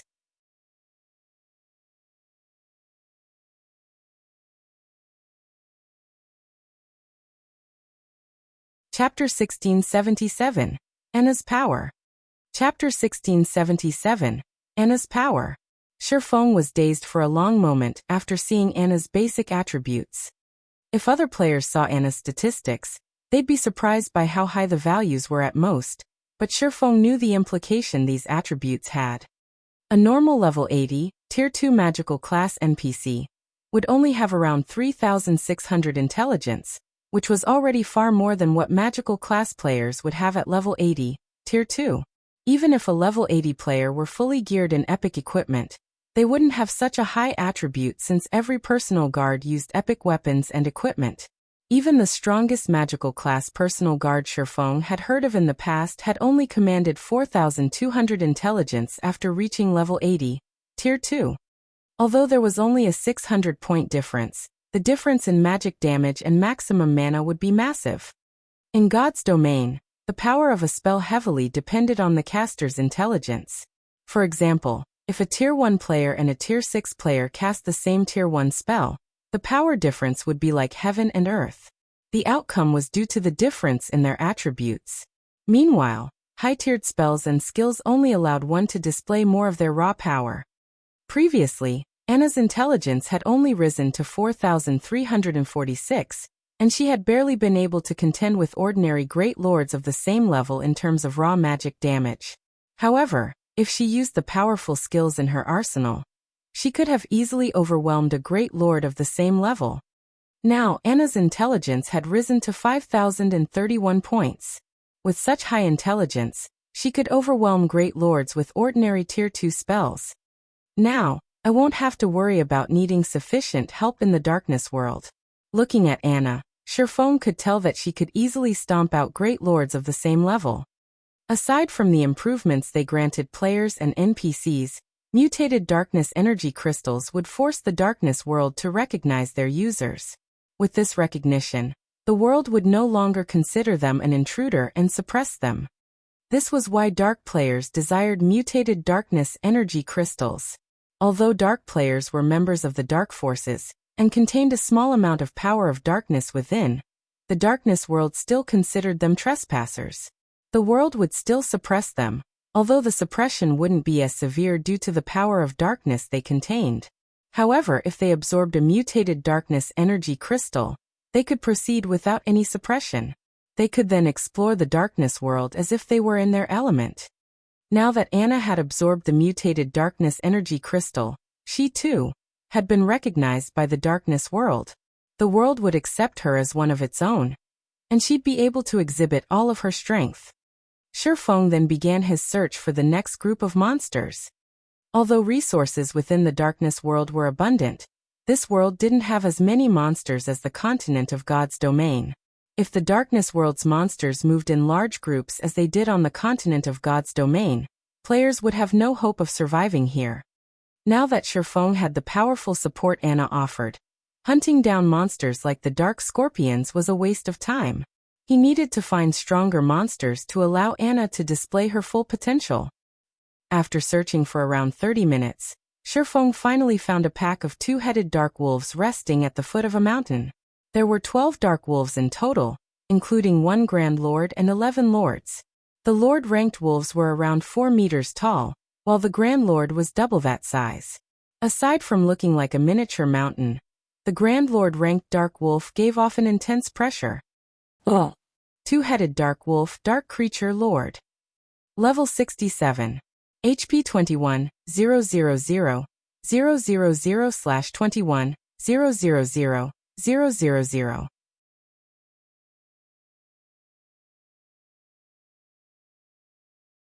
Two-headed Dark Wolf King, Dark Creature Grand Lord.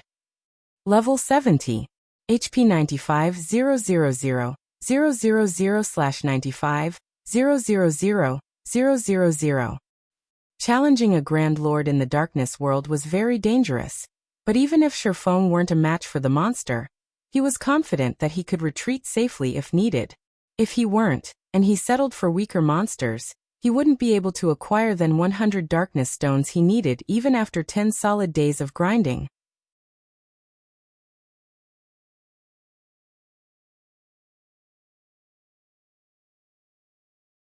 Even without any healing, the rock giants could dominate the Dark Wolves in a one-on-one fight. Furthermore, they had the help of the Tier 3 Blood Demon.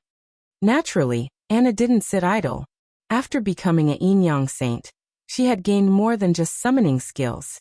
She now had powerful attack spells in her arsenal. Anna cast Holy Light Spear, a Tier 2 Light-type spell, launching 18 Holy Spears at the Dark Wolf pack.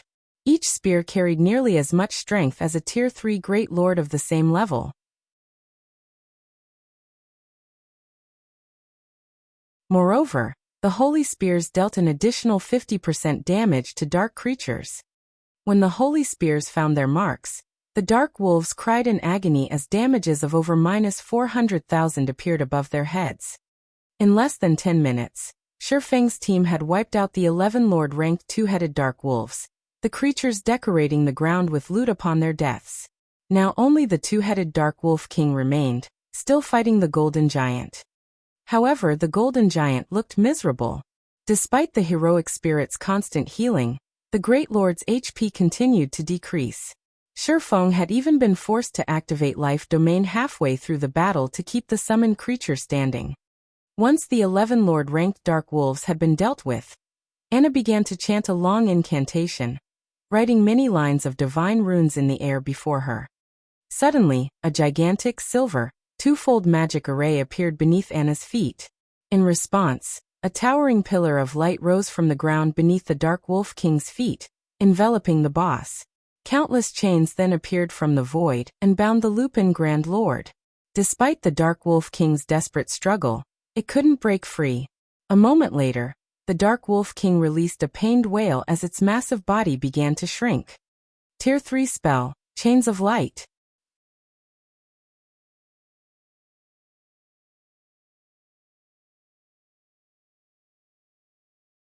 Chapter 1678. Power to Transcend Tears. Chapter 1678.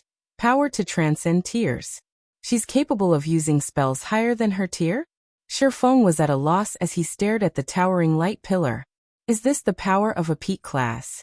In God's domain, whether they be players, NPCs, or monsters, all existences could generally only learn and use skills or spells at their tier or lower. The strongest skills and spells they could use were taboo skills and curses. Yet, Anna had just cast a bona fide Tier 3 spell despite only being Tier 2 herself. Shifeng had never heard of anything like this before. Of course, one reason for his ignorance was that he had only ever heard of personal guards obtaining advanced classes. Even after 10 years in God's domain, he had never heard of a personal guard acquiring a peak class as Anna had. Due to the effects of Chains of Light, the two-headed Dark Wolf King, which had been over 9 meters tall, had shrunk to 6 meters in height. The chains around its form also greatly limited its movement. This allowed the Golden Giant to block every one of the Grand Lord's attacks. Now the Golden Giant only lost around 80,000 HP after it received one of the Dark Wolf King's attacks. It was clear that the Dark Wolf King's strength had decreased considerably. After the decrease, it was only as powerful as an ordinary Grand Lord on the continent of God's domain. The heroic spirit's healing was now more than enough to keep the Golden Giant alive. After Anna had cast Chains of Light, she proceeded to write another series of divine runes. Under Anna's control, the 10 rock guardians surrounded the Dark Wolf King.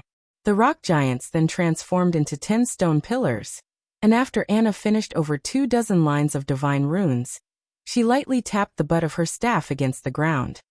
Golden divine runes began to surface on the 10 stone pillars, releasing arcs of golden electricity that lined the pillars and created a magic barrier around the Dark Wolf King.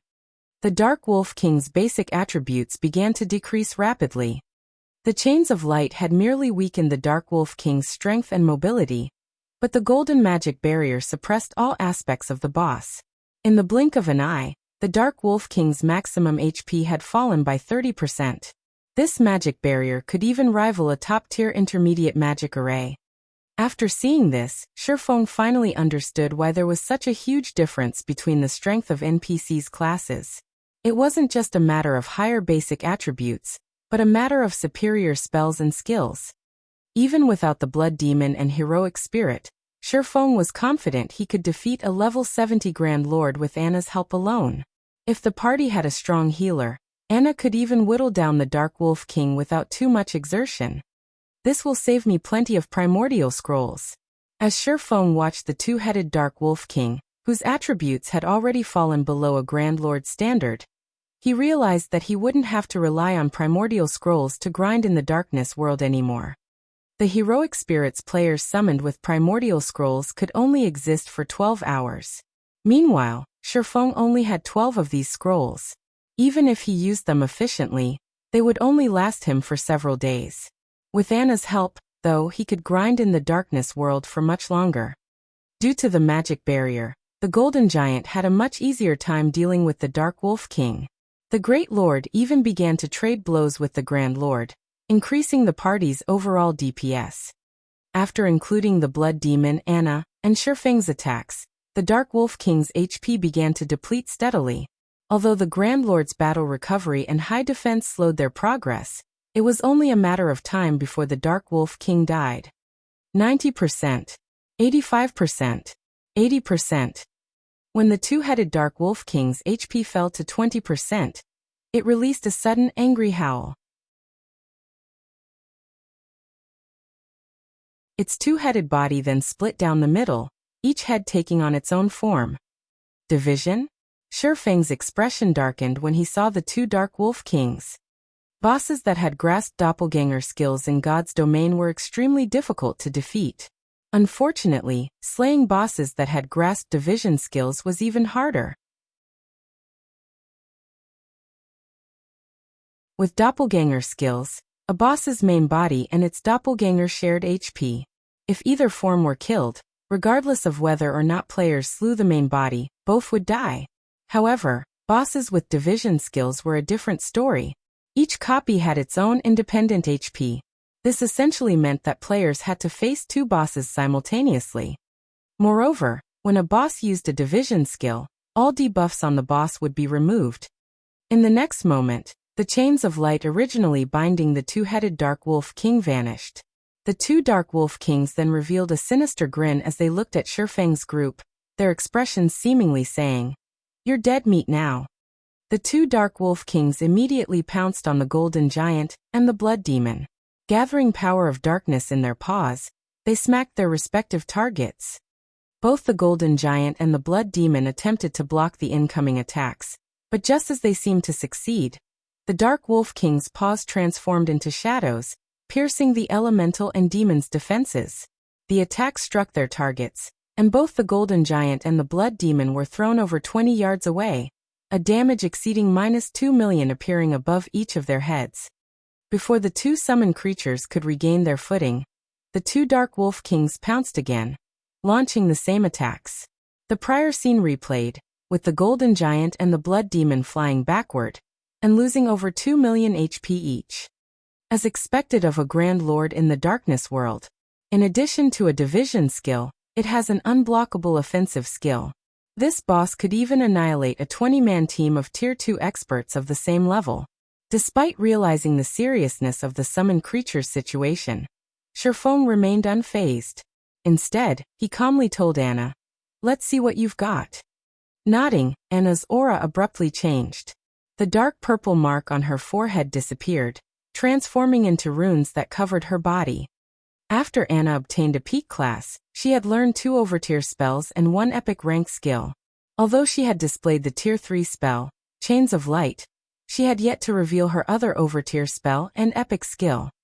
The move Anna had just used was none other than the epic skill, Yin Yang Power. Not only did Anna's basic attributes soar under the skill's power, but the strength of her light and darkness type skills and spells would also rise by 1 tier, to a maximum of tier 4. This was the Berserk skill unique to peak legacies. Anna's tier 2 spells and skills already had the power to rival tier 3 attacks, but now her attacks were even more powerful than a Grand Lord's of the same level. Furthermore, while Yin Yang Power was in effect, all of her spells and skills would increase by 1 tier. It was by no means an exaggeration to consider Anna a level 80, tier 3 NPC. Anna proceeded to cast the tier 2 spell, Holy Light Spear once more, but unlike her previous use, the number of holy spears she summoned had doubled to 36. Moreover, each spear carried more power than before. Under Anna's control, the holy spears transformed into streaks of white light that bombarded the 2 Dark Wolf Kings. While the 2 Dark Wolf Kings happily bullied the Golden Giant and Blood Demon, the holy spears appeared before them.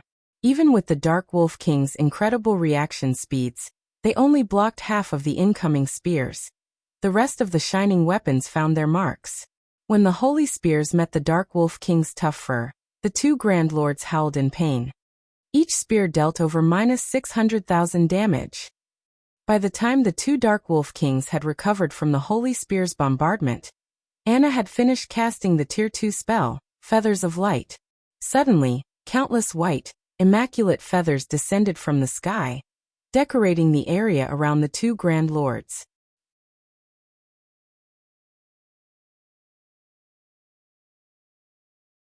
Anna, who stood outside of the rock giant's magic barrier, grabbed at a feather that had fallen before her. She then gave the feather a gentle pinch. Boom, boom, boom. The hundreds of immaculate feathers surrounding the 2 Dark Wolf Kings began to explode, one after another. Although each feather's explosion was not particularly powerful, and only devoured a few tens of thousands of the Grand Lord's HPs, the total accumulated damage was frightening. After a short moment, the 2 Dark Wolf Kings, who had only held on by a small amount of HP, fell to Anna's spell. Anna had killed the 2 Dark Wolf Kings so quickly that Shifeng hadn't even had enough time to use Divine Providence and land the finishing blow.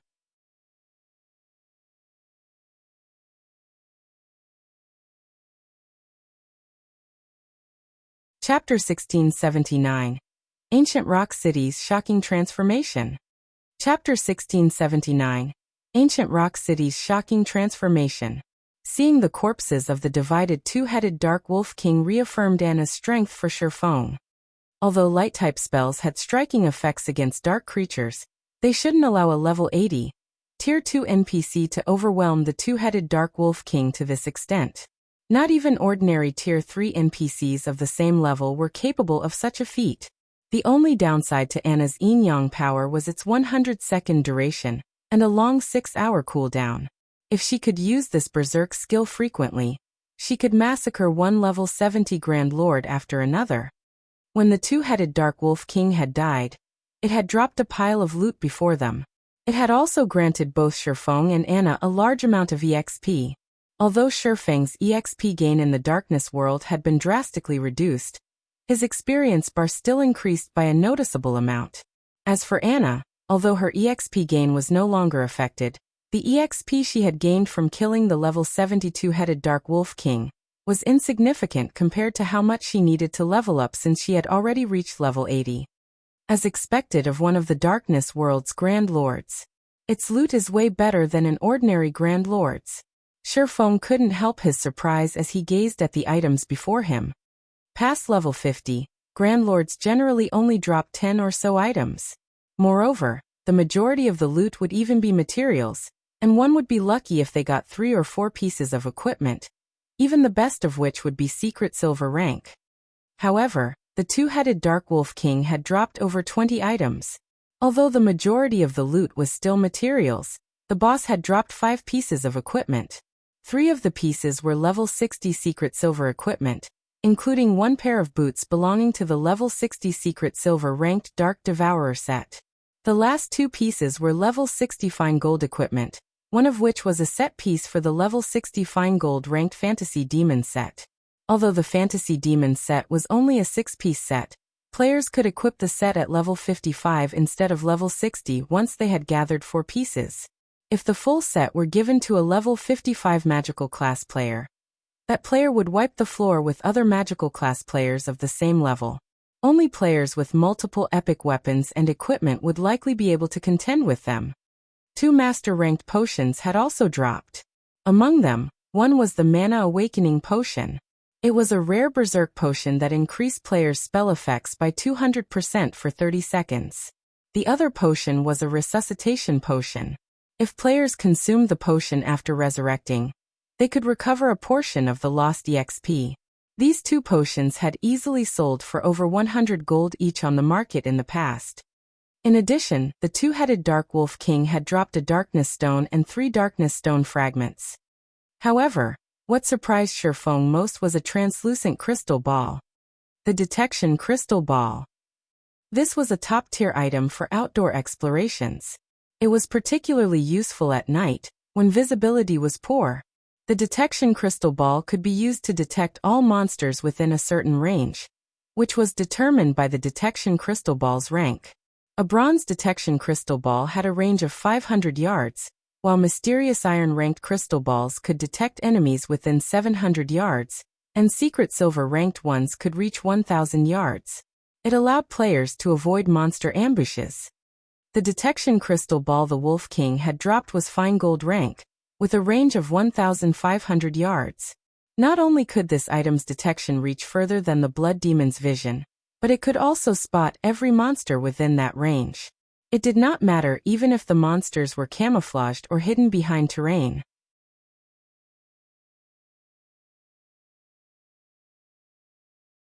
Unfortunately, it did cost 1 magic crystal to operate per hour. Ordinary players might not be willing to pay this price, but it wasn't an issue for Shifeng, and it would be of great help as he explored the Darkness World. There weren't as many monsters in the Darkness World as there were on the continent of God's domain, making them troublesome to find. Since Shifeng was looking for specific targets, his hunt was even more time-consuming. With the Detection Crystal Ball, however, he could save plenty of time and avoid unnecessary battles. This will save me a ton of time. Shifeng smiled. Without hesitation, he spent 1 magic crystal to activate the Detection Crystal Ball, and looked for his next target. Although Anna wouldn't be able to use her Berserk skill again for a short time, Shifeng had summoned another Tier 3 demon to assist him as soon as the demon summoning skill's cooldown had ended. With the extra Tier 3 demon, his party could slowly whittle down another level 70 Grand Lord even without the personal guard's Berserk skill. In such a way, Shifeng continued to hunt Grand Lords in the Darkness World. As for his stamina and concentration recovery, Shifeng had used the life essence he had accumulated with the blood refining crystal to remain battle-ready. In addition, every monster he killed in the Darkness World granted varying amounts of blood energy, which he could use to create more life essence. In the end, Shifeng grinded monsters for a full day without rest. With the help of Divine Providence, he had collected 28 Darkness Stones and 200+ Darkness Stone fragments during that time. At this rate, he should be able to collect 100 Darkness Stones in no time. In addition, he had collected over 100 pieces of level 60 Secret Silver and Fine Gold weapons and equipment. He also managed to complete 1 Dark Devourer set, and now had 4 set pieces of the Fantasy Demon set, only missing the helmet and gloves. Although Shifeng was in high spirits and more than eager to continue his grind, his many years of experience in God's domain had taught him that it was important to balance work and rest properly. Although the life essence replenished his stamina and concentration, it was more of a stimulant than a replacement for actual rest. If he wanted to rest his mind, he had to log out of the game. After returning to reality, Shifeng planned to see to his basic training, as usual, maintaining his physical fitness. He then planned to make the necessary arrangements to expand the Zero Wing workshop. Now that the Zero Wing Guild was on the right track to becoming a superpower, and had acquired a city of its own. The guild would only grow as it moved forward. Naturally, the guild's management would become more complex. He needed more personnel to manage Zero Wing, and so he needed to expand his workshop and recruit more internal members. But before Shifeng could leave his room, the quantum watch on his wrist, which was connected to his virtual gaming cabin, rang. The display on his watch showed that the caller was Aqua Rose. "Guild leader, I finally got through to you," Aqua Rose said as soon as the call connected, sounding a little rushed. "Has something happened to the guild?" Shifeng asked curiously. "Something big has happened," Aqua Rose stated. "While you were grinding in the darkness world, Heaven's Burial has been trying desperately to fend off the various superpowers surrounding it. It has even mobilized countless evil demons and evil beasts, but midway through the siege, one of the superpowers mobilized powerful siege weapons and a large number of NPC mercenaries. The battle continued for several more hours, and after suffering immense casualties, the various superpowers finally broke past Ancient Rock City's walls and charged into the City Lord's mansion." "So, Ancient Rock City has been taken?" Shifeng could not help but smile. He had destroyed Ancient Rock City's defensive magic arrays precisely so that he could cut off one of Heaven's Burial's revenue sources. If another power claimed Ancient Rock City, it was definitely worth celebrating for Zero Wing. "No," Aqua Rose said, shaking her head. "No. Haven't they broken into the City Lord's mansion? With the various superpowers' strength, they should have no issues getting to the City Lord's tablet even if there are evil demons in the building." Aqua Rose's reply left Shifeng slightly confused. The various superpowers were recognized as such due to the large number of experts they employed. While Refinement Realm experts couldn't do much in a war involving tens of thousands of players, they could exhibit tremendous combat power in compact fights with a limited number of opponents. Even if level 100 NPC soldiers were stationed inside the City Lord's mansion, those NPCs wouldn't be able to stop every Refinement Realm expert from reaching the City Lord's tablet. The various superpowers have stormed the City Lord's mansion, but some Tier 4 NPC appeared suddenly and transformed Ancient Rock City into an evil demon nest. Not only has the city become a forbidden land for players, but the evil beasts and demons are also expanding their influence and capturing areas around Ancient Rock City. More evil demons and evil beasts are joining the force by the minute. Just some time ago, we received a report stating that the other guild's towns in the Orc Empire have fallen to these evil demons. According to our scouts, the evil demon army is spreading towards Star Moon Kingdom's borders.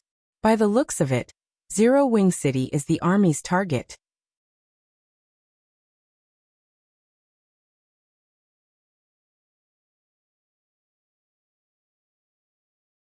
Chapter 1680, Evil God's Branch Temple. Chapter 1680, Evil God's Branch Temple. A Tier 4 NPC appeared in Ancient Rock City, and the NPC transformed the city into an evil demon nest? How is that possible? Shifeng was stunned after listening to Aqua Rose's report. Suddenly, a possibility came to mind, and he could not help but ask, "Do you have the latest image of Ancient Rock City?" "Yes, I'll send it now." Aqua Rose nodded. The fact that Ancient Rock City had become an evil demon nest had frustrated the various superpowers. Hence, they had sent plenty of scouts to investigate Ancient Rock City's current state in the hopes of wresting back control of the city. Meanwhile, Zero Wing had collected quite a bit of information from those superpowers. Following which, Shifeng entered his virtual gaming cabin again, and logged into his rest space. He could still make contact with players in God's domain from within the rest space. Once he had logged in, Shifeng noticed the pictures of Ancient Rock City Aqua Rose had sent. In addition to that, she had sent video recordings and statistics reports about the current forces inside the city. What a terrifying number. Shifeng was shocked as he watched the videos. Evil demons and evil beasts crowded Ancient Rock City, both on its walls and inside the city itself. Several million monsters had taken control of the city, far more than any single player could control. Based on the information the various superpowers had gathered, there should be roughly 3 million evil demons and evil beasts defending Ancient Rock City. Moreover, this number continued to grow as time passed. However, the number of monsters within the city wasn't the most important aspect. It was these monsters' levels. The lowest leveled monster present in the city was level 50, while the higher leveled ones had reached level 80. Moreover, there were mythic ranked evil beasts and evil demons outside of the city. Based on current reports, there should be more than 10 mythic ranked evil beasts and evil demons protecting Ancient Rock City. There was also a level 80, Tier 4 NPC stationed in the city. This NPC was the true Grim Reaper to players due to its Tier 4 domain skill. Based on the reports, hostile players that tried to approach this Tier 4 NPC would be transformed into evil demons before they could get near the NPC. Sure enough, Shifeng frowned as he gazed at the towering temple in the heart of Ancient Rock City. They sure are ruthless. They actually built a branch of the evil god's temple in Ancient Rock City.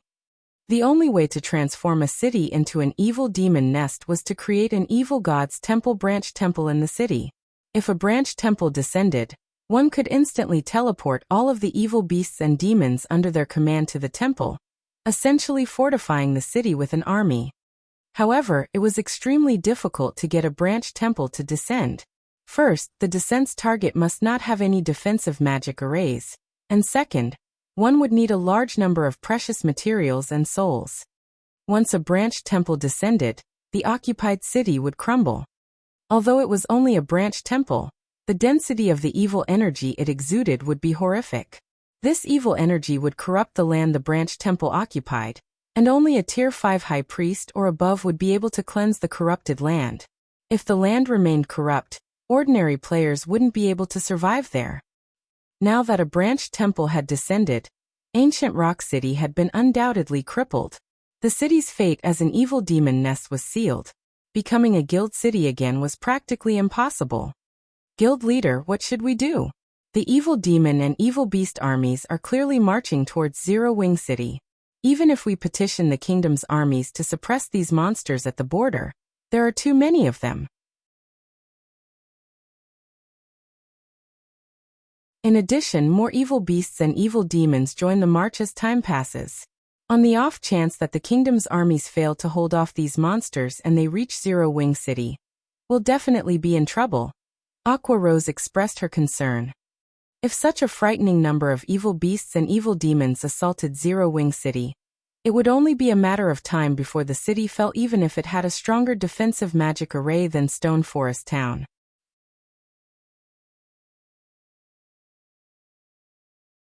Mythic ranked creatures marched alongside the evil beasts and demons towards Zero Wing City. After all, even if Zero Wing City's defensive magic array could stop those monsters' attacks, there was a limit to how long the magic array could hold. Once it broke, the city's players would quickly follow. If they did not think of a plan to stop the monster army now, Zero Wing City would be finished. Shifeng felt a headache brew as he looked at the dense swarm of evil demons and evil beasts. He had never thought that Beast Emperor and Heaven's Burial had grown so powerful that they could summon a branch temple. It wasn't exactly a simple task, and the price of doing so was unimaginable. This was because the branch temple was meant to hide the main temple. If Beast Emperor and Heaven's Burial had tried to mobilize their monster armies from within Starmoon Kingdom, even if Shifeng had sat back and done nothing, the kingdom's NPCs would discover the evil god's temple within Starmoon Kingdom immediately. At that time, the kingdom would doubtlessly dispatch its armies to exterminate the temple. But a branch temple was a different story. Since Beast Emperor and Heaven's Burial teleported their monsters from the main temple to the branch temple, it was impossible to track down the main temple before these armies mobilized within the kingdom. Meanwhile, even if the branch temple were destroyed, the evil demon and evil beast armies were already outside of Starmoon Kingdom.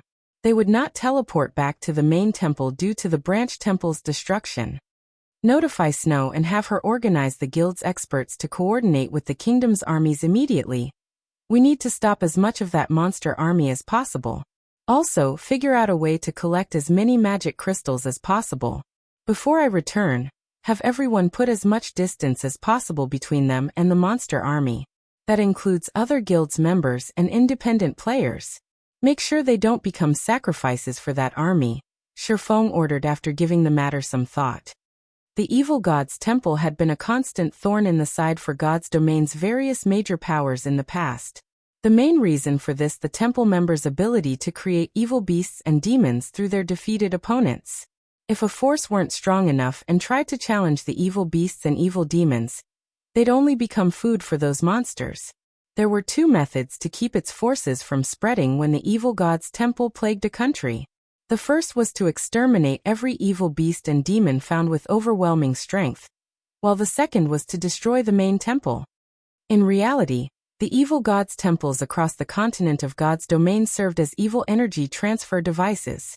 When activated, the evil god's temples would send evil energy throughout the continent, creating a suitable environment for its evil beasts and demons. As long as one destroyed the activated evil god's temple, they could stop the transfer of evil energy. After losing its source, the evil energy that had spread would gradually thin until the environment became hostile for evil beasts and demons once again. Some of the weaker monsters might even die as a result, while the stronger monsters would grow weaker and become easier to defeat. However, the whereabouts of Starmoon Kingdom's evil god's temple remained unknown, and destroying the heavily guarded branch temple in the Orc Empire was impossible. The only hope of fending off the monster army that marched towards Zero Wing City was to send expert players to work alongside the NPC armies, whittling away as many of the evil beasts and demons as possible. The monster army could only grow if it had sacrifices. It couldn't bolster its numbers without a cost. Understood. I'll notify Snow right away. Aqua Rose nodded before disconnecting the call. Not daring to waste time, Shifeng immediately logged back into God's domain and continued to grind for darkness stones. Meanwhile, over 500,000 players had gathered in a forest at the border of Stone Forest Town's map. Among them, over 100,000 wore Heaven's Burial's guild emblem. Every one of these players was level 47 and above, and they were all very well equipped. However, every one of these players wore tense expressions. Beast Emperor, I've prepared the 400,000 players you've asked for. I hope that you will fulfill your promise.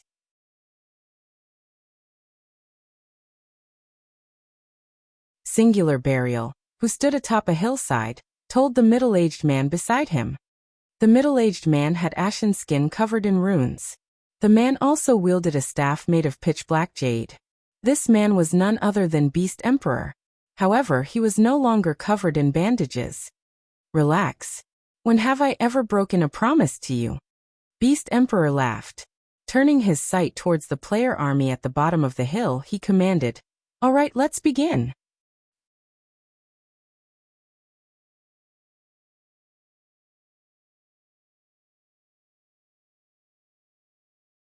Chapter 1681 Brute Force. Chapter 1681 Brute Force. After Beast Emperor finished speaking, he immediately began writing divine runes and chanting an incantation. Suddenly, a gigantic magic array formed beneath Beast Emperor's feet and continuously expanded outward. Only after reaching a radius of 500 yards did it stop growing. The magic array then conducted a massive amount of mana that no single player would be capable of. When the magic array was complete, Beast Emperor stabbed the black jade staff in his hand into the center of the magic array, letting it serve as the magic array's core. Have them enter the magic array one by one. Make sure not to enter it too quickly.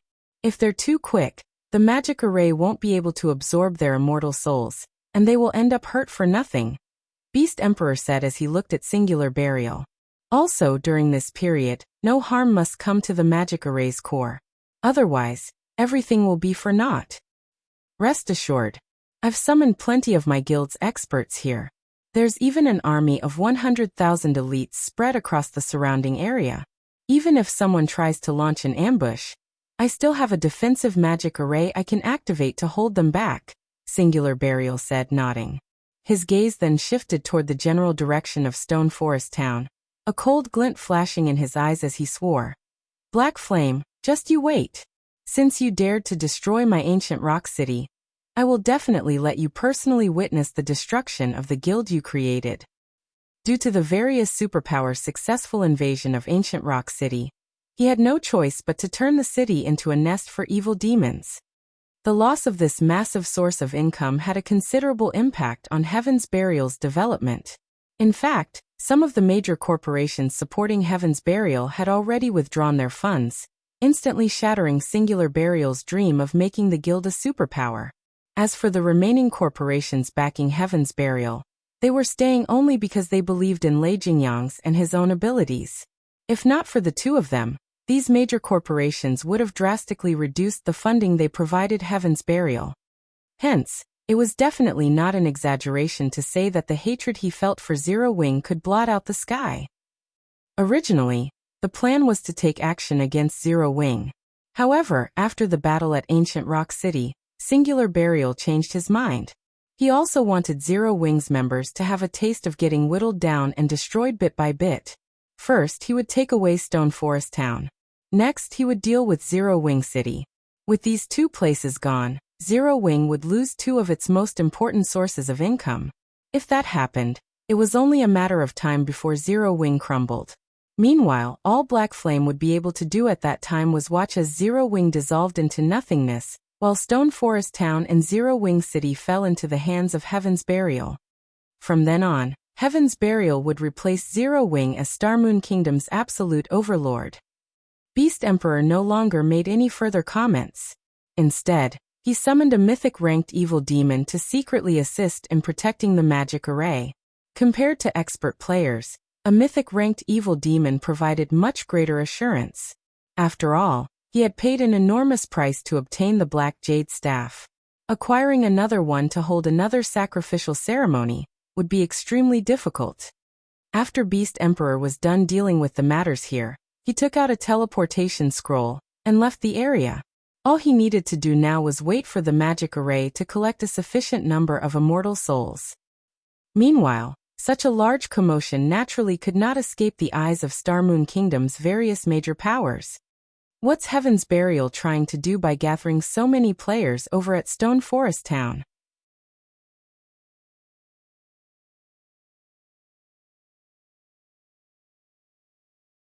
Could it be preparing to vent its anger on Zero Wing Stone Forest Town now that its ancient rock city has been destroyed?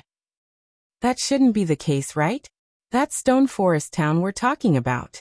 It's not as if we've never seen how strong the town's defenses are. It is even more fortified than NPC towns.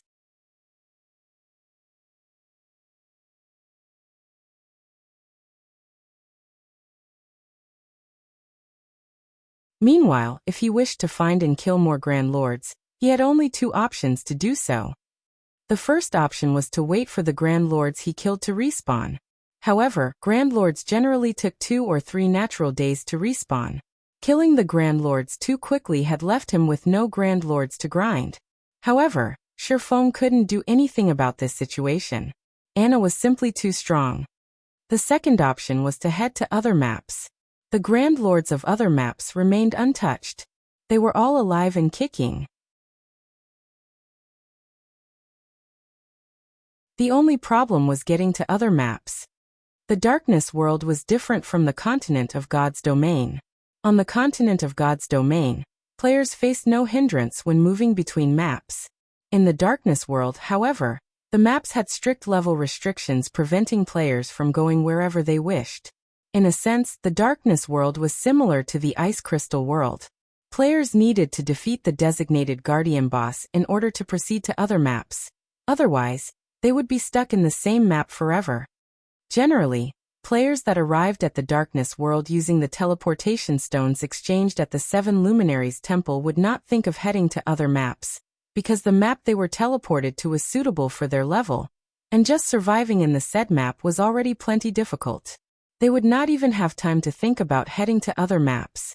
Shifeng was definitely a unique case. It seems I have no choice but to force my way through, Shifeng thought as he looked at the 30-meter-tall monster sleeping inside the canyon ahead of him. He then advanced towards the monster together with Anna.